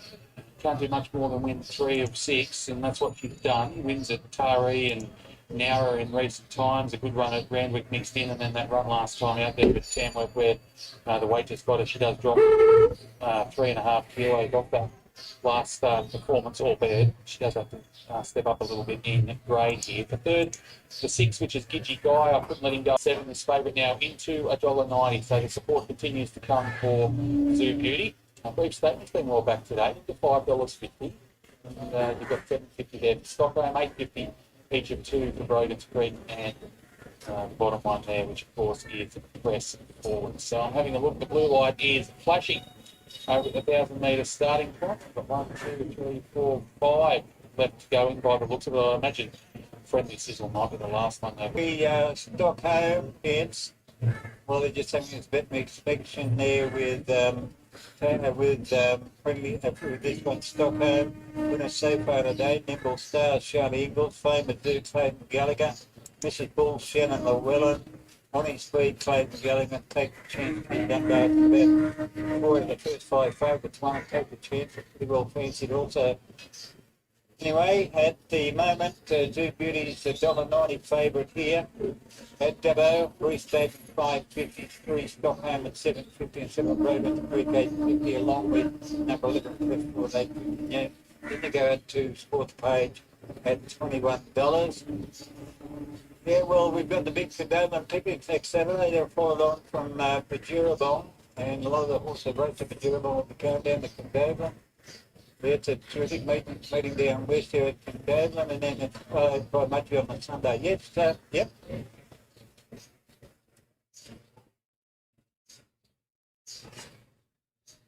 Right, there's an indefinite delay of the vet, I think, has been kicked behind the barriers. Is that correct? Someone's been, I think it might have been the vet who's been kicked behind. All right, so you heard there from Cole that we're going to have an indefinite delay here. Now, I'm just having a look to try and assess what's happened. Cole indicating that someone or something, maybe one of the horses or someone over there has been kicked, but I'm just having a look to see what I can see. There is a runner over there that's getting around without a saddle cloth on. Now, I'm just having a look. Maybe it's the 3 Stockholm. Looks like it's got the white blinkers on. And the jockey there, which is Chad Lever, he's out of the saddle. So Stockholm will be a late scratch. We'll head to Toowoomba with this delay, and we'll reevaluate once Toowoomba's over and see where things are up to.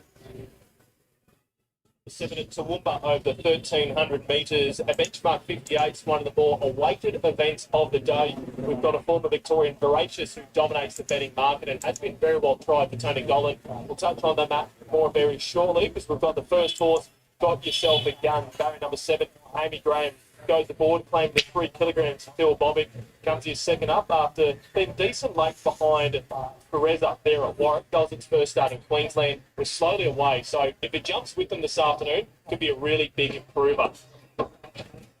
As the wind kicks up, the next horse we look at, that is So Bright for Olivia Kendall, taking off 2 from Michael Nolan. Has been going okay its last couple of starts. Disappointed at Durban last start when failing to beat a runner home.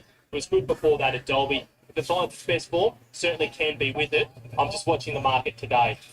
Number 4, Voracious. Couple of gear changes for this horse. This is the newcomer to Queensland for Tony Gollan. Blinkers come off for the first time. Bubble cheeker also comes off. Crossover noseband and the earmuffs go on for the first time. So looking forward to seeing what this 4-year-old son of Maurice can do. Last seen it just about a year ago at Caulfield on the Heath track behind Howland Rain. Was heavily defeated after leading them up on that occasion. Connections thought enough of him to take him to the listed Port Adelaide Guineas, where he did run 6 behind Air Assault, only defeated the 5 lengths. The trial win at Durban was scintillating, sat behind a fast speed and bolted in under a hold. Angela Jones goes aboard from barrier number 10. It's going to be a fascinating late. Number 5, Earl of Devon for the Mark Curry stable. Another one that's going to be really interesting is it was brave the last start here at Toowoomba. Gets barrier number 8, Bailey Wheeler aboard. Was 320 days between runs. The former New South Wales Gulliver with John Thompson, bent Joe Survival. Now in the hands of Mark Curry, who's had a good day so far with just the one winner, but the horses are running well. Gets its chance here from a better gate, just over a year and a half between its latest run win. So that's the big knock. Number 6, Touch of Gracie. And this is the way I wouldn't be surprised to see the market go if they take on Voracious. He's on the quick backup from the 1,400 metres behind Bohemian Lad last start. Pushed back to the inferior ground. Gets Colwell and Taylor deep into a preparation. A big jockey change. A good gate. Has won 2 of 4 over the track. And both of those over the track and trip. I see it a race between it and Voracious. And I'm really to see what the money does in the last 5 minutes.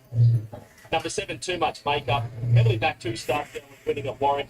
Was decent late behind Speedmat, who ran behind Caspanova to start before it. We saw Caspanova did yesterday. Wowee, nice horse on the upper Rob Heathcote. Too Much Makeup gets Bubba Tilly, good gate, respect that.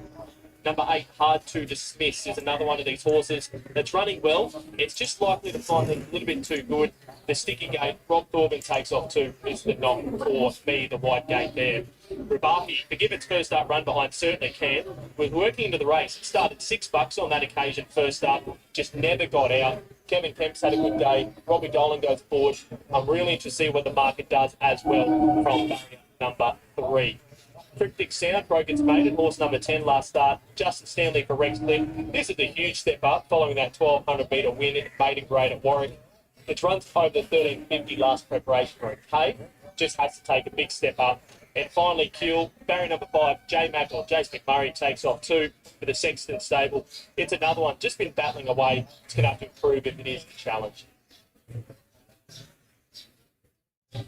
We're 40 seconds out from Toowoomba race number 7. Now, important news filtering down the line from Dubbo as well. Runners are making their way back into the mountain yard after the indefinite delay. So runners make their way back into the mountain yard at Dubbo. We'll bring you any more information as soon as we have it. There's a late scratching on screen. Race 6, number 3, Stockholm has come out. They're loading away into Toowoomba. 2-horse race according to betting early, but good rally of support for Earl of Devon.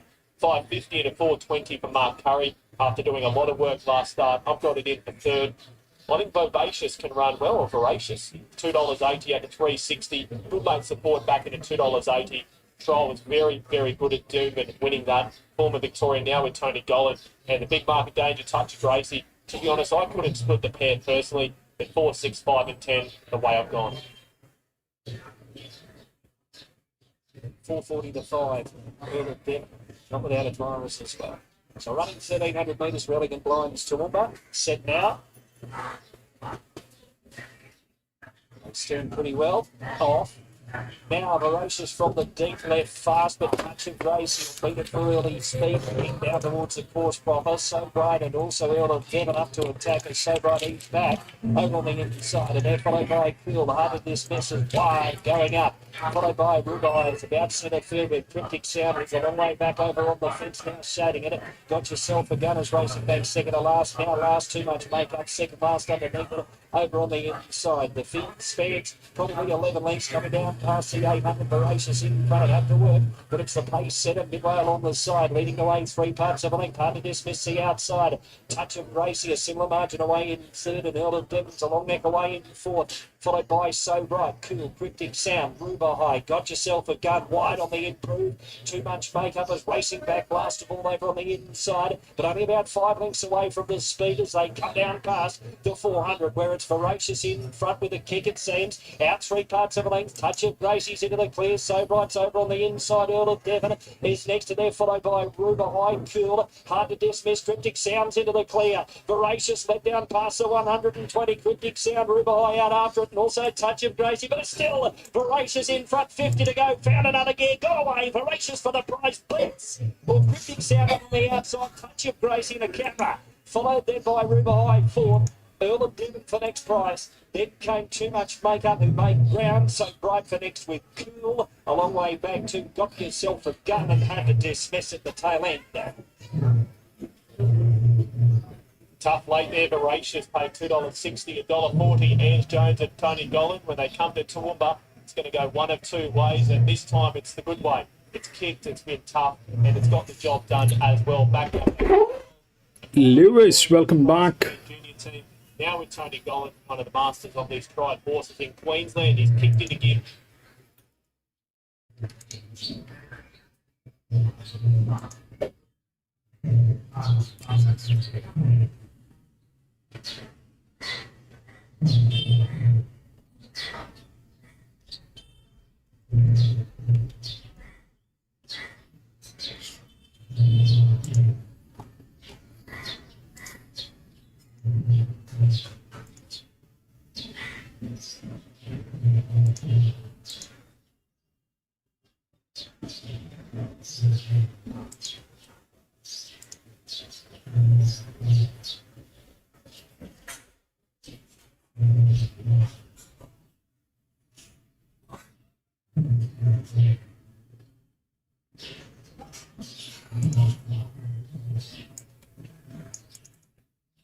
This is how it is. These 4 horses are well within the rails. They're well within the rails. 6 definitely is the very strong numbers on 6. Very strong numbers. In last maybe a year, I have never seen that value going to a singular number. That's something that I have not seen. So that 6 is on papers it looks like it is God. So that's what it is.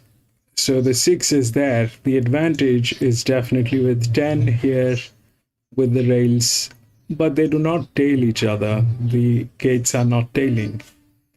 The 12 is the next in line, which is in very good hands, and with the second in line handicapping an advantage. So 12 and 14 are kind of there. All right, 8 is a check because honestly speaking, that 8 is there within the rails. But if we look at what's going on here within the RTH, is that 6 has got 3 races. The handicapping is so strong on this horse. This essentially means that this one is probably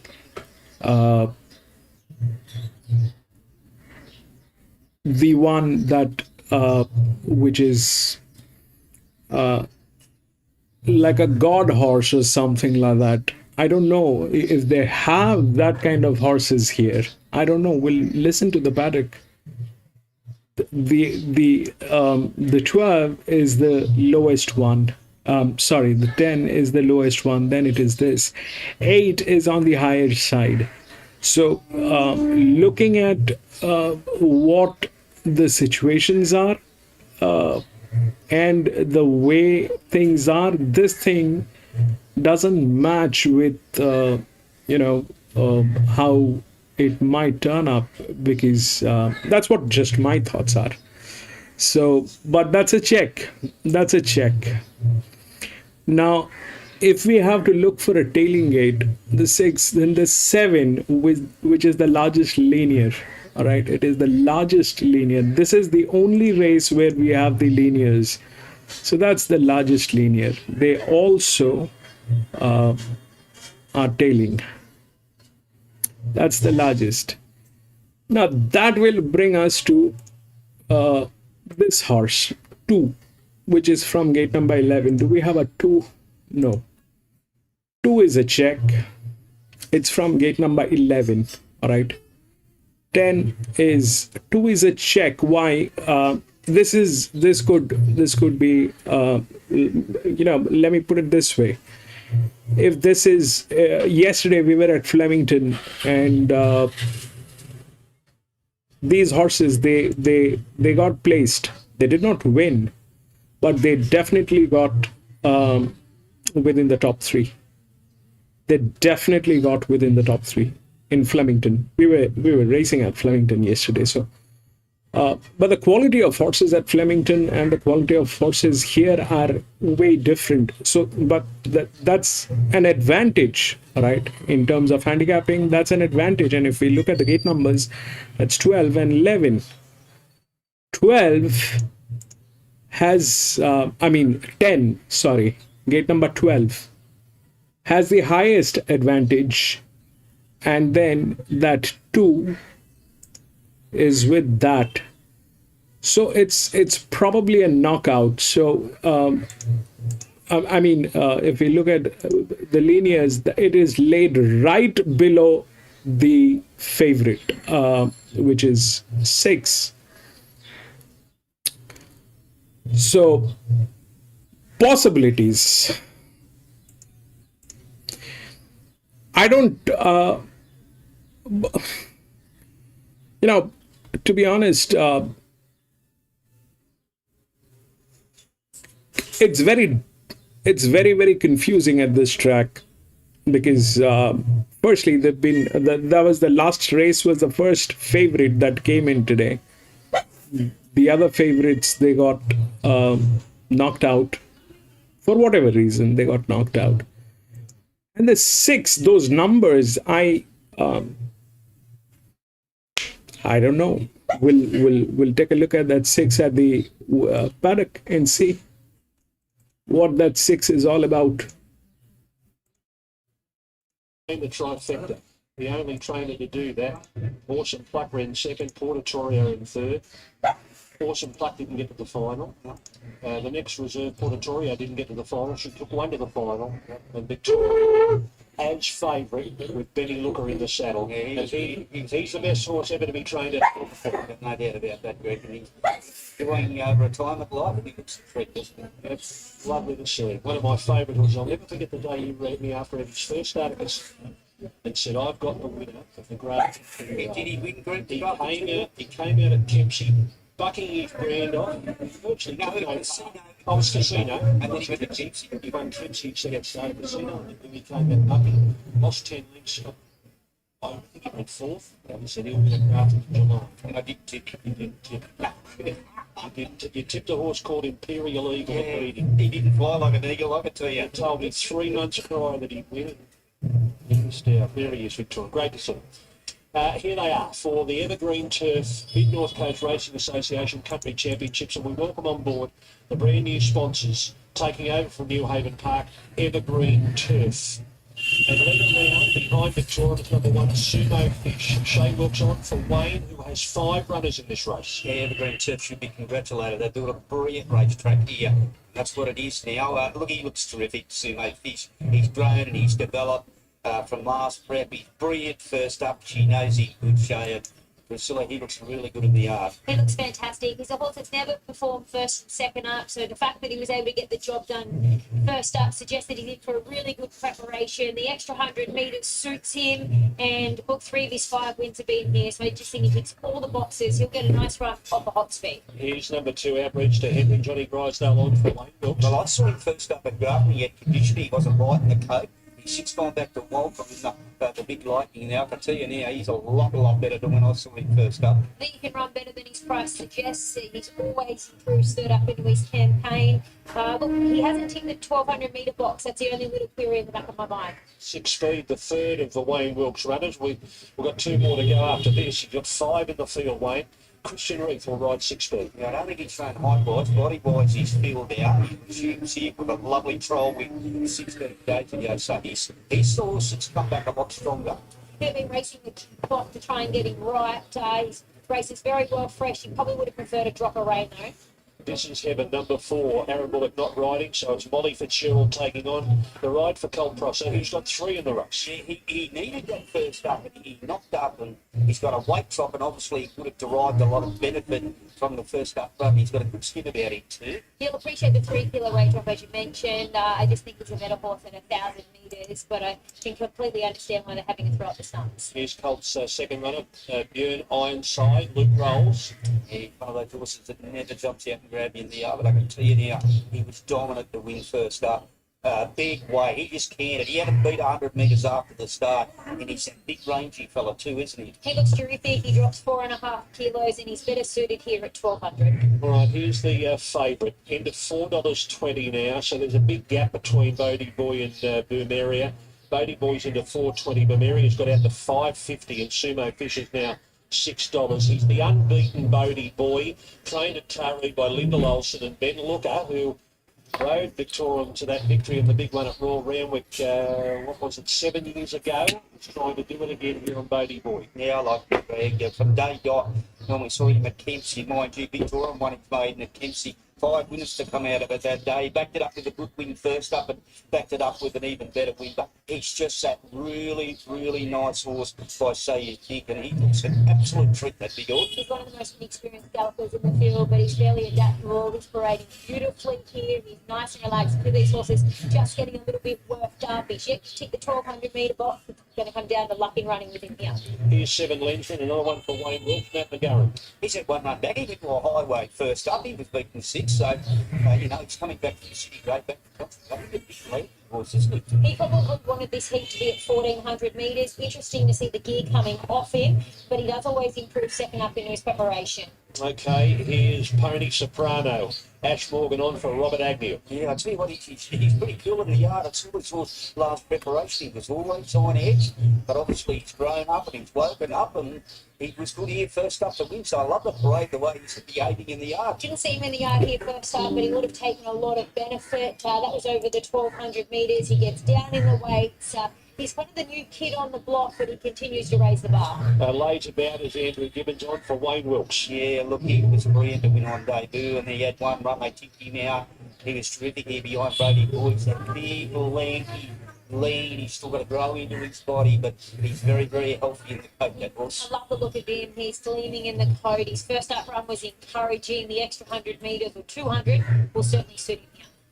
Okay, Bomb Area number 10, Michaela Weir on for Mark Quinn is already on the track. Yeah, she was pretty good. She was good, and that's good they went out. Look, only query, it's not the yard. Just got a query on her at a solid 1,200 metres. There's no doubt she's the best horse in the race, and she's very well weighted with only the 55.5. She'd need to relax early to tick that 1,200 metre box. They're super impressive, Andrew Atkins and Cole Prosser. Yeah, she's good. She's good. She can get a bit fiery. She was good again the other day, and she's good in the yard today. Yeah, she's another one that falls into the same category. I don't know how they ride her from the gate. Perhaps they ride her to find a little bit of cover. Look, she dead heated with Sumo Fish, so we know she's got the ability. She just needs to get the first part of the race right. Novato, welcome back, Novato. Did a good job here the other day.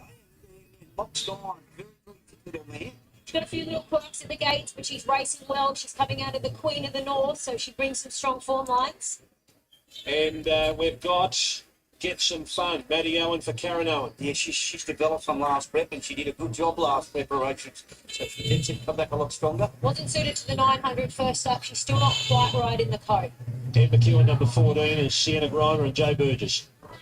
Yep, couldn't fold her, and she's another mare that just cleaned up, made that little bit of big first go. I actually think she's a mare that can run well at big odds, so if you're looking for a little bit of value, perhaps she's in. Mark Quinn is a man who's won it twice this heat here at the Mid-North Coast, and he's run second twice. You've got a great record in the race. And Bomberia add another one to your list of finals. She came great. She's had a faultless preparation. I had her in system. She got a lot of this. Couple of nice trials. She punched her own sort of small pieces into the puzzle. I can't have her in the job. She's only got 2,200 metre box. Well, you're probably lucky that this is a 1,200 metre race and not a 1,400 metre race, because it'd be a different story. She might not be here. Well, it's the only reason it's a home act. As soon as they announced it in October,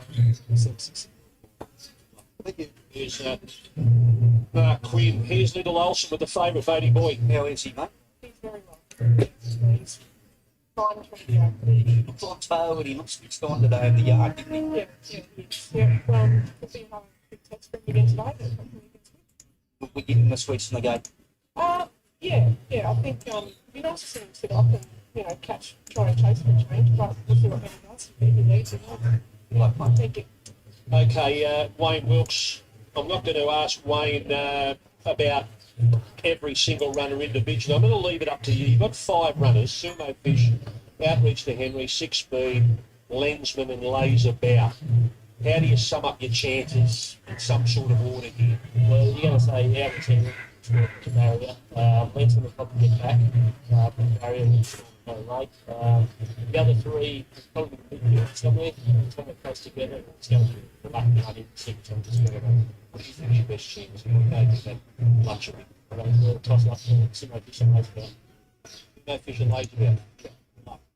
He's trained a winner of this, the Mid-North Coast Racing Association heat and qualifier with Lucio Bell back in 2019.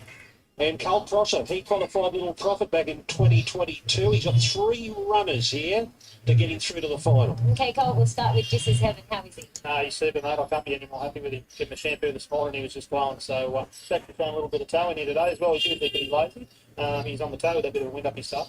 That'd be on hindsight. How's he come through that first up run? Yeah, really happy. Super happy with that horse. He's had his little soundness issues as he was a younger horse. Had to keep putting him away. He missed this race last year, but he's turned up first up this preparation and bolted in. So I can't have him any better either. Super impressive. A horse we've always had a big opinion of. Yeah, she's great.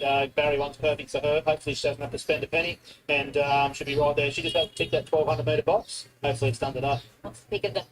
They're hard to split.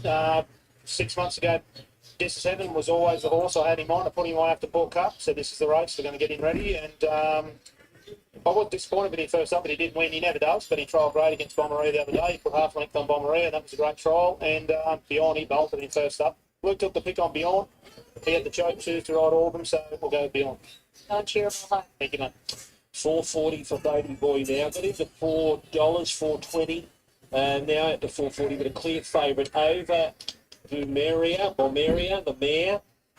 Back into $5 since we spoke to Mark Quinn. And number 1 Sumo Fish is now $6 in front of Laserbout at $8. Lake Mail, Gary, you're with Baby Boy. No, I don't want to get off his big. I just like the horse. I know he's still got a lot to learn.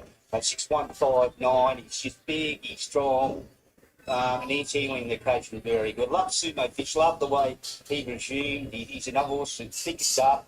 5 Beyond Hindsight used to have there. He just touched up first up and he can only improve off that. And 9 Lays about big, leggy fellow. He's probably a horse later on is going to get 14. If he can get the job done here at 1,200 metres, he's going to be even better at Randwick. 6-1-5-9.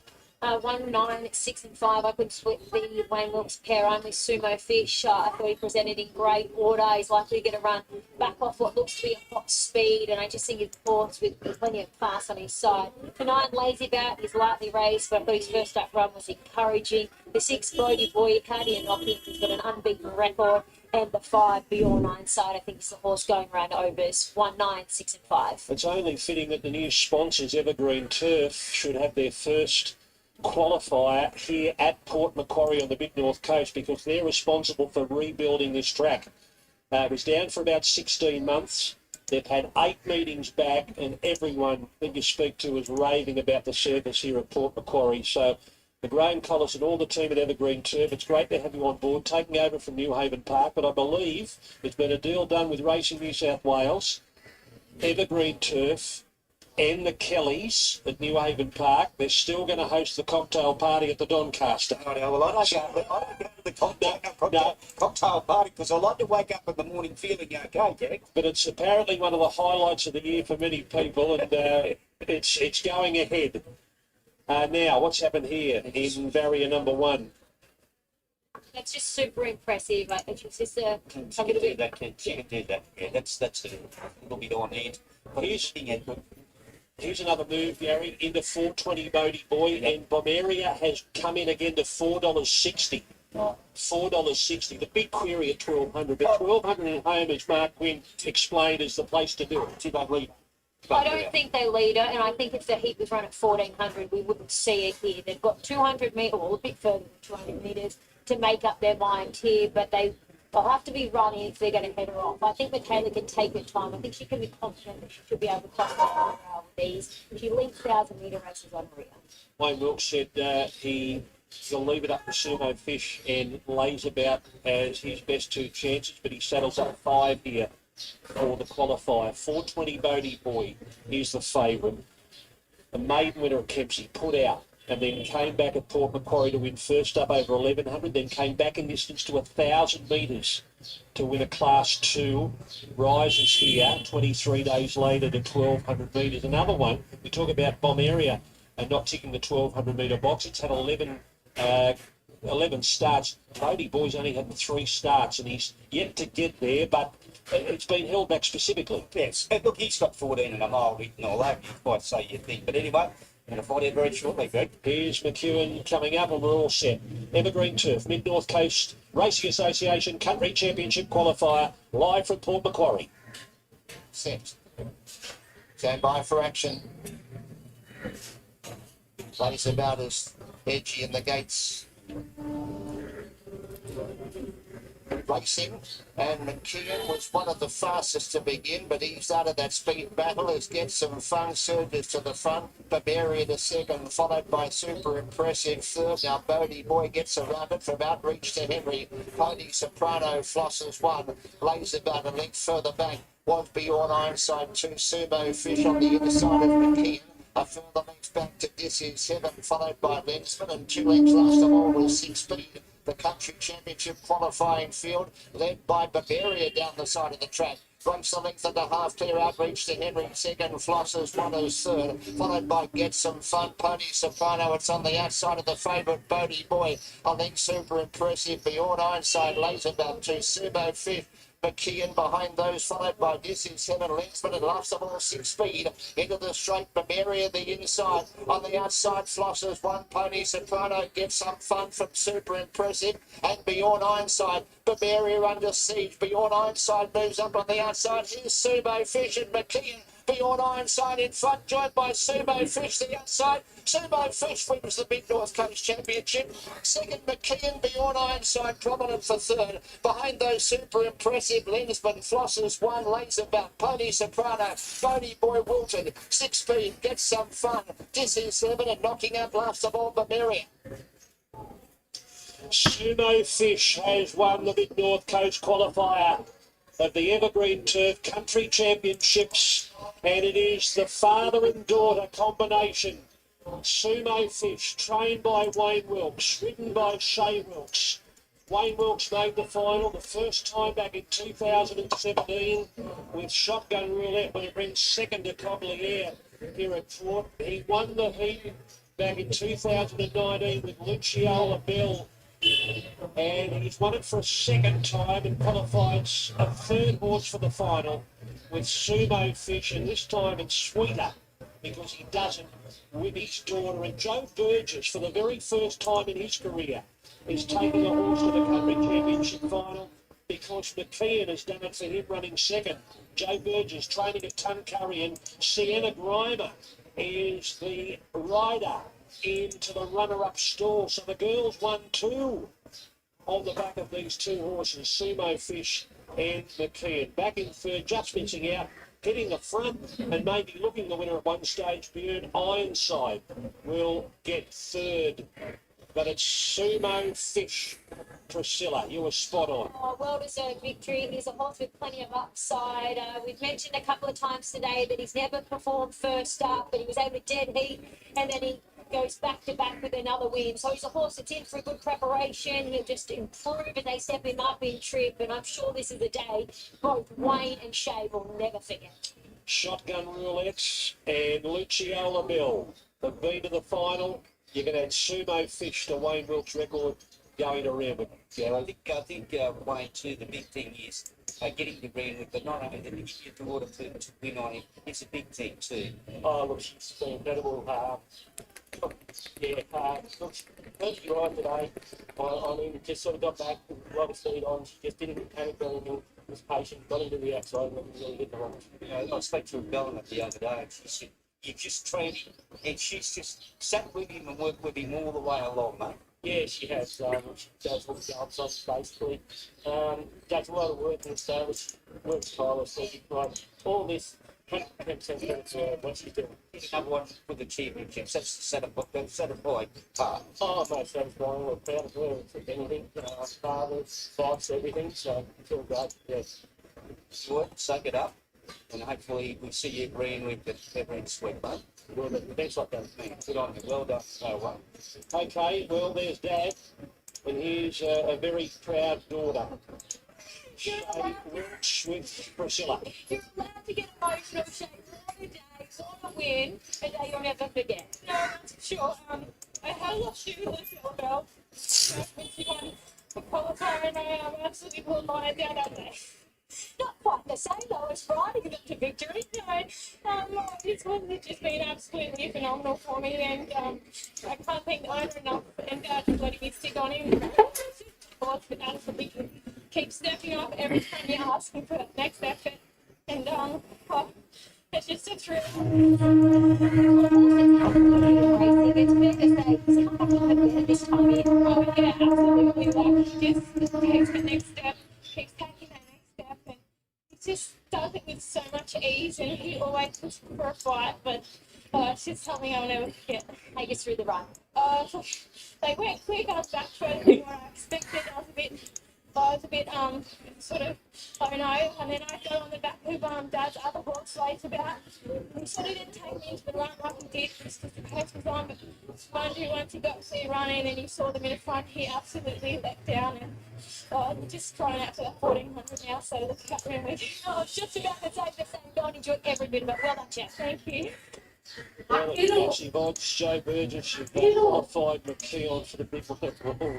Get over the moon. Yeah, I know. It's hard to watch you heading straight at you, but you and Sienna got around the gate, so I've got to put my money in the jump.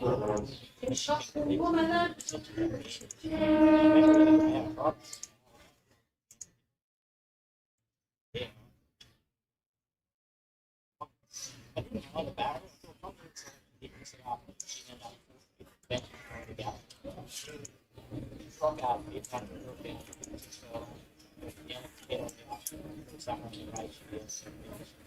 If we have to go to highways, so you obviously have always had an opinion. Yeah, which one second, down highway, kid, you know, it's kind of my first time you go, she really something on it, she just, and then it took around and got ready to go dirty. So it's pretty cool. The finals for it. Yeah, well, yeah. I know it. I'll tell you what, it's a lot bigger fish than those highways you've been going down. You'll be going to the Doncaster for the cocktail party, don't worry about that. Yeah, right. Okay, here's a Gary Clousey with, or Priscilla's going to have a chat to Sienna Grime. Well, she rode the first winner here today. Did she know what was in store at that early stage of the afternoon, Priscilla, that it was going to be a big day for her? What about that for girl power, Sienna? Congratulations. Take us through the run.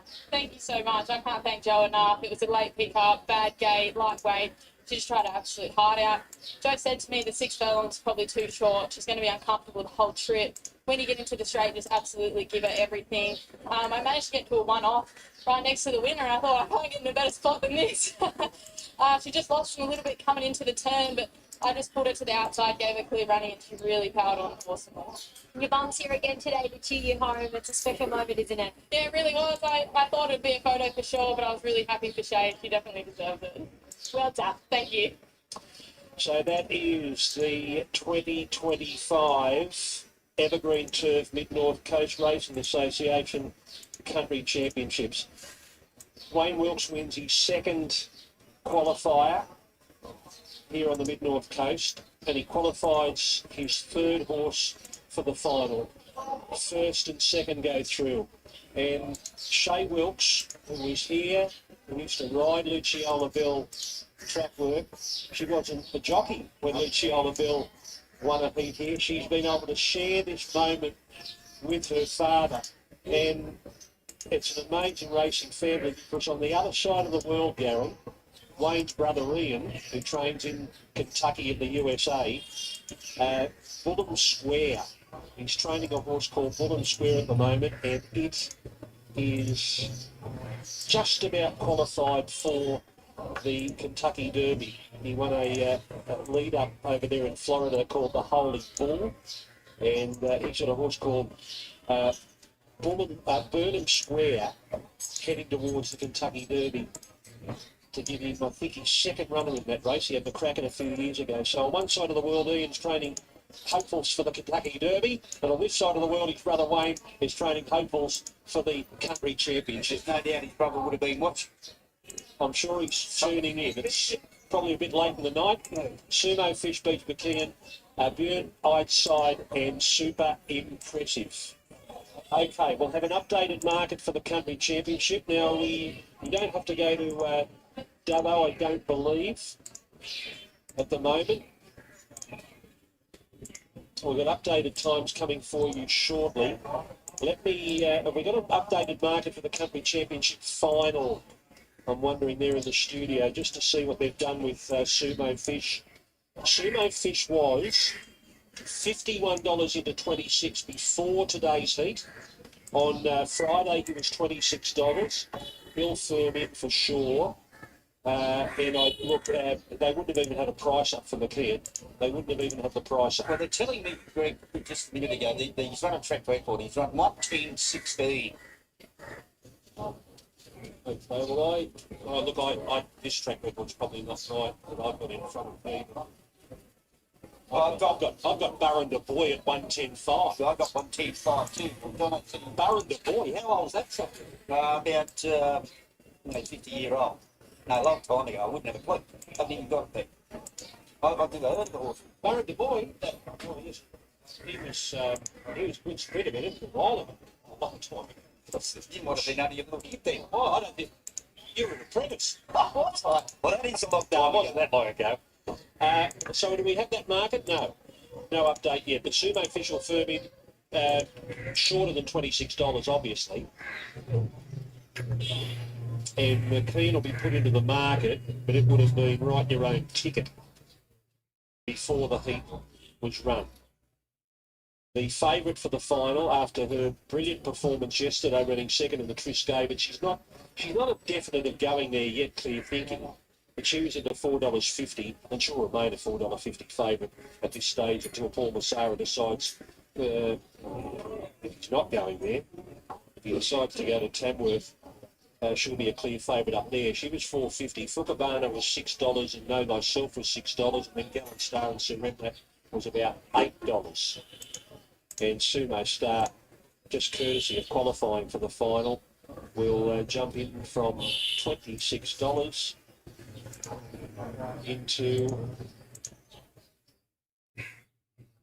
just trying to have a guess, probably about 15. Look at that market, I'm sure. This will next Saturday. Yes, Gary. The next lot of heats coming up. Oh, there we go now. Clear Thinking 450. $6 Fukabana. Gallant Star, Surremla, no myself, all at $8. Then Cable Express, Tribeca Star and Canny Hill. And Sumo Fish will be on the other side. What did they do? 26 into 15 maybe? Yep, they're $15. So $15 the price for Sumo Fish. Next Saturday, February 22, they're at Lismore. Sunday at Nowra. Thoroughbred Weekly coming to you live from Nowra next Sunday. They're the next two heats. Orange and Wagga the following weekend. Orange will be on a Friday, February 28th. The first time they're hosting a qualifier. Wagga on the Saturday. There'll be no Sunday heat on March 2.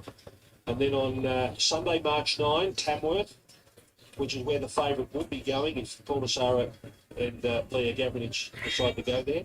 March 9, Sunday, Tamworth. And then the following week, Sunday, March 6 at March 16 at Canamble. And then a week later, the wildcards Friday and Sunday at Scone and Goulburn. That's either side of Golden Slipper Day. Scone on the Friday, Slipper Day on the Saturday, Goulburn on the Sunday. Okay, that's the qualifier. Gary and Priscilla back shortly with the yard for race number 8 here at Port Macquarie. But right now we're going back to Ben Walker at Dubbo for an update on the situation there. Thanks for that, Greg. Yeah, great to see the first two stories written in the 2025 edition of the Country Championships. Sumo Fish, Wayne and Shay Wilson, Sienna Grimer. Two of the more impressive young apprentices going around in the bush, and they run 1-2 there in that qualifier. As far as things are concerned here, now we do have updated times for races 6, 7 and 8. Race number 6, which is the race that was due to go at 4:17, it will now go at 5:30. 5:30 for race 6. Race 7 was due to be run a couple of minutes ago, 5 o'clock. It will go at 6 o'clock. And race 8, which was due to go at 5:40, will go at 6:30. So 5:30, 6 and 6:30 for the final 3 events on the program. I'm led to believe that we do have another vet arriving or just arrived on course, so I have to get their gear and get everything set up. So that has necessitated a further delay, pushing us back to 5:30 for race number 6, where Zoo Beauty is your $1.80 favourite. Grief State 460. Press forward into 650. My on top selection. Grogan's Creek 750. Double figures for the rest of them. So we'll be back when horses do eventually make their way into the yard here for the 6th. I'd imagine that'll probably be in the next 10 to 15 minutes, with everything slated to go 5:30, 6 and 6:30. But until then, we need to get to Toowoomba to Brody for the mounting yard for race number 8. Race number 8 coming up here at Toowoomba over the 1,300 metres. Benchmark 58, I promise you, is the top weight, carrying the 60 kilos following Lenton's claim. She combines with a William Crop stable and will be jumping from barrier number 10. 12 days since it last ran at Warwick behind Outsmarted. Led them up on that occasion. Buttertilly produced a peach aboard the winner to win. I like the form lines. The run behind Satay Chicken was a bit disappointing, but caught wide. The run's up to its best. It is a chance.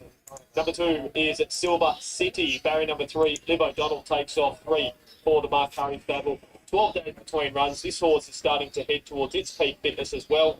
Last ran at Warwick behind Flake Speed, but the run behind Satay Chicken, the start before that, has a big chance this afternoon. Just has to improve slightly, and the draw does certainly help.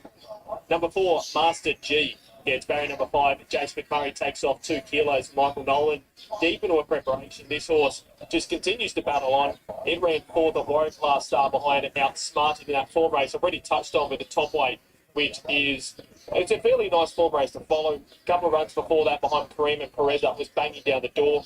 Gets an even sort of barrier draw. And Jace McMurray, one of the best young apprentices here in Queensland, should give this galloper a nice little run. Number 6, Mystery Power, gets barrier number 4. Really looking forward to seeing this young man, Kobe Bittler, in the saddle. He takes off 3. Form in New South Wales, I believe, with Brett Kavanagh in Queensland, and he's a nice little stable there in New South Wales, learning alongside Braid Knock. Takes off 3 kilos. I've been following him for a fair while. He's now going to be working up here in southeast Queensland and goes aboard this galloper 3rd up. spot there behind So Bright last start at Dolby. The Windcurst up absolutely hammered when the blinkers went on. He's clearly found a few lengths since the blinkers have gone on, and I'm keen to see what he does this afternoon. He gets the right sort of run at around $7. I think he's the bet of the day. Number 7, All Valor, goes around here for Sam Collett, combines with Desley Forster, barrier number 9. This horse had to do a lot of work last start at Bow Desert behind Typhoon Tip, that was heavily backed. It was one of the best horses away out of the gates, but just had no chance. Forced to go back to last. I think it's a big improvement this afternoon, so keep an eye on that horse for your exotics. Number 8, Burnett, barrier number 6, Cole Wilson Taylor, Victoria and Kylie Darren. Had a chat to Corey earlier on after my comments in the preview saying this horse might run 1200, let alone 13, and we're going head to head here, so he's keen to see what this galloper can do, and so can I, to be honest. I've always liked Mitchell's with Anthony Cummings, now here in southeast Queensland. Won impressively first up over the 1,000. I thought she was okay at Eagle Farm in the inferior ground, and last start it got Sunny Coast. Sprinted well before peaking on her run once again over the 1200. Gets a decent sort of draw. If she gets the right sort of run and can sprint, she's a big chance. Just at the price I'm keen to take on this afternoon. Number 9, Rowdash, gets the inside. Olivia Kendall takes off too, this time for Batty Crop. Gets the inside gate. Another one that's improving into the preparation. It's just going to have to improve off its done its last couple if it is a chance this afternoon. Number 10, Tensor Green, barrier 7. Hannah Richardson combines with Glenn Richardson as well. Second up this afternoon after running behind the smart Wild Walker in a Class 1. It's going to have to find a few lengths if it is the challenge. Finally, number 12, Alotro, barrier number 2, Justin Stanley for Rex Slip. Recorded a deserved win last start at Warwick after banging the door down its previous couple of runs. Had the right sort of run in transit that day when getting over the top of Alpha Lily. I thought it had every single chance, and I'm keen to take it on this afternoon, albeit it does get a similar sort of run. Finally, Human Touch is the last horse we'll touch on. It was a really eye-catching performance last start as well, and was forced wide on that occasion. Angela Jones went aboard this morning for the Nolan stable. Respecting Angela, respecting the Nolan team. If Ange can get this horse out the gates, can certainly run a race. They're just milling behind the gates ahead of race number 8 at Toowoomba. We've got 3 more left on the card, and the favourite's been well back here late Burnett, now at $2.40. And as I mentioned during the mounting yard and the preview, big knock on this horse is potentially running out the 1,300 metres, but we're going to find out very shortly. I've gone the way of the 6, and my market is telling me, Brody, you've wasted your time and you've absolutely wasted your money. It's now out to $12. Mystery Power on track, and I think the tab might follow it in a moment. He got quite warm and he did leave the mounting yard. He's on his toes, but didn't look to be doing anything too bad at the time. So it's a benchmark 58.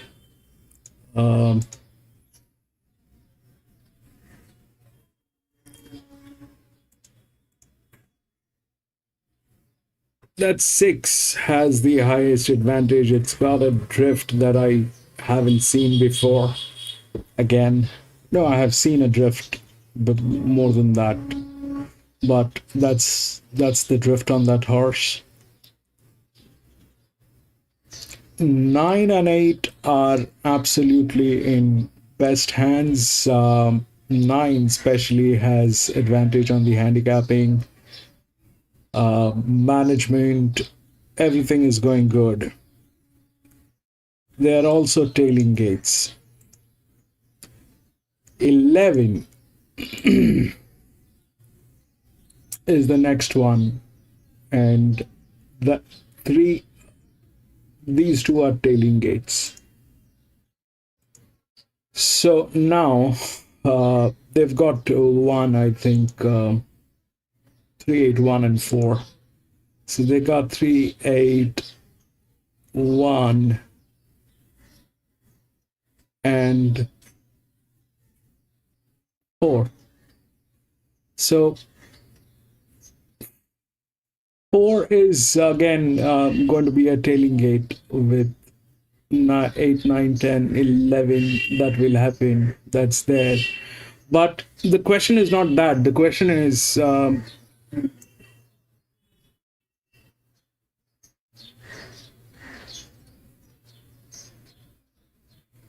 what are we dealing with? It's a benchmark 58. It doesn't look like it's with quality horses. It doesn't look like that. Uh, it's a gamble. There's this very strong advantage on 2. There's strong advantage on 10. If we look at how they've been laid out, 2 and 10, both very strong advantage. This thing comes from gate number 14. I don't know if that gate will work for 1100 meter. But yeah, I like 9 and 8 and 9 definitely I like, and I don't understand that 6. I don't understand that 6. 6 is in a very good hand. It's not that it is in a bad hand. It's in a very good hand. But if we look at the advantage from the rails, that's definitely with 6. If we look at a tailing gate with this, then we are looking at either gate number 8, which is this 14, which is a 6-year-old mare. I've got nothing on that. Or gate number 6, which is this 15. Again, I have nothing on that apart from the fact that it comes within the minimum risk horses. So that's basically, again, gets to ROI. But that's what I have. So 6, 15, I don't know. That's a drift. I don't know. I don't understand this horse. I don't understand any of the horses here, to be honest. So I work with data, and if I do not get the right feel, I step out. So this, I do not get the right feel. The previous one, I did not get the right feel. The Sumo Fish was there, but Sumo Fish was laid out in a way that, I mean, this horse was laid out in a way which is very confusing. The number 6 here, this number 6 is also the same thing. It's confusing. I don't understand this, and I'm not going to step into it. 3, 6, 8.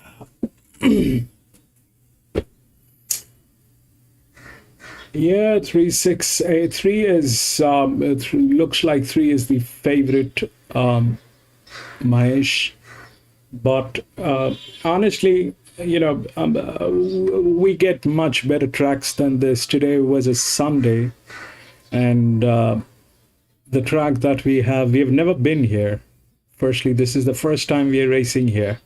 In last 1 year, or maybe whatever the time being we've been streaming, we've never been to this track, and it doesn't look like they have the right stock. It doesn't look like they have the horses that can actually be a part of thoroughbred racing yet. So it's a gambling track. This track is a gambling track, and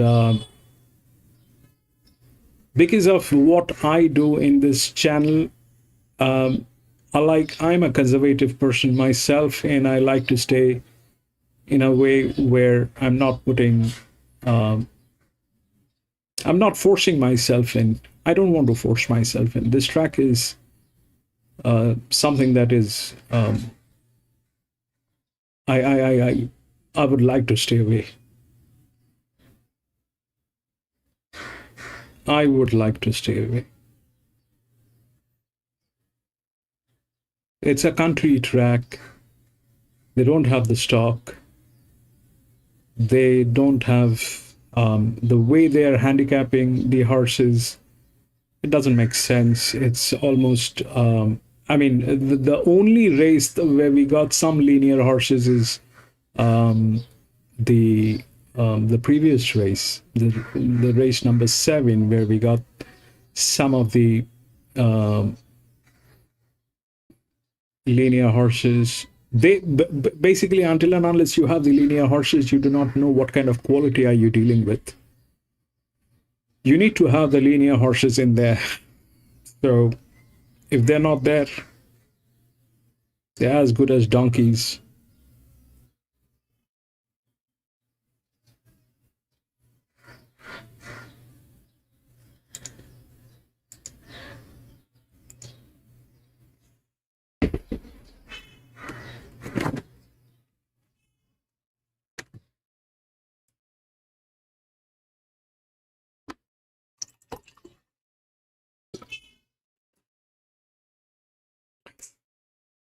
It's like going to a zoo, which it's like going to a zoo without a tiger.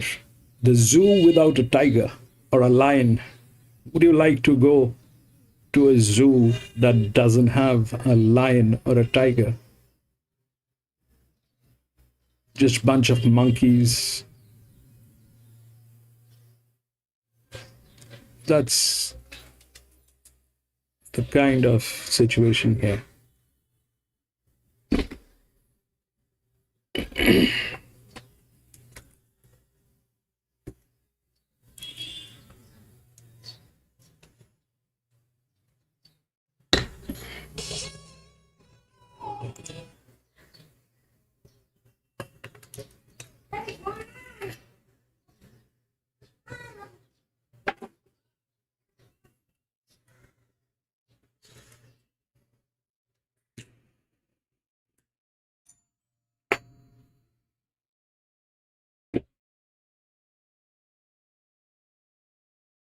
Rides for Jason Birds as he looks at Sweetman. Also, it's a very humble request to everyone chatting. This is an English only channel, so I would request everybody to stay with English so that the rest of the people can understand what you're talking about. I make sure that none of, this is an Indian channel. So there are plenty of Indians who cannot speak English. I make sure I tell them that they do not get into the regional languages. If they start speaking regional language, it will be very difficult to understand. We've got more than 200 languages here in India. So please, it's an English only channel. Please stick to English so that the rest of the people can be a part of your conversation, understand the discussion. It'll help the others. And if you want to stick with regional languages, I will have to keep in moderation.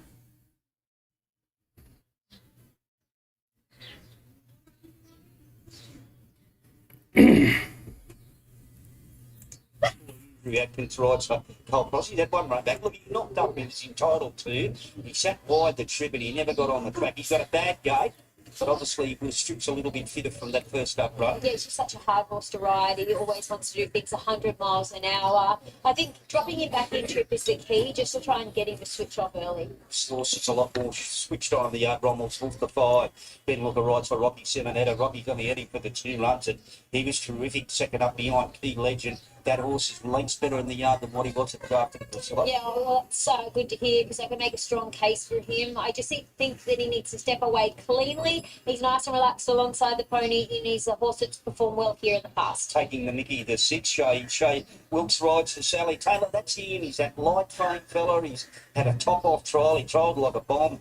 Grafton beat 1.4 behind Tectonic Plate. She went to the Gold Coast and just got beat, but that's him. He's one of those racy, mean fellas that probably never gets any a lot bigger. No, that's him. I mean, we've seen a fair bit of him in the past. I personally think he could be better at 6 furlongs, but looks a nice starting point.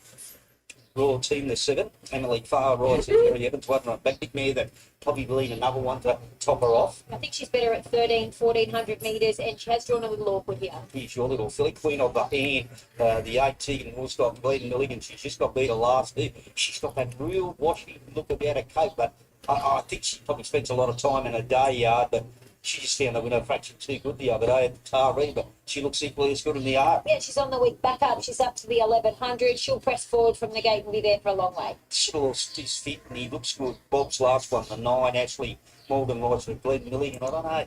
One day he's good, next day he's bad. It's just whether you can catch him on the right day.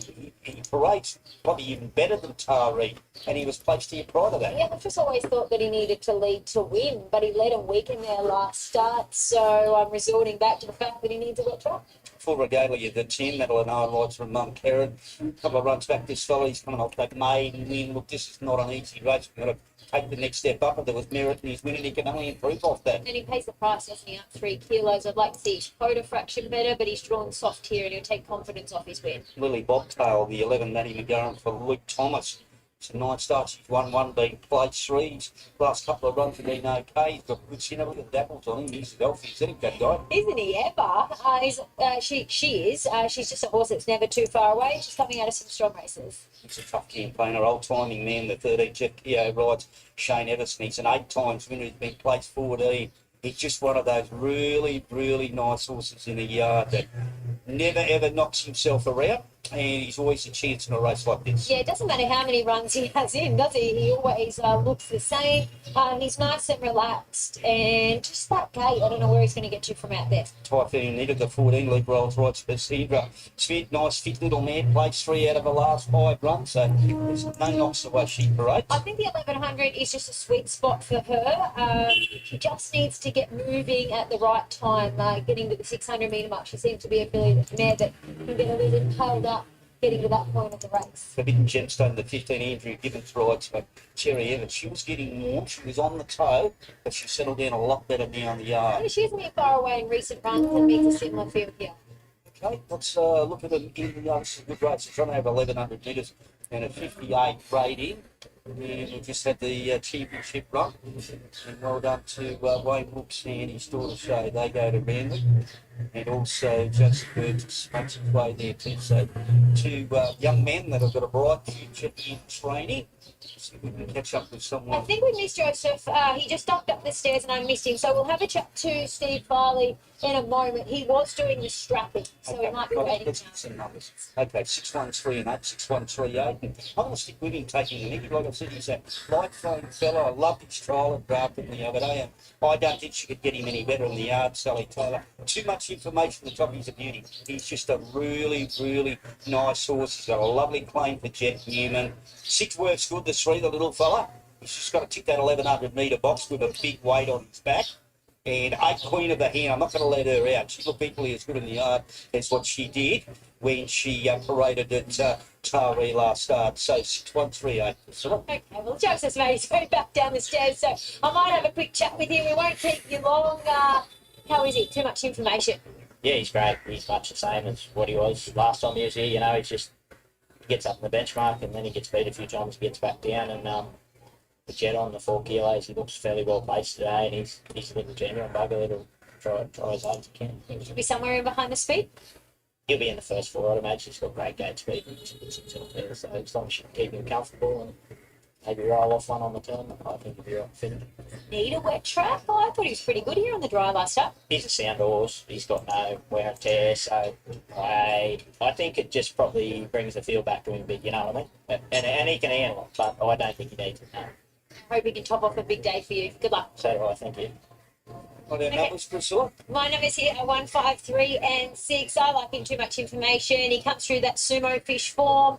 I know he's a big horse, but he's got the claim of Jet Newman taking the 4 kilos off. And I just think he'd get the right run in behind the speed. The 5 in Rommel's Wolf. I love this horse's run last start. I think if he can step away cleanly and he can just hold up some form of a position, I think he's going around overs. The 3 Sigsworth is as honest as they come. Just query him with that big 61.5 kilos. And the 6 taking the Mickey first up. He presents fairly forward. Just whether he's better at 1200. 1, 5, 3, and 6. I know the 80, our favourite Queen of the Hand at $4 on tab. Over 3 Sigsworth at $4.80. Not too much information. 5 down to 4 Solar Power. And then 6, which is 9, sorry, which is Bob's last one at 6 taking the Mickey. He's just on the drift out to $11 taking the Mickey. Okay, let's hear from Sally Taylor, who trains taking the Mickey, the 6th. Sally's a newcomer to your stable. Happy at the trial, mate? Yeah, really happy. He went to the line under a hold and Courtney got off and said he had plenty more left in the table. It's got his 30s, maybe too. Yeah, look, he's a very lanky horse with not much condition, so it's hard to get a line on him. He looks fit. Isn't that? I think we've got him pretty well up this way. Where does he get from the game, mate? Look, I'm going to say push forward. I think Port Macquarie definitely going to be forward, not back half the field. So, but ideally, it'd be great to see him one out, one back, or third back, or not. That'd be great. We've got new times for Dubbo. So race 6 will jump at 5:30, so that'll be straight after this. Then race 7 at 6 o'clock, and then race 8 at 6:30 with Ben Walker out there. So straight after this race will be race 6, 5:30, race 7, 6, and 6:30 the last there. So we'll be looking at pretty open market here.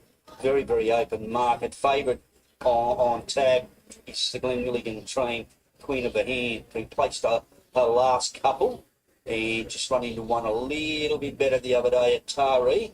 Looking at it, she's come off the run good. She was $5 for 44.20, $4 tab. Too much information just heard from Joseph there. $5 into 480, back out to 5. Sickworth is kept safe around that $5 mark. Solar Power, the $14, $8.50. Bob's last one, $8.50 stays there.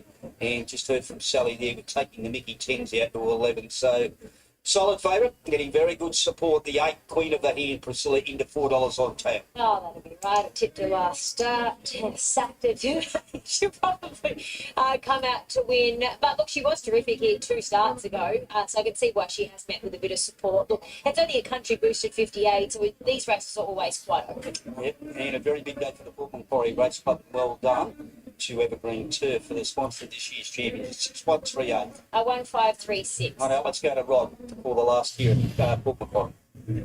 In the final event, Rommel's Wolf up in the air, missed it by 4. Bob's last one fastest to begin, but joined soon after by Full Regalia. Too much information boring through, and Old Timing Man and Royal Teens making it momentarily line of fine. Old Timing Man and Too Much Information. Too Much Information using the insides, a length in front. Royal Teens the second, Old Timing Man third. Bob's last one is fourth, followed by Queen of a Hand, and also there Full Regalia on the inside of Forbidden Gemstone, and a further length taking the Mickey Typhoon Netterbilly Bobtail. Sixworth worse than midfield on the inside from Solar Power Golden Honor. It's back at the tail of the field after blowing the start with Ronald's Wolf. Up towards the home turn, Too Much Information leads by a length.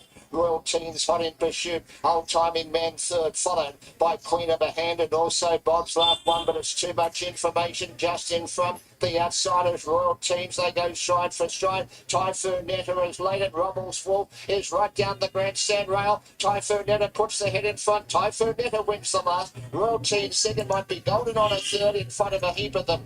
Rommel's Wolf taking the Mickey. Also the Queen of a Hand, Solar Power, Old Timing Man, Too Much Information from Full Regalia, Sigsworth. Bob's last one, Forbidden Gemstone, Lily Bobtail back towards the rear of the field.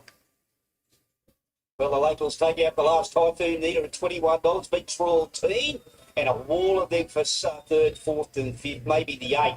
Back here to the inside there, which was Queen of the Hand, but Typhoon Neater beats Royal Teens across the line, very much finished. We'll put that third and fourth number up. We have to go straight back to Dubbo, are we going to Dubbo? Go to Dubbo to Betty Walker for a race 6 there at Dubbo. Thanks for that, Gary. Thanks, Priscilla. Great coverage as usual from Country Championship Day there at Port Macquarie. 14752, I think. That's those are the numbers. But John, you got the 7 EW. Novato also got the 14. So Good news here. Race 6, we're only a couple of minutes away. Canal, welcome back. Long time, Canal. So what happened is that 6-year-old mare, second or third favourite, and it was declared a late scratching after that incident happened at the gates over an hour ago. With it coming out, so you need $1.80. We've got 4 group statements there at $5. The 11's attracting some support. It's the one that I've tipped. Press forward. It's into $6, albeit some of that would be due to the removal of Stockholm. Brogan's Creek's there at $7. The sports page, the 9. It's 16s. Gucci Guy, 19s. All words, $41. Lost my cowboy, $101. I can see the first one's in over there at the start. That's the all words for Rodney Robb on the comeback trail. Hasn't raced since August of 2023, so a long time off the scene there for the 7-year-old, but he does have a share of ability, or he did. He's had a long time off. He's on the comeback trail. anyway, that happened. But thank you for being here. We had 8 races here today at Port Macquarie. That was the last one. Tomorrow is a Monday. We don't race on Mondays, but I'm going to be racing back on Tuesday. So if you have a little time, please come and join me. We will race together, do a little chit chat, and try to have some fun here. And thank you so much for being there. John, thank you so much for being there. My friend Mahesh, thank you for joining in. Have a great day, gentlemen. I'll see you on Tuesday in one of